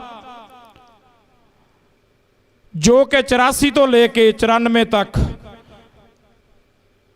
ਸਭ ਤੋਂ ਪਹਿਲਾਂ ਸਾਡੇ ਬੁਲਾਰਾ ਸਾਹਿਬ ਜਿਹੜੇ ਜਨਰਲ ਸਕੱਤਰ ਨੇ ਗੁਰਨਾਮ ਸਿੰਘ ਜਸਣਾ ਵੀ ਬੋਲ ਕੇ ਗਏ ਨੇ, ਇੰਨੀਆਂ ਪਾਵਰਾਂ ਸੀ ਪੁਲਿਸ ਕੋਲ, ਖੂਨ ਦੀ ਹੋਲੀ ਖੇਡੀ ਆ, ਨੌਜਵਾਨੀ ਖਤਮ ਕਰਤੀ ਜ਼ਿਲ੍ਹਿਆਂ ਦੇ ਵਿੱਚ। ਅੱਜ ਜਿਨ੍ਹਾਂ ਦੀ ਆਪਾਂ ਰਿਹਾਈ ਮੰਗ ਰਹੇ ਆ, ਜਦੋਂ ਖੂਨ ਦੀ ਹੋਲੀ ਖੇਡੀ ਜਾਂਦੀ ਸੀ, ਉਹਨਾਂ ਨੇ ਖੂਨ ਦੀ ਹੋਲੀ ਨੂੰ ਔਰ ਜਿਹੜੀ ਪੰਜਾਬ ਦੀ ਜਵਾਨੀ ਨੂੰ ਖਤਮ ਕੀਤਾ ਜਾਂਦਾ ਸੀ, ਉਹਨੂੰ ਰੋਕਣੇ ਵਿੱਚ ਵੱਡੀ ਠੱਲ ਪਾਈ ਸੀ, ਵੱਡਾ ਆਪ ਦੀ ਕੁਰਬਾਨੀ ਦੇ ਕੇ ਯੋਗਦਾਨ ਪਾਇਆ ਸੀ। ਉਸ ਟਾਈਮ ਦੇ ਮੁੱਖ ਮੰਤਰੀ ਨੂੰ ਸੌਦਾ ਲਾਇਆ ਸੀ। ਪਰ ਹੋ ਕੀ ਰਿਹਾ, ਸਮੇਂ ਤੇ ਸਰਕਾਰਾਂ ਬਦਲੀਆਂ, ਪਰ ਕਿਸੇ ਨੇ ਜਿਹੜੇ ਆਵਾਜ਼ ਨਹੀਂ ਠਾਈ ਸਿੰਘਾਂ ਲਈ। ਅੱਜ ਸਮਾਂ ਵੀ ਪੂਰਾ ਹੋ ਗਿਆ, ਸੰਵਿਧਾਨ ਦੇ ਹਿਸਾਬ ਨਾਲ ਜੋ ਕੋਰਟਾਂ ਨੇ ਉਹਨਾਂ ਨੂੰ ਸਜ਼ਾ ਵੀ ਦਿੱਤੀ, ਉਹ ਵੀ ਪੂਰੀ ਹੋ ਗਈ। ਦੇਖੋ ਕਿੱਡਾ ਵੱਡਾ ਜੁਰਮ ਆ, ਫਿਰ ਵੀ ਉਹ ਅੱਜ ਜੇਲ੍ਹਾਂ ਦੇ ਵਿੱਚ ਬੰਦ ਨੇ। ਕਿਉਂ ਬੰਦ ਨੇ? ਕਿਉਂਕਿ ਆਪਾਂ ਗੈਰਤਮੰਦ ਨਹੀਂ ਹਾਂ, ਆਪਾਂ ਪੰਜਾਬੀ ਇਕੱਠੇ ਨਹੀਂ ਹੋਏ, ਆਪਾਂ ਆਪਦੀਆਂ ਕੁਰਸੀਆਂ ਨੂੰ ਉਧਰ ਅਧਰ ਪੈ ਗਏ ਆ। ਅੱਜ ਸਾਡੇ 12 ਜਾਂ 13 ਹਜ਼ਾਰ ਪਿੰਡ ਪੰਜਾਬ ਦੇ ਵਿੱਚ ਹੈਗਾ, ਇੱਕ ਪਿੰਡ 'ਚੋਂ 2-2 ਗੈਰਤਮੰਦ ਲੋਕ। ਆਪਣੀ ਜ਼ਮੀਰ ਨੂੰ ਜਗਾਉਣਾ ਪਊਗਾ, ਇਸ ਮੋਰਚੇ 'ਚ ਸਮੂਲੀਅਤ ਕਰਨ। ਤਾਂ ਤੁਸੀਂ ਅੰਦਾਜ਼ਾ ਗਿਣਤੀ ਲਾ ਕੇ ਦੇਖ ਲਿਓ ਕਿੰਨੇ ਲੋਕ ਇੱਥੇ ਇਕੱਠੇ ਹੋ ਜਾਣਗੇ। ਆਵਾਜ਼ ਬਣਾਉਣੀ ਪਊਗੀ, ਕਿਉਂਕਿ ਜਿਹੜੀ ਜ਼ਮੀਰ ਆ, ਗੈਰਤ ਆ, ਜਜ਼ਬਾ ਲੜਨੇ ਦਾ, ਉਹ ਕੋਈ ਬਾਜ਼ਾਰੋਂ ਨਹੀਂ ਮਿਲਦਾ ਹੈਗਾ ਵੀ ਮੈਡੀਕਲ ਤੇ ਲੈ ਗਏ ਵੀ ਸਾਨੂੰ ਗੈਰਤ ਦਿਓ ਜਾਂ ਅਸੀਂ ਜ਼ਮੀਰ ਜਗਾਉਣੀ ਆ ਸਾਨੂੰ ਕੋਈ ਦਵਾਈ ਦਿਓ। ਕਿਉਂਕਿ ਜ਼ਮੀਰ ਆਪਣੇ, ਉਹ ਗੈਰਤ ਆਪਣੇ ਅੰਦਰ ਆ, ਜਗਾਉਣ ਦੀ ਲੋੜ ਆ। ਕਿਉਂਕਿ ਜਦੋਂ ਆਪਾਂ ਬੈਠ ਕੇ ਇਕਾਤ ਵਿੱਚ ਸੋਚਾਂਗੇ, ਠੰਡੇ ਮਤੇ ਨਾਲ ਗੁਰੂ ਸਾਹਿਬ ਨੂੰ ਯਾਦ ਹਾਜ਼ਰ ਨਜ਼ਰ ਕਰਕੇ ਸੋਚਾਂਗੇ, ਅਗਰ ਸਾਡੇ ਪੁੱਤਾਂ ਨਾਲ ਇਹੋ ਜਿਹਾ ਹੋਇਆ ਹੁੰਦਾ ਫਿਰ ਤੁਸੀਂ ਘਰਾਂ 'ਚ ਬਹਿ ਜਾਂਦੇ। ਸੋ ਮੇਰੀ ਸਾਰੇ ਪੰਜਾਬ ਵਾਸੀਆਂ ਨੂੰ ਇਸ ਮੰਚ ਤੋਂ ਮੈਂ ਅਪੀਲ ਕਰਨੀ ਚਾਹੁੰਦਾ, ਹਰ ਵਰਗ ਨੂੰ, ਕਿਸੇ ਵੀ ਧਰਮਾਂ ਦੇ ਲੋਕ ਰਹਿੰਦੇ ਨੇ, ਪਰ ਜਿਹੜੇ ਸਿੱਖ ਕੌਮ ਨੇ ਸਰਬੱਤ ਦਾ ਭਲਾ ਮੰਗਿਆ, ਕਿਸੇ ਤੇ ਕਿੰਤੂ ਪਰੰਤੂ ਨਹੀਂ ਕੀਤਾ। ਸਰਕਾਰਾਂ ਨੇ ਆਪਣਾ ਕੰਮ ਕਰਦੇ ਰਹਿਣਾ, ਸਰਕਾਰਾਂ ਆਉਂਦੀਆਂ ਜਾਂਦੀਆਂ ਰਹਿਣੀਆਂ। ਇਸ ਕਰਕੇ ਤੁਸੀਂ ਆਪਣੀ ਗੈਰਤ ਪੰਜਾਬੀਅਤ ਲਈ, ਆਓ ਬੰਦੀ ਸਿੰਘਾਂ ਲਈ ਆਵਾਜ਼ ਉਠਾਈਏ। ਤੁਸੀਂ ਵੱਧ ਤੋਂ ਵੱਧ ਇਸ ਮੋਰਚੇ ਵਿੱਚ ਸ਼ਮੂਲੀਅਤ ਕਰੀਏ, ਕਿਉਂਕਿ ਕੌਮੀ ਇੱਕ ਸਾਂਝਾ ਨਾਉ ਆ। ਪੰਜਾਬ ਦੇ ਵਿੱਚ ਜਿੰਨੇ ਵਰਗਾਂ ਦੇ ਲੋਕ ਰਹਿੰਦੇ ਨੇ, ਕਿਸੇ ਨਾਲ ਵੀ ਧੱਕਾ ਹੋਵੇ, ਇਹ ਮੋਰਚਾ ਆਉਣ ਵਾਲੇ ਟਾਈਮ ਦੇ ਵਿੱਚ ਇੱਕ ਮਿਸਾਲ ਹੋਊਗਾ। ਸੋ ਕਿਤੇ ਨਾ ਕਿਤੇ ਬੂਰ ਵੀ ਪੈ ਰਿਹਾ ਮੋਰਚੇ ਨੂੰ ਜੋ ਲੱਗਿਆ ਹੋਇਆ। ਕੋ ਸਿੰਘ, ਜਿਵੇਂ ਫਰਾਂਸ ਸਾਹਿਬ ਨੇ ਦੱਸਿਆ ਸੀਗਾ, ਇੰਜੀਨੀਅਰ ਸਰਦਾਰ ਗੁਰਮੀਤ ਸਿੰਘ ਉਨੀ ਬੜੈਲ 'ਚ ਰਹੇ ਆ, ਮੈਂ ਵੀ ਰਿਹਾ ਬੜੈਲ 'ਚ ਕਾਫੀ ਟਾਈਮ। ਸੋ ਬੂਰ ਪੈ ਰਿਹਾ। ਖੇੜਾ ਸਾਹਿਬ ਦਾ ਵੀ ਦੱਸਿਆ ਸੀ ਉਹਨਾਂ ਨੇ, ਆਉਣ ਵਾਲੇ ਟਾਈਮ 'ਚ ਜੇ ਤੁਸੀਂ ਗੈਰਤਮੰਦ ਹੋ ਕੇ ਪੰਜਾਬ ਦੀ, ਆਪਣੇ ਹੱਕਾਂ ਦੀ, ਆਪਣੀ ਸੋਚ, ਪੰਜਾਬ ਨੂੰ ਬਚਾਉਣਾ ਚਾਹੁੰਦੇ ਹੋ, ਪੰਜਾਬ ਦੀ ਜ਼ਬਾਨੀ ਨੂੰ ਬਚਾਉਣਾ ਚਾਹੁੰਦੇ ਹੋ, ਔਰ ਜਿਹੜੇ ਕਾਨੂੰਨ ਅਧਿਕਾਰ ਆ, ਜਿਹੜੇ ਆਪਾਂ ਨੂੰ ਰਾਈਟ ਦਿੱਤੇ ਨੇ, ਉਹਨਾਂ ਤੇ ਪਹਿਰਾ ਦਿੰਦੇ ਆ, ਤਾਂ ਸ਼ਾਇਦ ਸਾਡੇ ਦੂਜੇ ਵੀ ਜਿਹੜੇ ਭਰਾ ਅੰਦਰ ਨੇ ਉਹ ਵੀ ਕਿਸੇ ਨਾ ਕਿਸੇ ਦਿਨ ਬਾਹਰ ਆਉਣਗੇ। ਸਾਡੀ ਜਥੇਬੰਦੀ ਵੱਲੋਂ ਫਰਾਂਸ ਸਾਹਿਬ ਜੋ ਵੀ ਸਾਨੂੰ ਹੁਕਮ ਕਰਨਗੇ ਉਹ ਤੇ ਡਟ ਕੇ ਪਹਿਰਾ ਦੇਵਾਂਗੇ, ਡਟ ਕੇ ਪਹਿਰਾ ਦਿੰਦੇ ਆਏ ਆ ਤੇ ਦਿੰਦੇ ਰਹਾਂਗੇ। ਜੋ ਵੀ ਉਹਨਾਂ ਨੇ ਅੱਜ ਪ੍ਰੈਸ 'ਚ PC 'ਚ ਗੱਲਾਂ ਕੀਤੀਆਂ ਨੇ, ਕੋਈ 20 ਜੂਨ ਦੀ ਕਾਲ ਵੀ ਦਿੱਤੀ ਆ, ਉਹਨਾਂ ਨੇ 15 ਜੁਲਾਈ ਦੀ ਵੀ ਦਿੱਤੀ ਆ, ਉਹ 'ਚ ਕਿਸਾਨ ਯੂਨੀਅਨ ਸ਼ੇਰੇ ਪੰਜਾਬ ਵੱਧ ਚੜ੍ਹ ਕੇ ਹਿੱਸਾ ਲਵੇਗੀ। ਤੁਸੀਂ ਜਿੰਨੇ ਵੀ ਇੱਥੇ ਭੈਣ ਭਰਾ ਬੈਠੇ ਹੋ, ਤੁਹਾਡਾ ਬਹੁਤ ਧੰਨਵਾਦ। ਇੰਨੀਆਂ ਕੁ ਬੇਨਤੀਆਂ ਪ੍ਰਵਾਨ ਕਰਿਓ, ਜੇ ਕੋਈ ਭੁੱਲ ਚੁੱਕ ਗਲਤ ਕਹਿ ਗਿਆ ਵਾਂ ਮਾਫੀ ਚਾਹੁੰਦਾ। ਵਾਹਿਗੁਰੂ ਜੀ ਕਾ ਖਾਲਸਾ, ਵਾਹਿਗੁਰੂ ਜੀ ਕੀ ਫਤਿਹ।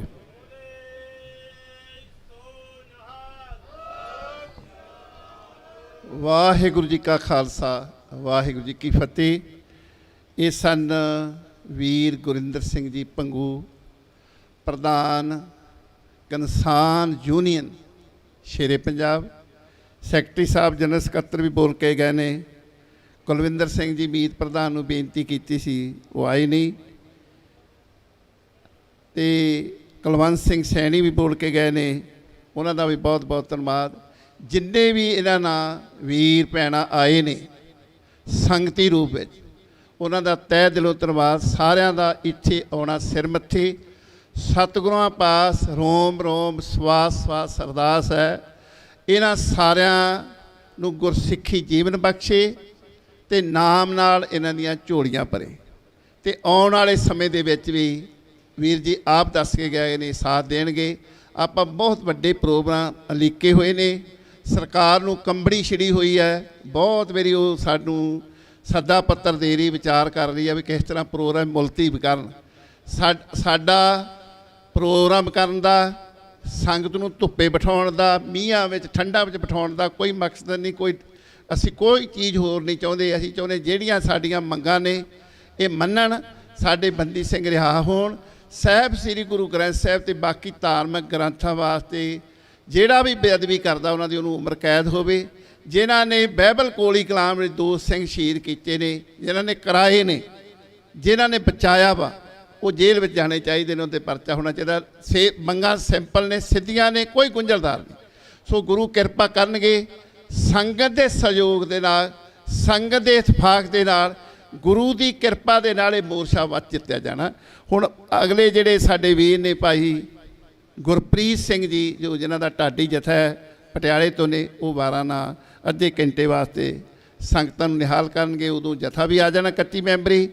ਤੇ ਆਪ ਸਾਹਿਬ ਦੇ ਚਰਨਾਂ ਵਿੱਚ ਬੇਨਤੀ ਵੀ ਜਿਹੜੇ ਵੀ ਲੰਗਰ ਛਕ ਚੁੱਕੇ ਨੇ, ਸੇਵਾਵਾਂ ਨਿਭਾ ਚੁੱਕੇ ਨੇ, ਵਿਹਲੇ ਨੇ, ਬੈਠੇ ਨੇ, ਕੋਈ ਸੇਵਾ ਨਹੀਂ ਕਰ ਰਹੇ, ਉਹ ਕਿਰਪਾ ਕਰਕੇ ਆਪਾਂ 2-3 ਘੰਟੇ ਦਾ ਸਮਾਂ ਹੁੰਦਾ, ਉਹ ਇੱਥੇ ਸਾਹਿਬ ਸ੍ਰੀ ਗੁਰੂ ਗ੍ਰੰਥ ਸਾਹਿਬ ਪਾਤਸ਼ਾਹ ਦੀ ਗੋਦ ਵਿੱਚ ਆ ਕੇ ਇਹ ਵਿਚਾਰ ਸਰਵਣ ਜ਼ਰੂਰ ਕਰਨ। ਪੁੱਲ ਚੁੱਕ ਦੀ ਖਿਮਾ ਜੀ। ਵਾਹਿਗੁਰੂ ਜੀ ਕਾ ਖਾਲਸਾ, ਵਾਹਿਗੁਰੂ ਜੀ ਕੀ ਫਤਿਹ।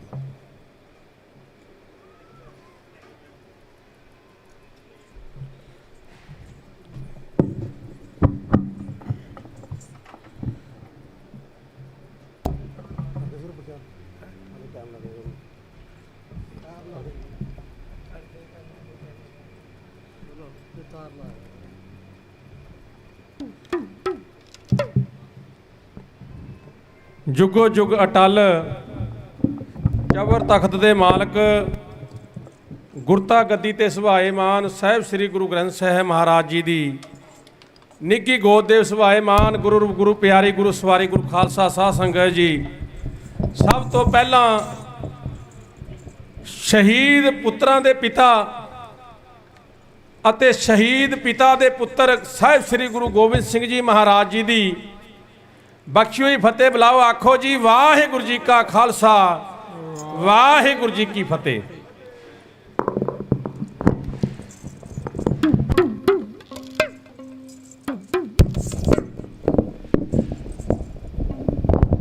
ਸਤਿਗੁਰੂ ਜੀ ਗੁਰੂ ਅਰਜਨ ਦੇਵ ਜੀ ਮਹਾਰਾਜ ਸੱਚੇ ਪਾਤਸ਼ਾਹ ਜੀ ਨੇ ਹਰਮੰਦਰ ਸਾਹਿਬ ਦਾ ਸਥਾਨ ਬਣਾਇਆ ਹੈ। ਬਾਬਾ ਮੋਹਨ ਜੀ ਤੋਂ ਪੋਥੀਆਂ ਲੈ ਕੇ ਆਏ, ਗੋਬਿੰਦਵਾਲ ਸਾਹਿਬ ਤੋਂ ਲਿਆ ਕਰਕੇ ਭਾਈ ਗੁਰਦਾਸ ਜੀ ਤੋਂ ਬਾਣੀ ਲਿਖਵਾਈ, ਇੱਕ ਓੰਕਾਰ ਤੋਂ ਲੈ ਕਰਕੇ 18 10 20 ਤੱਕ। ਸ਼ਾਮ ਨੂੰ ਬਾਬਾ ਬੁੱਢਾ ਜੀ ਨੂੰ ਕਹਿ ਦਿੱਤਾ, ਬਾਬਾ ਬੁੱਢਾ ਜੀ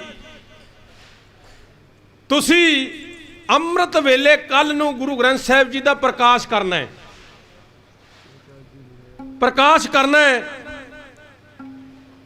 ਅੰਮ੍ਰਿਤ ਵੇਲੇ ਸਾਰੀ ਸੰਗਤ ਨੇ ਉੱਠ ਜਾਗੇ, ਸਾਰੀ ਸੰਗਤ ਇਸ਼ਨਾਨ ਪਾਣੀ ਕੀਤਾ।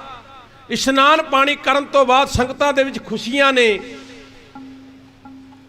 ਤੇ ਮਹਾਰਾਜ ਜੀ ਨੇ ਬਾਬਾ ਬੁੱਢਾ ਜੀ ਨੂੰ ਕਿਹਾ ਵੀ ਮਹਾਰਾਜ ਗੁਰੂ ਗ੍ਰੰਥ ਸਾਹਿਬ ਜੀ ਦਾ ਸਰੂਪ ਆਪਣੇ ਸੀਸ ਦੇ ਉੱਪਰ ਚੱਕੋ। ਬਾਬਾ ਬੁੱਢਾ ਜੀ ਨੇ ਸਰੀਰ ਦੇ ਆਪਣੇ ਸੀਸ ਦੇ ਉੱਪਰ ਗੁਰੂ ਗ੍ਰੰਥ ਸਾਹਿਬ ਜੀ ਦਾ ਸਰੂਪ ਚੁੱਕਿਆ। ਪ੍ਰਕਰਮਾਂ ਦੇ ਵਿੱਚ ਲਿਜਾ ਕਰਕੇ ਦਰਸ਼ਨੀ ਦਿਉੜੀ ਤੋਂ ਹੁੰਦਿਆਂ ਹੋਇਆਂ ਮਹਾਰਾਜ ਗੁਰੂ ਅਰਜਨ ਦੇਵ ਜੀ ਮਹਾਰਾਜ ਮਹਾਰਾਜ ਜੀ ਗੁਰੂ ਗ੍ਰੰਥ ਸਾਹਿਬ ਜੀ ਸੱਚੇ ਪਾਤਸ਼ਾਹ ਜੀ ਨੂੰ ਚੋਰ ਸਾਹਿਬ ਕਰਦੇ ਜਾਂਦੇ ਨੇ। ਹਰਮੰਦਰ ਸਾਹਿਬ ਦੇ ਵਿੱਚ ਪ੍ਰਕਾਸ਼ ਕੀਤਾ ਗਿਆ ਗੁਰੂ ਗ੍ਰੰਥ ਸਾਹਿਬ ਜੀ ਦਾ। ਸੰਤਾਂ ਕੇ ਕਾਰਜ ਆਪ ਖਲੋਇਆ, ਹਰ ਕੰਮ ਕਰਾਵਣ ਆਇਆ ਰਾਮ। ਇਹ ਹੁਕਮਨਾਮਾ ਆਇਆ, 4 ਦਰਵਾਜ਼ੇ ਹਰਮੰਦਰ ਸਾਹਿਬ ਦੇ ਲਗਾਏ ਗਏ। ਸਾਧ ਸੰਗਤ ਜੀ ਲੋਕੀ ਦੇਖ ਕੇ ਹੈਰਾਨ ਹੁੰਦੇ ਸੀ ਕਿ ਇਹ ਜਿਹੜਾ ਗੁਰੂ ਅਰਜਨ ਦੇਵ ਜੀ ਮਹਾਰਾਜ ਜੀ ਨੇ ਹਰਮੰਦਰ ਸਾਹਿਬ ਦਾ ਸਥਾਨ ਬਣਾਇਆ, ਇਸ ਤਰ੍ਹਾਂ ਦਾ ਕੋਈ ਸਥਾਨ ਨਹੀਂ ਹੋ ਸਕਦਾ। ਅਸੀਂ ਲੋਕਾਂ ਨੂੰ ਜਾਤਾਂ ਪਾਤਾਂ ਦੇ ਨਾਮ ਤੇ ਮਜ਼ਹਬਾਂ ਦੇ ਨਾਮ ਦੇ ਲੜਾਉਂਦੇ ਸੀ, ਪਰ ਇਹਨਾਂ ਨੇ ਇਕੱਠੇ ਕਰ ਦਿੱਤਾ। ਮੰਦਿਰ ਦੇ ਵਿੱਚ ਕੇਵਲ ਤੋਂ ਕੇਵਲ ਹਿੰਦੂ ਜਾ ਸਕਦਾ ਹੈ, ਮਸਜਿਦ ਦੇ ਵਿੱਚ ਮੁਸਲਮਾਨ ਜਾ ਸਕਦਾ ਹੈ, ਪਰ ਇਹ ਗੁਰੂ ਨਾਨਕ ਸਾਹਿਬ ਦਾ ਇਹੋ ਜਿਹਾ ਘਰ ਹੈ ਜਿੱਥੇ ਕੋਈ ਆਵੇ, ਸਿੱਖ ਆਵੇ, ਈਸਾਈ ਆਵੇ, ਜੈਨੀ ਆਵੇ, ਬੋਧੀ ਆਵੇ, ਹਿੰਦੂ ਆਵੇ, ਮੁਸਲਮਾਨ ਆਵੇ, ਕੋਈ ਆਵੇ, ਕਿਸੇ ਨੂੰ ਰੋਕ ਟੋਕ ਨਹੀਂ। ਹੰਕਾਰੀ ਬੰਦੇ ਜਿਹੜੇ ਆਪਣੇ ਆਪ ਨੂੰ ਕਹਾਉਂਦੇ ਸੀ, ਈਰਖਾਲੂ ਬੰਦੇ ਈਰਖਾ ਕਰਦੇ ਸੀ, ਜਿਸ ਤਰ੍ਹਾਂ ਇਹ ਸਰਕਾਰ ਈਰਖਾ ਕਰਦੀ ਹੈ ਨਾ, ਸਿੱਖਾਂ ਦੇ ਨਾਲ ਕਰਦੀ ਹੈ। ਮੈਂ ਆਪ ਸੰਗਤ ਨੂੰ ਬੇਨਤੀ ਕਰਾਂ,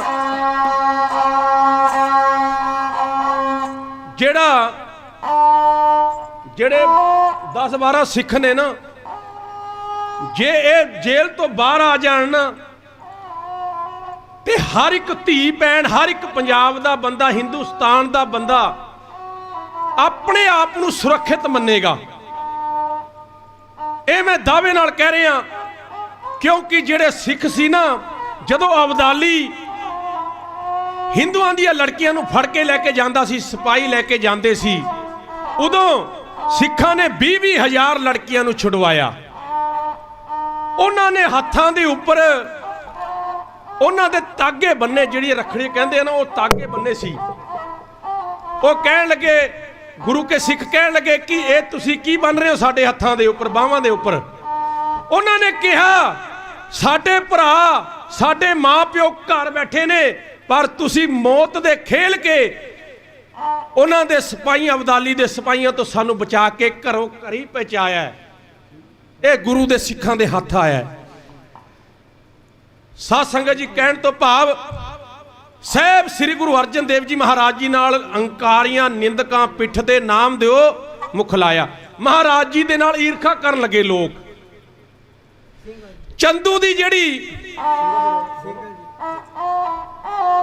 ਇਹ ਜਿਹੜੀ ਹਕੂਮਤ ਹੈ ਨਾ, ਸਿੰਘਾਂ ਦੇ ਨਾਲ ਅੱਜ ਤੱਕ ਈਰਖਾ ਕਰਦੀ ਆਈ ਹੈ। ਪਰ ਸਿੱਖ ਕਿਸੇ ਦੇ ਨਾਲ ਵੀ ਈਰਖਾ ਨਹੀਂ ਕਰਦਾ, ਨਾ ਸਿੱਖਾਂ ਦੇ ਗੁਰੂ ਨੇ ਕਿਸੇ ਨਾਲ ਈਰਖਾ ਕੀਤੀ ਹੈ। ਲੋਕ ਭਾਵੇਂ ਜਾਤਾਂ ਪਾਤਾਂ ਦੇ ਨਾਮ ਤੇ ਲੜਾਉਂਦੇ ਸੀ, ਗੁਰੂ ਨਾਨਕ ਨੇ ਇਕੱਠੇ ਕੀਤਾ। ਗੁਰੂ ਨਾਨਕ ਨੇ ਭਾਈ ਬਾਲੇ ਨੂੰ ਨਾਲ ਲਿਆ, ਹਿੰਦੂ ਸੀ, ਮਰਦਾਨੇ ਮੁਸਲਮਾਨ ਨੂੰ ਨਾਲ ਲਿਆ, 4 ਉਦਾਸੀਆਂ ਦੇ ਵਿੱਚ ਕੀਰਤਨ ਕੀਤਾ, ਦੇਸਾਂ ਵਿਦੇਸਾਂ ਦੇ ਵਿੱਚ ਜਾ ਕਰਕੇ। ਗੁਰੂ ਅਰਜਨ ਦੇਵ ਜੀ ਮਹਾਰਾਜ ਜੀ ਨੇ ਉਹਨਾਂ ਭਗਤਾਂ ਦੀ ਬਾਣੀ ਲਿਖੀ ਜਿਨ੍ਹਾਂ ਭਗਤਾਂ ਨੂੰ ਧੱਕੇ ਦੇ ਕੇ ਮੰਦਿਰ ਦੇ ਵਿੱਚੋਂ ਬਾਹਰ ਕਰ ਦਿੱਤਾ ਗਿਆ ਸੀ।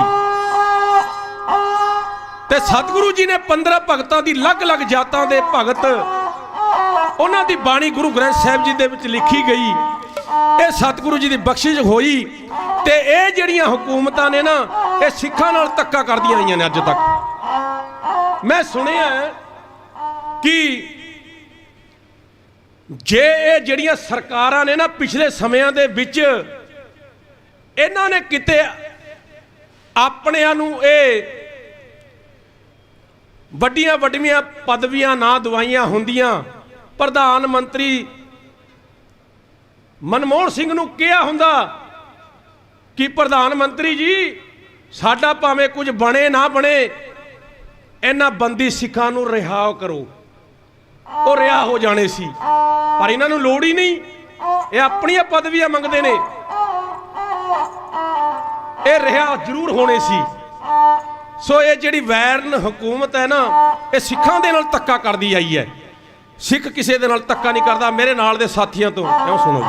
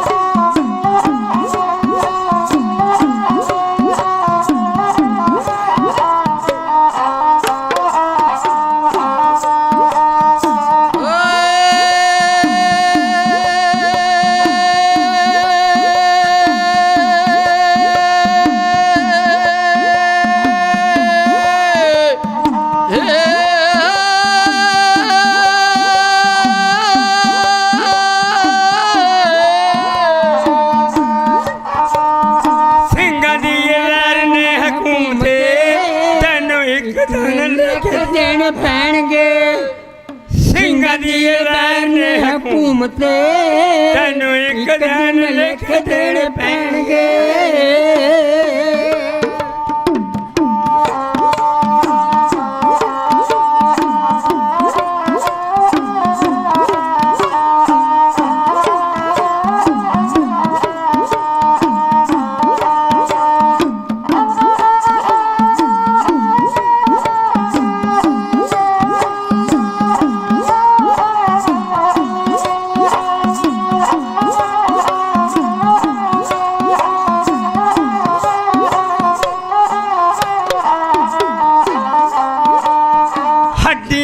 ਪਿੰਜਰਿਆਂ ਦੇ ਉਸਰੇ ਦਿੱਲੀ ਮਹਿਲ ਤੇਰੇ ਢਹਿਣਗੇ।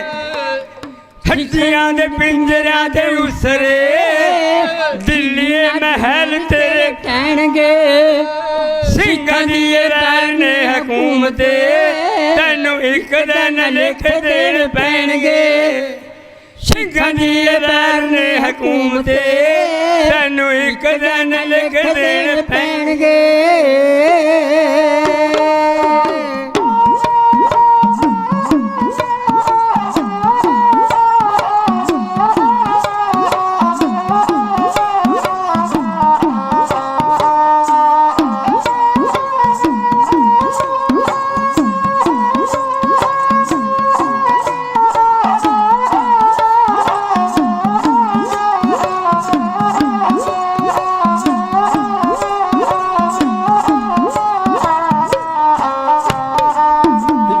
ਚੀਰ ਕਰੇ ਤੂੰ ਕਮਾਲ ਉਹਨਾਂ ਕਹਿਰਨੀ ਗਿਣ ਗਿਣ ਬਦਲੇ ਪਊਗਾ ਦੇਣਾ ਵੈਰਨੀ ਜਿੰਨਾ ਚੀਰ ਕਰ ਤੂੰ ਕਮਾਲ ਹੈ ਉਹਨਾਂ ਕਹਿਰਨੀ ਉਹਨਾਂ ਚੀਰ ਦੇਣਾ ਪਊਗਾ ਤੈਨੂੰ ਬੈਰਨੀ ਜਿੰਨਾ ਚੀਰ ਕਰੇ ਤੂੰ ਕਮਾਲ ਉਹਨਾਂ ਕਹਿਰਨੀ ਗਿਣ ਗਿਣ ਬਦਲੇ ਪਊਗਾ ਦੇਣਾ ਵੈਰਨੀ ਜਿੰਨਾ ਚੀਰ ਉਹਨਾਂ ਕਰਾਲ ਨੂੰ ਕਹਿਰਨੀ ਗਿਣ ਗਿਣ ਬਦਲੇ ਪਊਗਾ ਕੌਣਾ ਬੈਰਨੀ ਲਾ ਕੇ ਸਮਾਧੀ ਮਾਰ ਚੌਂਕੜੇ ਹੁਣ ਨਾ ਤਵੀ ਦੇ ਉੱਤੇ ਬਹਿਣਗੇ ਲਾ ਕੇ ਸਮਾਧੀ ਮਾਰ ਚੌਂਕੜੇ ਹੁਣ ਨਾ ਤਵੀ ਦੇ ਉੱਤੇ ਬਹਿਣਗੇ ਸਿੰਘਾਂ ਦੀ ਇਹ ਵੈਰ ਨੇ ਹਕੂਮਤ ਇੱਕ ਦਾ ਨਾ ਲਿਖ ਦੇਣ ਪੈਣਗੇ ਸਿੰਘਾਂ ਦੀ ਇਹ ਪੈਰ ਨੇ ਹਕੂਮਤ ਇੱਕ ਦਾ ਨਾ ਲਿਖ ਦੇਣ ਪੈਣਗੇ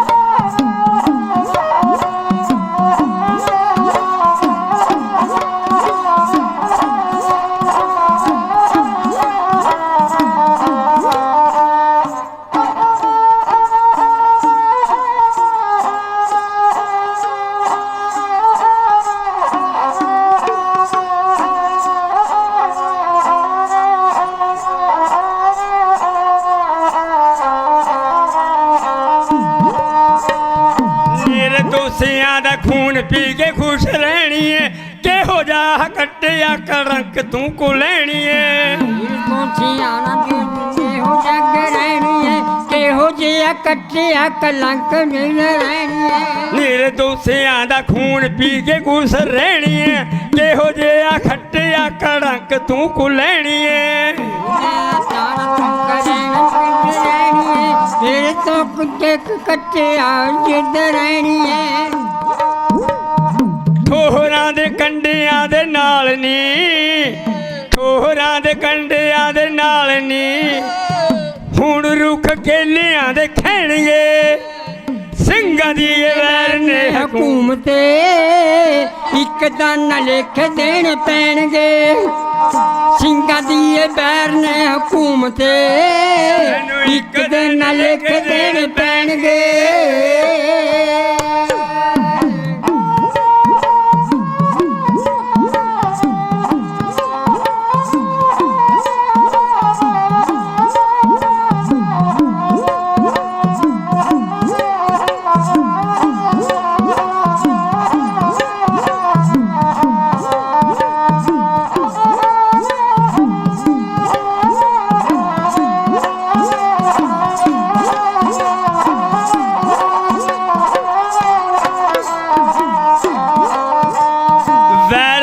ਹੁੰਦਾ ਏ ਖੁਦਾਈ ਦਾ ਤੇ ਅੰਤ ਦਾ ਬਣਿਆਂਗੀ ਯਾਰ ਡੱਬਾ ਢੂਲਦਾ ਜਾਂ ਰਤ ਦਾ ਵੈਰ ਸਦਾ ਹੁੰਦਾ ਏ ਖੁਦਾਈ ਦਾ ਤੇ ਅੱਗ ਦਾ ਬਣਿਆਂਗੀ ਯਾਰ ਡੱਬਾ ਦੁਨੀਆ ਨੂੰ ਅੱਗ ਦਾ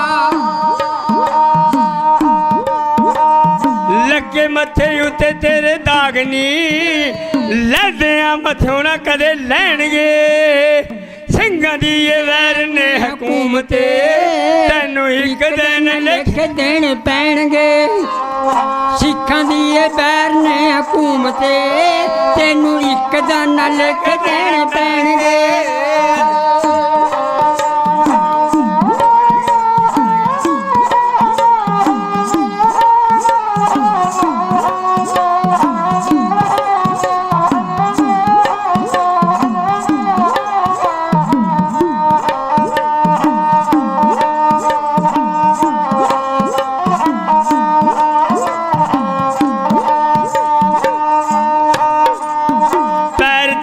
ਟਿਕ ਗਏ ਨੇ ਬਲਦੀ ਹੀ ਅੱਗ ਤੇ ਘੁੰਮਣ ਭਮੱਜੀ ਜੀ ਤੂਫਾਨ ਵੇਲਾ ਜੱਗ ਤੇ ਪੈਰ ਤੇਰੇ ਟਿਕਦੇ ਨੇ ਬਲਦੀ ਅੱਗ ਤੇ ਘੁੰਮਣ ਭਮੱਜੀ ਦੇ ਪੈਰ ਤੇਰੇ ਟਿਕ ਗਏ ਨੇ ਬਲਦੀ ਹੀ ਅੱਗ ਤੇ ਘੁੰਮਣ ਭਮੱਜੀ ਜੀ ਤੂਫਾਨ ਵੇਲਾ ਜੱਗ ਤੇ ਪੈਰ ਤੇਰੇ ਟਿਕਦੇ ਨੇ ਬਲਦੀ ਅੱਗ ਤੇ ਘੁੰਮਣ ਭਮੱਜੀ ਦੇ ਤੇਰੇ ਅੰਤੇ ਨਾ ਮੱਝੋਂ ਲੈਣਗੇ ਸਿੰਘਾਂ ਦੀ ਇਹ ਪੈਰ ਨੇ ਹਕੂਮਤ ਇੱਕ ਦਿਨ ਲੇਖੇ ਦੇਣੇ ਪੈਣਗੇ ਸਿੱਖਾਂ ਦੀ ਇਹ ਪੈਰ ਨੇ ਹਕੂਮਤ ਤੈਨੂੰ ਇੱਕ ਦਿਨ ਲੇਖੇ ਦੇਣੇ ਪੈਣਗੇ ਉਹ ਤੈਨੂੰ ਇੱਕ ਦਿਨ ਲਿਖ ਦੇਣੇ ਪੈਣਗੇ ਤੈਨੂੰ ਇੱਕ ਦਿਨ ਲਿਖ ਦੇਣੇ ਪੈਣਗੇ ਚੰਦੂ ਦੀ ਲੜਕੀ ਜਵਾਨ ਹੋਈ ਹੈ, ਉਹਨੇ ਲਾਗੀਆਂ ਨੂੰ ਬ੍ਰਾਹਮਣਾਂ ਨੂੰ ਕਿਹਾ ਵੀ ਮੇਰੀ ਲੜਕੀ ਵਾਸਤੇ ਕੋਈ ਰਿਸ਼ਤਾ ਲੱਭੋ। ਪਿੰਡਾਂ ਦੇ ਵਿੱਚ ਸ਼ਹਿਰਾਂ ਦੇ ਵਿੱਚ ਜਾ ਕਰਕੇ ਵੇਖਦੇ ਨੇ ਬ੍ਰਾਹਮਣ ਵੀ ਚੰਦੂ ਦੇ ਕੋਈ ਬਰਾਬਰ ਹੋਵੇ, ਕੋਈ ਰਾਜਾ ਮਹਾਰਾਜਾ ਹੋਵੇ, ਪਰ ਕੋਈ ਨਾ ਲੱਭਿਆ। ਆਖਰਕਾਰ ਸਾਹਿਬ ਸ੍ਰੀ ਗੁਰੂ ਰਾਮਦਾਸ ਜੀ ਦੀ ਨਗਰੀ ਸਾਹਿਬ ਸ੍ਰੀ ਗੁਰੂ ਅਰਜਨ ਦੇਵ ਜੀ ਮਹਾਰਾਜ ਸੱਚੇ ਪਾਤਸ਼ਾਹ ਜੀ ਦੇ ਚਰਨਾਂ ਦੇ ਵਿੱਚ ਪਹੁੰਚੇ ਨੇ। ਉੱਥੇ ਜਾ ਕਰਕੇ ਲੰਗਰ ਛਕਿਆ, ਇਸ਼ਨਾਨ ਪਾਣੀ ਕੀਤਾ। ਮਹਾਰਾਜ ਸੱਚੇ ਪਾਤਸ਼ਾਹ ਜੀ ਨੂੰ ਜਾ ਕਰਕੇ ਕਿਹਾ, ਗੁਰੂ ਅਰਜਨ ਦੇਵ ਜੀ ਮਹਾਰਾਜ, ਚੰਦੂ ਬਾਦਸ਼ਾਹ ਦਾ ਦੀਵਾਨ ਹੈ, ਇਹ ਗੁਰੂ ਨਾਨਕ ਮਹਾਰਾਜ ਜੀ ਦਾ ਬਹੁਤ ਵੱਡਾ ਘਰ ਹੈ, ਇਹ ਬਰਾਬਰਤਾ ਹੈ, ਬਰਾਬਰਤਾ ਵੀ ਨਹੀਂ ਅਸੀਂ ਕਹਿ ਸਕਦੇ, ਇਹ ਗੁਰੂ ਨਾਨਕ ਦਾ ਸਭ ਤੋਂ ਵੱਡਾ ਘਰ ਹੈ।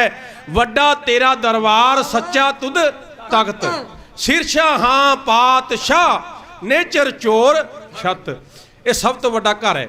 ਗੁਰੂ ਅਰਜਨ ਦੇਵ ਜੀ ਮਹਾਰਾਜ ਸੱਚੇ ਪਾਤਸ਼ਾਹ ਜੀ ਨੇ ਰਿਸ਼ਤਾ ਪ੍ਰਵਾਨ ਕਰ ਲਿਆ। ਮਹਾਰਾਜ ਕਹਿੰਦੇ ਜਾ ਕੇ ਚੰਦੂ ਨੂੰ ਕਹਿ ਦਿਓ ਵੀ ਅਸੀਂ ਰਿਸ਼ਤਾ ਪ੍ਰਵਾਨ ਕਰ ਲਿਆ। ਸਾਡੇ ਢਾਡੀ ਸਿੰਘਾਂ ਵੱਲੋਂ ਅਤੇ ਬਹੁਤ ਸਾਰੇ ਗੁਰਮੁਖਾਂ ਵੱਲੋਂ, ਮਾਵਾਂ ਵੱਲੋਂ, ਭੈਣਾਂ ਵੱਲੋਂ, ਵੀਰਾਂ ਵੱਲੋਂ, ਬਜ਼ੁਰਗਾਂ ਵੱਲੋਂ ਅਤੇ ਪ੍ਰਬੰਧਕਾਂ ਵੱਲੋਂ ਬਹੁਤ ਸਾਰਾ ਢਾਡੀ ਜਥੇ ਦਾ ਸਤਿਕਾਰ ਆਇਆ ਹੈ ਜੀ। ਸਤਿਗੁਰੂ ਨਾਮਦਾਨ ਗੁਰਸਿੱਖੀ ਜੀਵਨ ਚੜ੍ਹਦੀ ਕਲਾ ਬਖਸ਼ਿਸ਼ ਕਰਨ ਜੀ। ਕਹਿੰਦੇ ਉਦੋਂ ਜਿਹੜੇ ਬ੍ਰਾਹਮਣ ਸੀ ਬੜੇ ਖੁਸ਼ ਹੁੰਦੇ ਹੋਏ ਦਿੱਲੀ ਪਹੁੰਚੇ। ਅੱਗੋਂ ਚੰਦੂ ਮਿਲਿਆ। ਚੰਦੂ ਨੇ ਪੁੱਛਿਆ ਵੀ ਮੇਰੀ ਲੜਕੀ ਦਾ ਰਿਸ਼ਤਾ ਕਿੱਥੇ ਕਰਕੇ ਆਏ ਹੋ? ਉਹ ਕਹਿਣ ਲੱਗੇ ਜੀ ਦੁਨੀਆ ਦੇ ਵਿੱਚ ਉਸ ਦਰਬਾਰ ਤੋਂ ਵੱਡਾ ਕੋਈ ਹੋ ਨਹੀਂ ਸਕਦਾ। ਕਹਿੰਦਾ ਕਿੱਥੇ ਕਰਕੇ ਆਏ ਹੋ? ਉਹ ਜਿਹੜਾ ਦਰਬਾਰ ਹੈ ਨਾ ਸਭ ਤੋਂ ਵੱਡਾ ਹੈ। ਗੁਰੂ ਅਰਜਨ ਦੇਵ ਜੀ ਮਹਾਰਾਜ ਜੀ ਦੇ ਪੁੱਤਰ ਹਰਗੋਬਿੰਦ ਸਾਹਿਬ ਜੀ ਨੂੰ ਕਰਕੇ ਆਏ ਆ ਤੇਰੀ ਲੜਕੀ ਦਾ ਰਿਸ਼ਤਾ, ਪ੍ਰਵਾਨ ਕਰ ਲਿਓ। ਤੇ ਕਹਿੰਦੇ ਚੰਦੂ ਨੂੰ ਹੰਕਾਰ ਚੜ ਗਿਆ, ਮਨ ਦੇ ਵਿੱਚ ਈਰਖਾ ਜਾਗੀ ਉਹਦੇ। ਉਹ ਕਹਿਣ ਲੱਗਿਆ ਕਿੱਥੇ ਉਹ ਪੂਜਾ ਦਾ ਧਾਨ ਖਾਣ ਵਾਲੇ, ਮੈਂ ਬਾਦਸ਼ਾਹ ਦਾ ਦੀਵਾਨ, ਮੈਂ ਚੁਬਾਰਾ, ਉਹ ਮੋਰੀ, ਤੁਸੀਂ ਚਵਾਰੇ ਦੀ ਇੱਟ ਮੋਰੀ ਨੂੰ ਲਾ ਕੇ ਆ ਗਏ। ਉਹ ਬ੍ਰਾਹਮਣ ਕਹਿੰਦੇ ਲੜਕੀ ਦਾ ਰਿਸ਼ਤਾ ਪ੍ਰਵਾਨ ਕਰ ਲੈ ਆਪਣੀ ਦਾ, ਮਹਾਰਾਜ ਸੱਚੇ ਪਾਤਸ਼ਾਹ ਜੀ ਦੇ ਪੁੱਤਰ ਨੂੰ, ਤੇਰੀ ਲੜਕੀ ਨੂੰ ਨਮਸਕਾਰਾਂ ਹੋਇਆ ਕਰਨਗੀਆਂ। ਉਹ ਪਰ ਫੇਰ ਨਾ ਮੰਨਿਆ। ਕਹਿੰਦੇ ਗੁਰੂ ਕੇ ਸਿੱਖਾਂ ਨੇ ਗੁਰ ਕੀ ਨਿੰਦਾ ਸੁਨੇ ਨਾ ਕਾਨ, ਗੁਰੂ ਮਹਾਰਾਜ ਜੀ ਦੀ ਨਿੰਦਾ ਨਹੀਂ ਸੁਣਦਾ ਸਿੱਖ। ਸਿੱਖਾਂ ਨੇ ਗੁਰੂ ਕੀ ਸੰਗਤ ਨੇ ਬੇਨਤੀ ਕੀਤੀ, ਗੁਰੂ ਅਰਜਨ ਦੇਵ ਜੀ ਮਹਾਰਾਜ ਨੂੰ ਚਿੱਠੀ ਭੇਜੀ, ਗੁਰੂ ਅਰਜਨ ਦੇਵ ਜੀ ਮਹਾਰਾਜ ਇਸ ਚੰਦੂ ਪਾਪੀ ਦੀ ਲੜਕੀ ਦਾ ਰਿਸ਼ਤਾ ਪ੍ਰਵਾਨ ਨਹੀਂ ਕਰਨਾ। ਇਹਨੇ ਆਪਣੇ ਆਪ ਨੂੰ ਚਵਾਰਾ ਕਿਹਾ, ਗੁਰੂ ਘਰ ਨੂੰ ਮੋਰੀ ਕੇ ਨੀਵਾਂ ਦਿਖਾਉਣ ਦੀ ਕੋਸ਼ਿਸ਼ ਕੀਤੀ ਹੈ। ਕਹਿੰਦੇ ਉਹਦੇ ਤੋਂ ਬਾਅਦ ਸਤਿਗੁਰੂ ਸੱਚੇ ਪਾਤਸ਼ਾਹ ਜੀ ਦੇ ਕੋਲ ਫੇਰ ਇਹਨੇ ਚਿੱਠੀ ਭੇਜੀ ਵੀ ਮਹਾਰਾਜ ਤੁਹਾਨੂੰ ਕੁਝ ਨਹੀਂ ਕਿਹਾ ਮੈਂ। ਮਹਾਰਾਜ ਕਹਿੰਦੇ ਹੁਣ ਸੰਗਤ ਦੀ ਬੇਨਤੀ ਅਸੀਂ ਪ੍ਰਵਾਨ ਕਰ ਲਈ ਹੈ, ਜੋ ਮਰਜ਼ੀ ਕਰ ਭਾਵੇਂ। ਸਤਿਗੁਰੂ ਜੀ ਨੂੰ ਲਾਹੌਰ ਬੁਲਾਇਆ, 5 ਸਿੱਖਾਂ ਸਮੇਤ ਗੁਰੂ ਅਰਜਨ ਦੇਵ ਜੀ ਮਹਾਰਾਜ ਭਾਈ ਸਿੱਧੂ ਦੇ ਘਰ ਦੇ ਵਿੱਚ ਲੰਗਰ ਛਕ ਕੇ ਲਾਹੌਰ ਪਹੁੰਚੇ ਨੇ। ਲਾਹੌਰ ਦੀ ਧਰਤੀ ਤੇ ਜਾ ਕਰਕੇ ਜਹਾਂਗੀਰ ਕਹਿਣ ਲੱਗਿਆ, ਗੁਰੂ ਅਰਜਨ ਦੇਵ ਜੀ ਮਹਾਰਾਜ ਮੈਨੂੰ ਇਹ ਪਤਾ ਲੱਗਿਆ ਵੀ ਤੁਸੀਂ ਨਿੰਦਿਆ ਕੀਤੀ ਹੈ ਗੁਰਬਾਣੀ ਦੇ ਵਿੱਚ ਮੁਸਲਮਾਨ ਧਰਮ ਦੀ। ਮਹਾਰਾਜ ਕਹਿਣ ਲੱਗੇ ਕਿੱਥੇ ਕੀਤੀ ਹੈ ਨਿੰਦਿਆ? ਇੱਥੇ ਗੁਰਬਾਣੀ ਦੇ ਵਿੱਚ ਲਿਖਿਆ ਕਬੀਰ ਸਾਹਿਬ ਨੇ, ਅਵਲ ਅੱਲਾ ਨੂਰੂ ਪਵਾਇਆ ਕੁਦਰਤ ਕੇ ਸਭ ਬੰਦੇ, ਏਕ ਨੂਰ ਤੇ ਸਭ ਜਗ ਉਪਜਿਆ ਕੌਣ ਭਲੇ ਮੰਦੇ। ਕਿੱਥੇ ਲਿਖਿਆ ਨਿੰਦਿਆ? ਕਹਿਣ ਲੱਗੇ ਹੋਰ ਪਾਸੇ ਬਾਣੀ ਪੜੋ। ਮਹਾਰਾਜ ਜੀ ਨੇ ਬਾਣੀ ਪੜ੍ਹੀ, ਕੋਈ ਬੋਲੇ ਰਾਮ ਰਾਮ, ਕੋਈ ਖੁਦਾਏ, ਕੋਈ ਸੇਵੈ ਗੁਸਈਆਂ, ਕੋਈ ਅਲਾਏ। ਅੰਦਰੋਂ ਤਾਂ ਭਾਵੇਂ ਖੁਸ਼ ਹੋਇਆ ਜਹਾਂਗੀਰ, ਤੇ ਉਹ ਅੰਦਰੋਂ ਬਾਹਰੋਂ ਖਤਮ ਕਰਨਾ ਚਾਹੁੰਦਾ ਸੀ।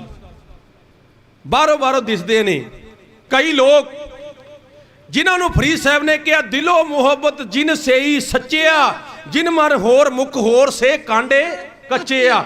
ਰੱਤੇ ਇਸ਼ਕ ਖੁਦਾਏ ਰੰਗ ਦੀਦਾਰ ਕੇ, ਵਿਸਰਿਆ ਜਿਨ ਨਾਮ ਤੇ ਭੂਏ ਭਾਰਤੀਏ। ਕਈਆਂ ਦੇ ਅੰਦਰ ਵੀ ਪ੍ਰੇਮ ਹੁੰਦਾ ਪ੍ਰਮਾਤਮਾ ਦੇ, ਗੁਰੂ ਦੇ ਪਰਥਾਏ, ਕਈ ਬਾਹਰੋਂ ਹੀ ਦਿਖਾਉਂਦੇ ਨੇ। ਕਹਿੰਦੇ ਗੁਰੂ ਅਰਜਨ ਦੇਵ ਜੀ ਨੂੰ ਕਹਿਣ ਲੱਗਿਆ, ਜਹਾਂਗੀਰ ਤੁਸੀਂ ਸੱਚ ਬੋਲਦੇ ਹੋ ਨਾ, ਮੈਂ ਤੁਹਾਡੀ ਝੂਠ ਦੀ ਦੁਕਾਨ ਬੰਦ ਕਰ ਦਿਆਂਗਾ। ਸੱਚ ਨੂੰ ਝੂਠ ਕਹਿੰਦਾ ਹੈ। ਮਹਾਰਾਜ ਕਹਿੰਦੇ ਮੇਰੀ ਜਿਹੜੀ ਆਵਾਜ਼ ਹੈ ਨਾ, ਤੁਸੀਂ ਉਹਨੂੰ ਜ਼ਰੂਰ ਬੰਦ ਕਰ ਦਿਓਗੇ। ਪਰ ਇੱਕ ਕਵੀ ਨੇ ਲਿਖਿਆ ਹੈ, मेरी सदा को दबाना तो मुमकिन है, मगर बदलते वक्त की रफ्तार को कौन रोकेगा। फसीलो आज से बहुत ही बुलंद सही, मगर हयात की ललकार को कौन रोकेगा। मेरे ख्यालों की परवाज रोकने वालों, हर गोविंद की तलवार को कौन रोकेगा। गुरु अर्जन देव जी कहते मेरी आवाज बंद कर दोगे, तलवार नूं गुरु हरगोबिंद साहब जी नूं तुसीं रोक नहीं सकते। सतगुरु जी ने कहते महाराज नूं कहा 2 लाख रुपया जुर्माना भरो। महाराज कहते संगत की भेटा असीं तुहानूं नहीं दे सकते। फिर कहन लग्या जहांगीर मुसलमान बनने वास्ते तैयार हो जाओ, मेरे बागी पुत्र खुसरो दी तुसीं मदद कीती है, होर नहीं कोई हिंदुस्तान दे विच जिहड़ा मेरे हुक्म दी तौहीन करे। तुसीं मेरे बागी पुत्र नूं अपने गुरु घर दे विच लंगर वास्ते प्रशादा भी छकाया है, उन्होंने कई दिन रखिया भी, माया भी तुसी दित्ती, 5000 रुपये दिता सी महाराज ने। महाराज कहते साडा किहड़ा किसी नाल ईर्खा है, ये तो गुरु नानक दा घर है, कोई आवे। महाराज कहते विसर गई सब तात पराई, जब ते साध संगत मोहे पाई, ना को बैरी ना ही बेगाना, सगल संग हमको बने आई। महाराज कहते ना साडा कोई बैरी है ना कोई बेगाना है, साडे अपने ने सारे। फिर कहते सतगुरु सच्चे पातशाह जी नूं फिर चंदू ना एक किले दे विच लै गया।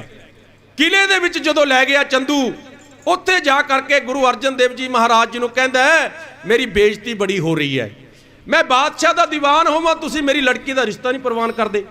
सतगुरु गुरु अर्जन देव जी कहंदे सानू संगत ने कहा कि यदि लड़की का रिश्ता नहीं हुण प्रवान करना, चंदू जो मर्जी कर ले, असीं नहीं तेरी लड़की का रिश्ता प्रवान करना। हुण कहंदे उस समय गुरबाणी दे विच लिखिया होया ना कि एक उत्तम पंथ सुनियो, गुर संगत तेह मिलंत जम त्रास मिटाई।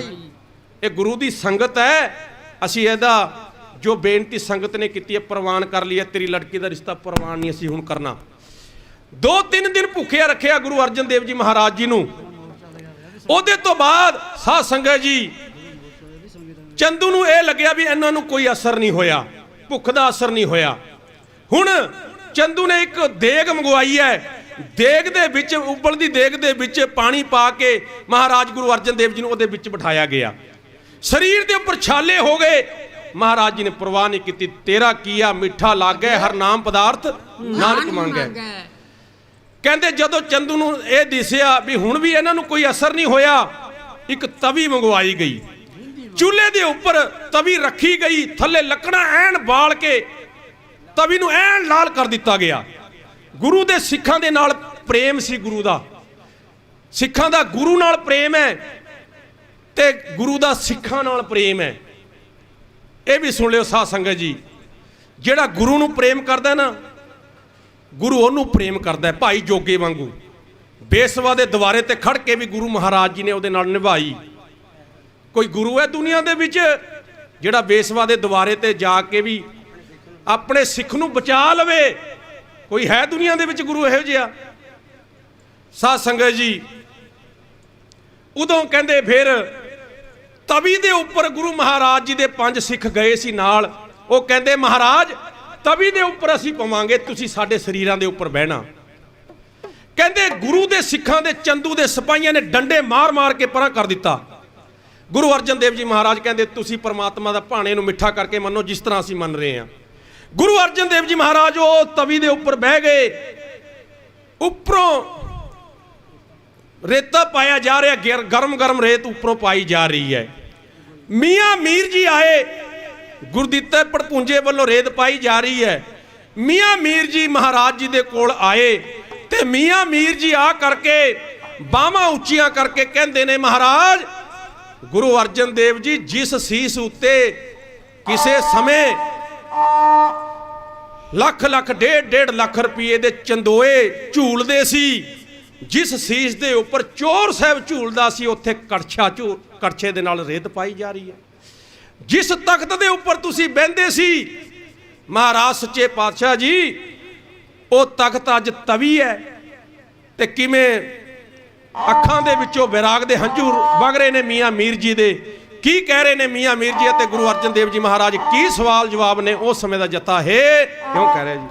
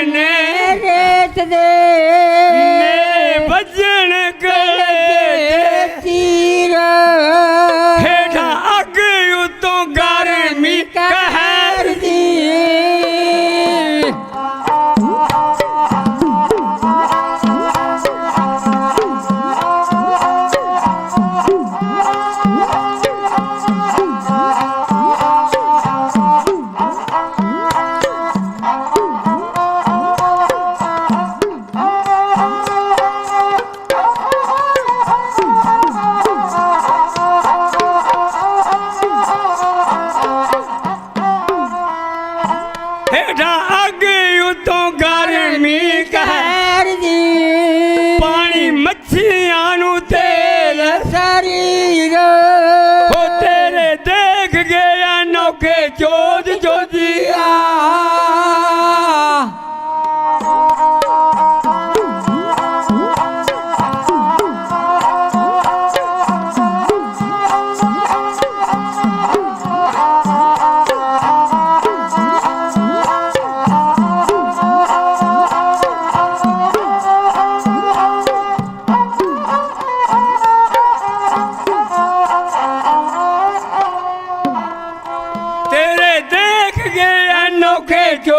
ਜੋਜੀਆ ਮੇਰਾ ਦਿਲ ਹੋਇਆ ਪੰਛੀਆ ਵੇਦੀ ਮੱਥੇ ਦੀਆਂ ਨਾ ਮਿੱਟੀਆਂ ਹੋਏ ਤਕਦੀਰਾਂ।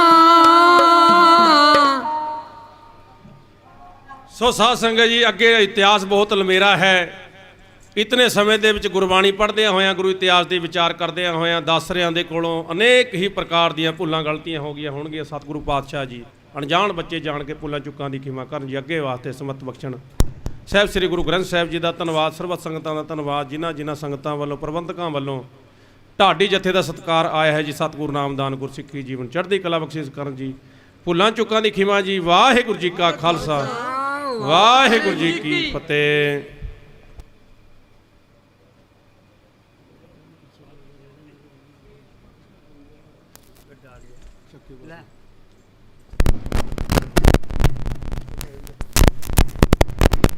ਵਾਹਿਗੁਰੂ। ਗੁਰੂ ਰੂਪ ਸਾਧ ਸੰਗਤ ਜੀ, ਸੋ ਜਥੇ ਵੱਲੋਂ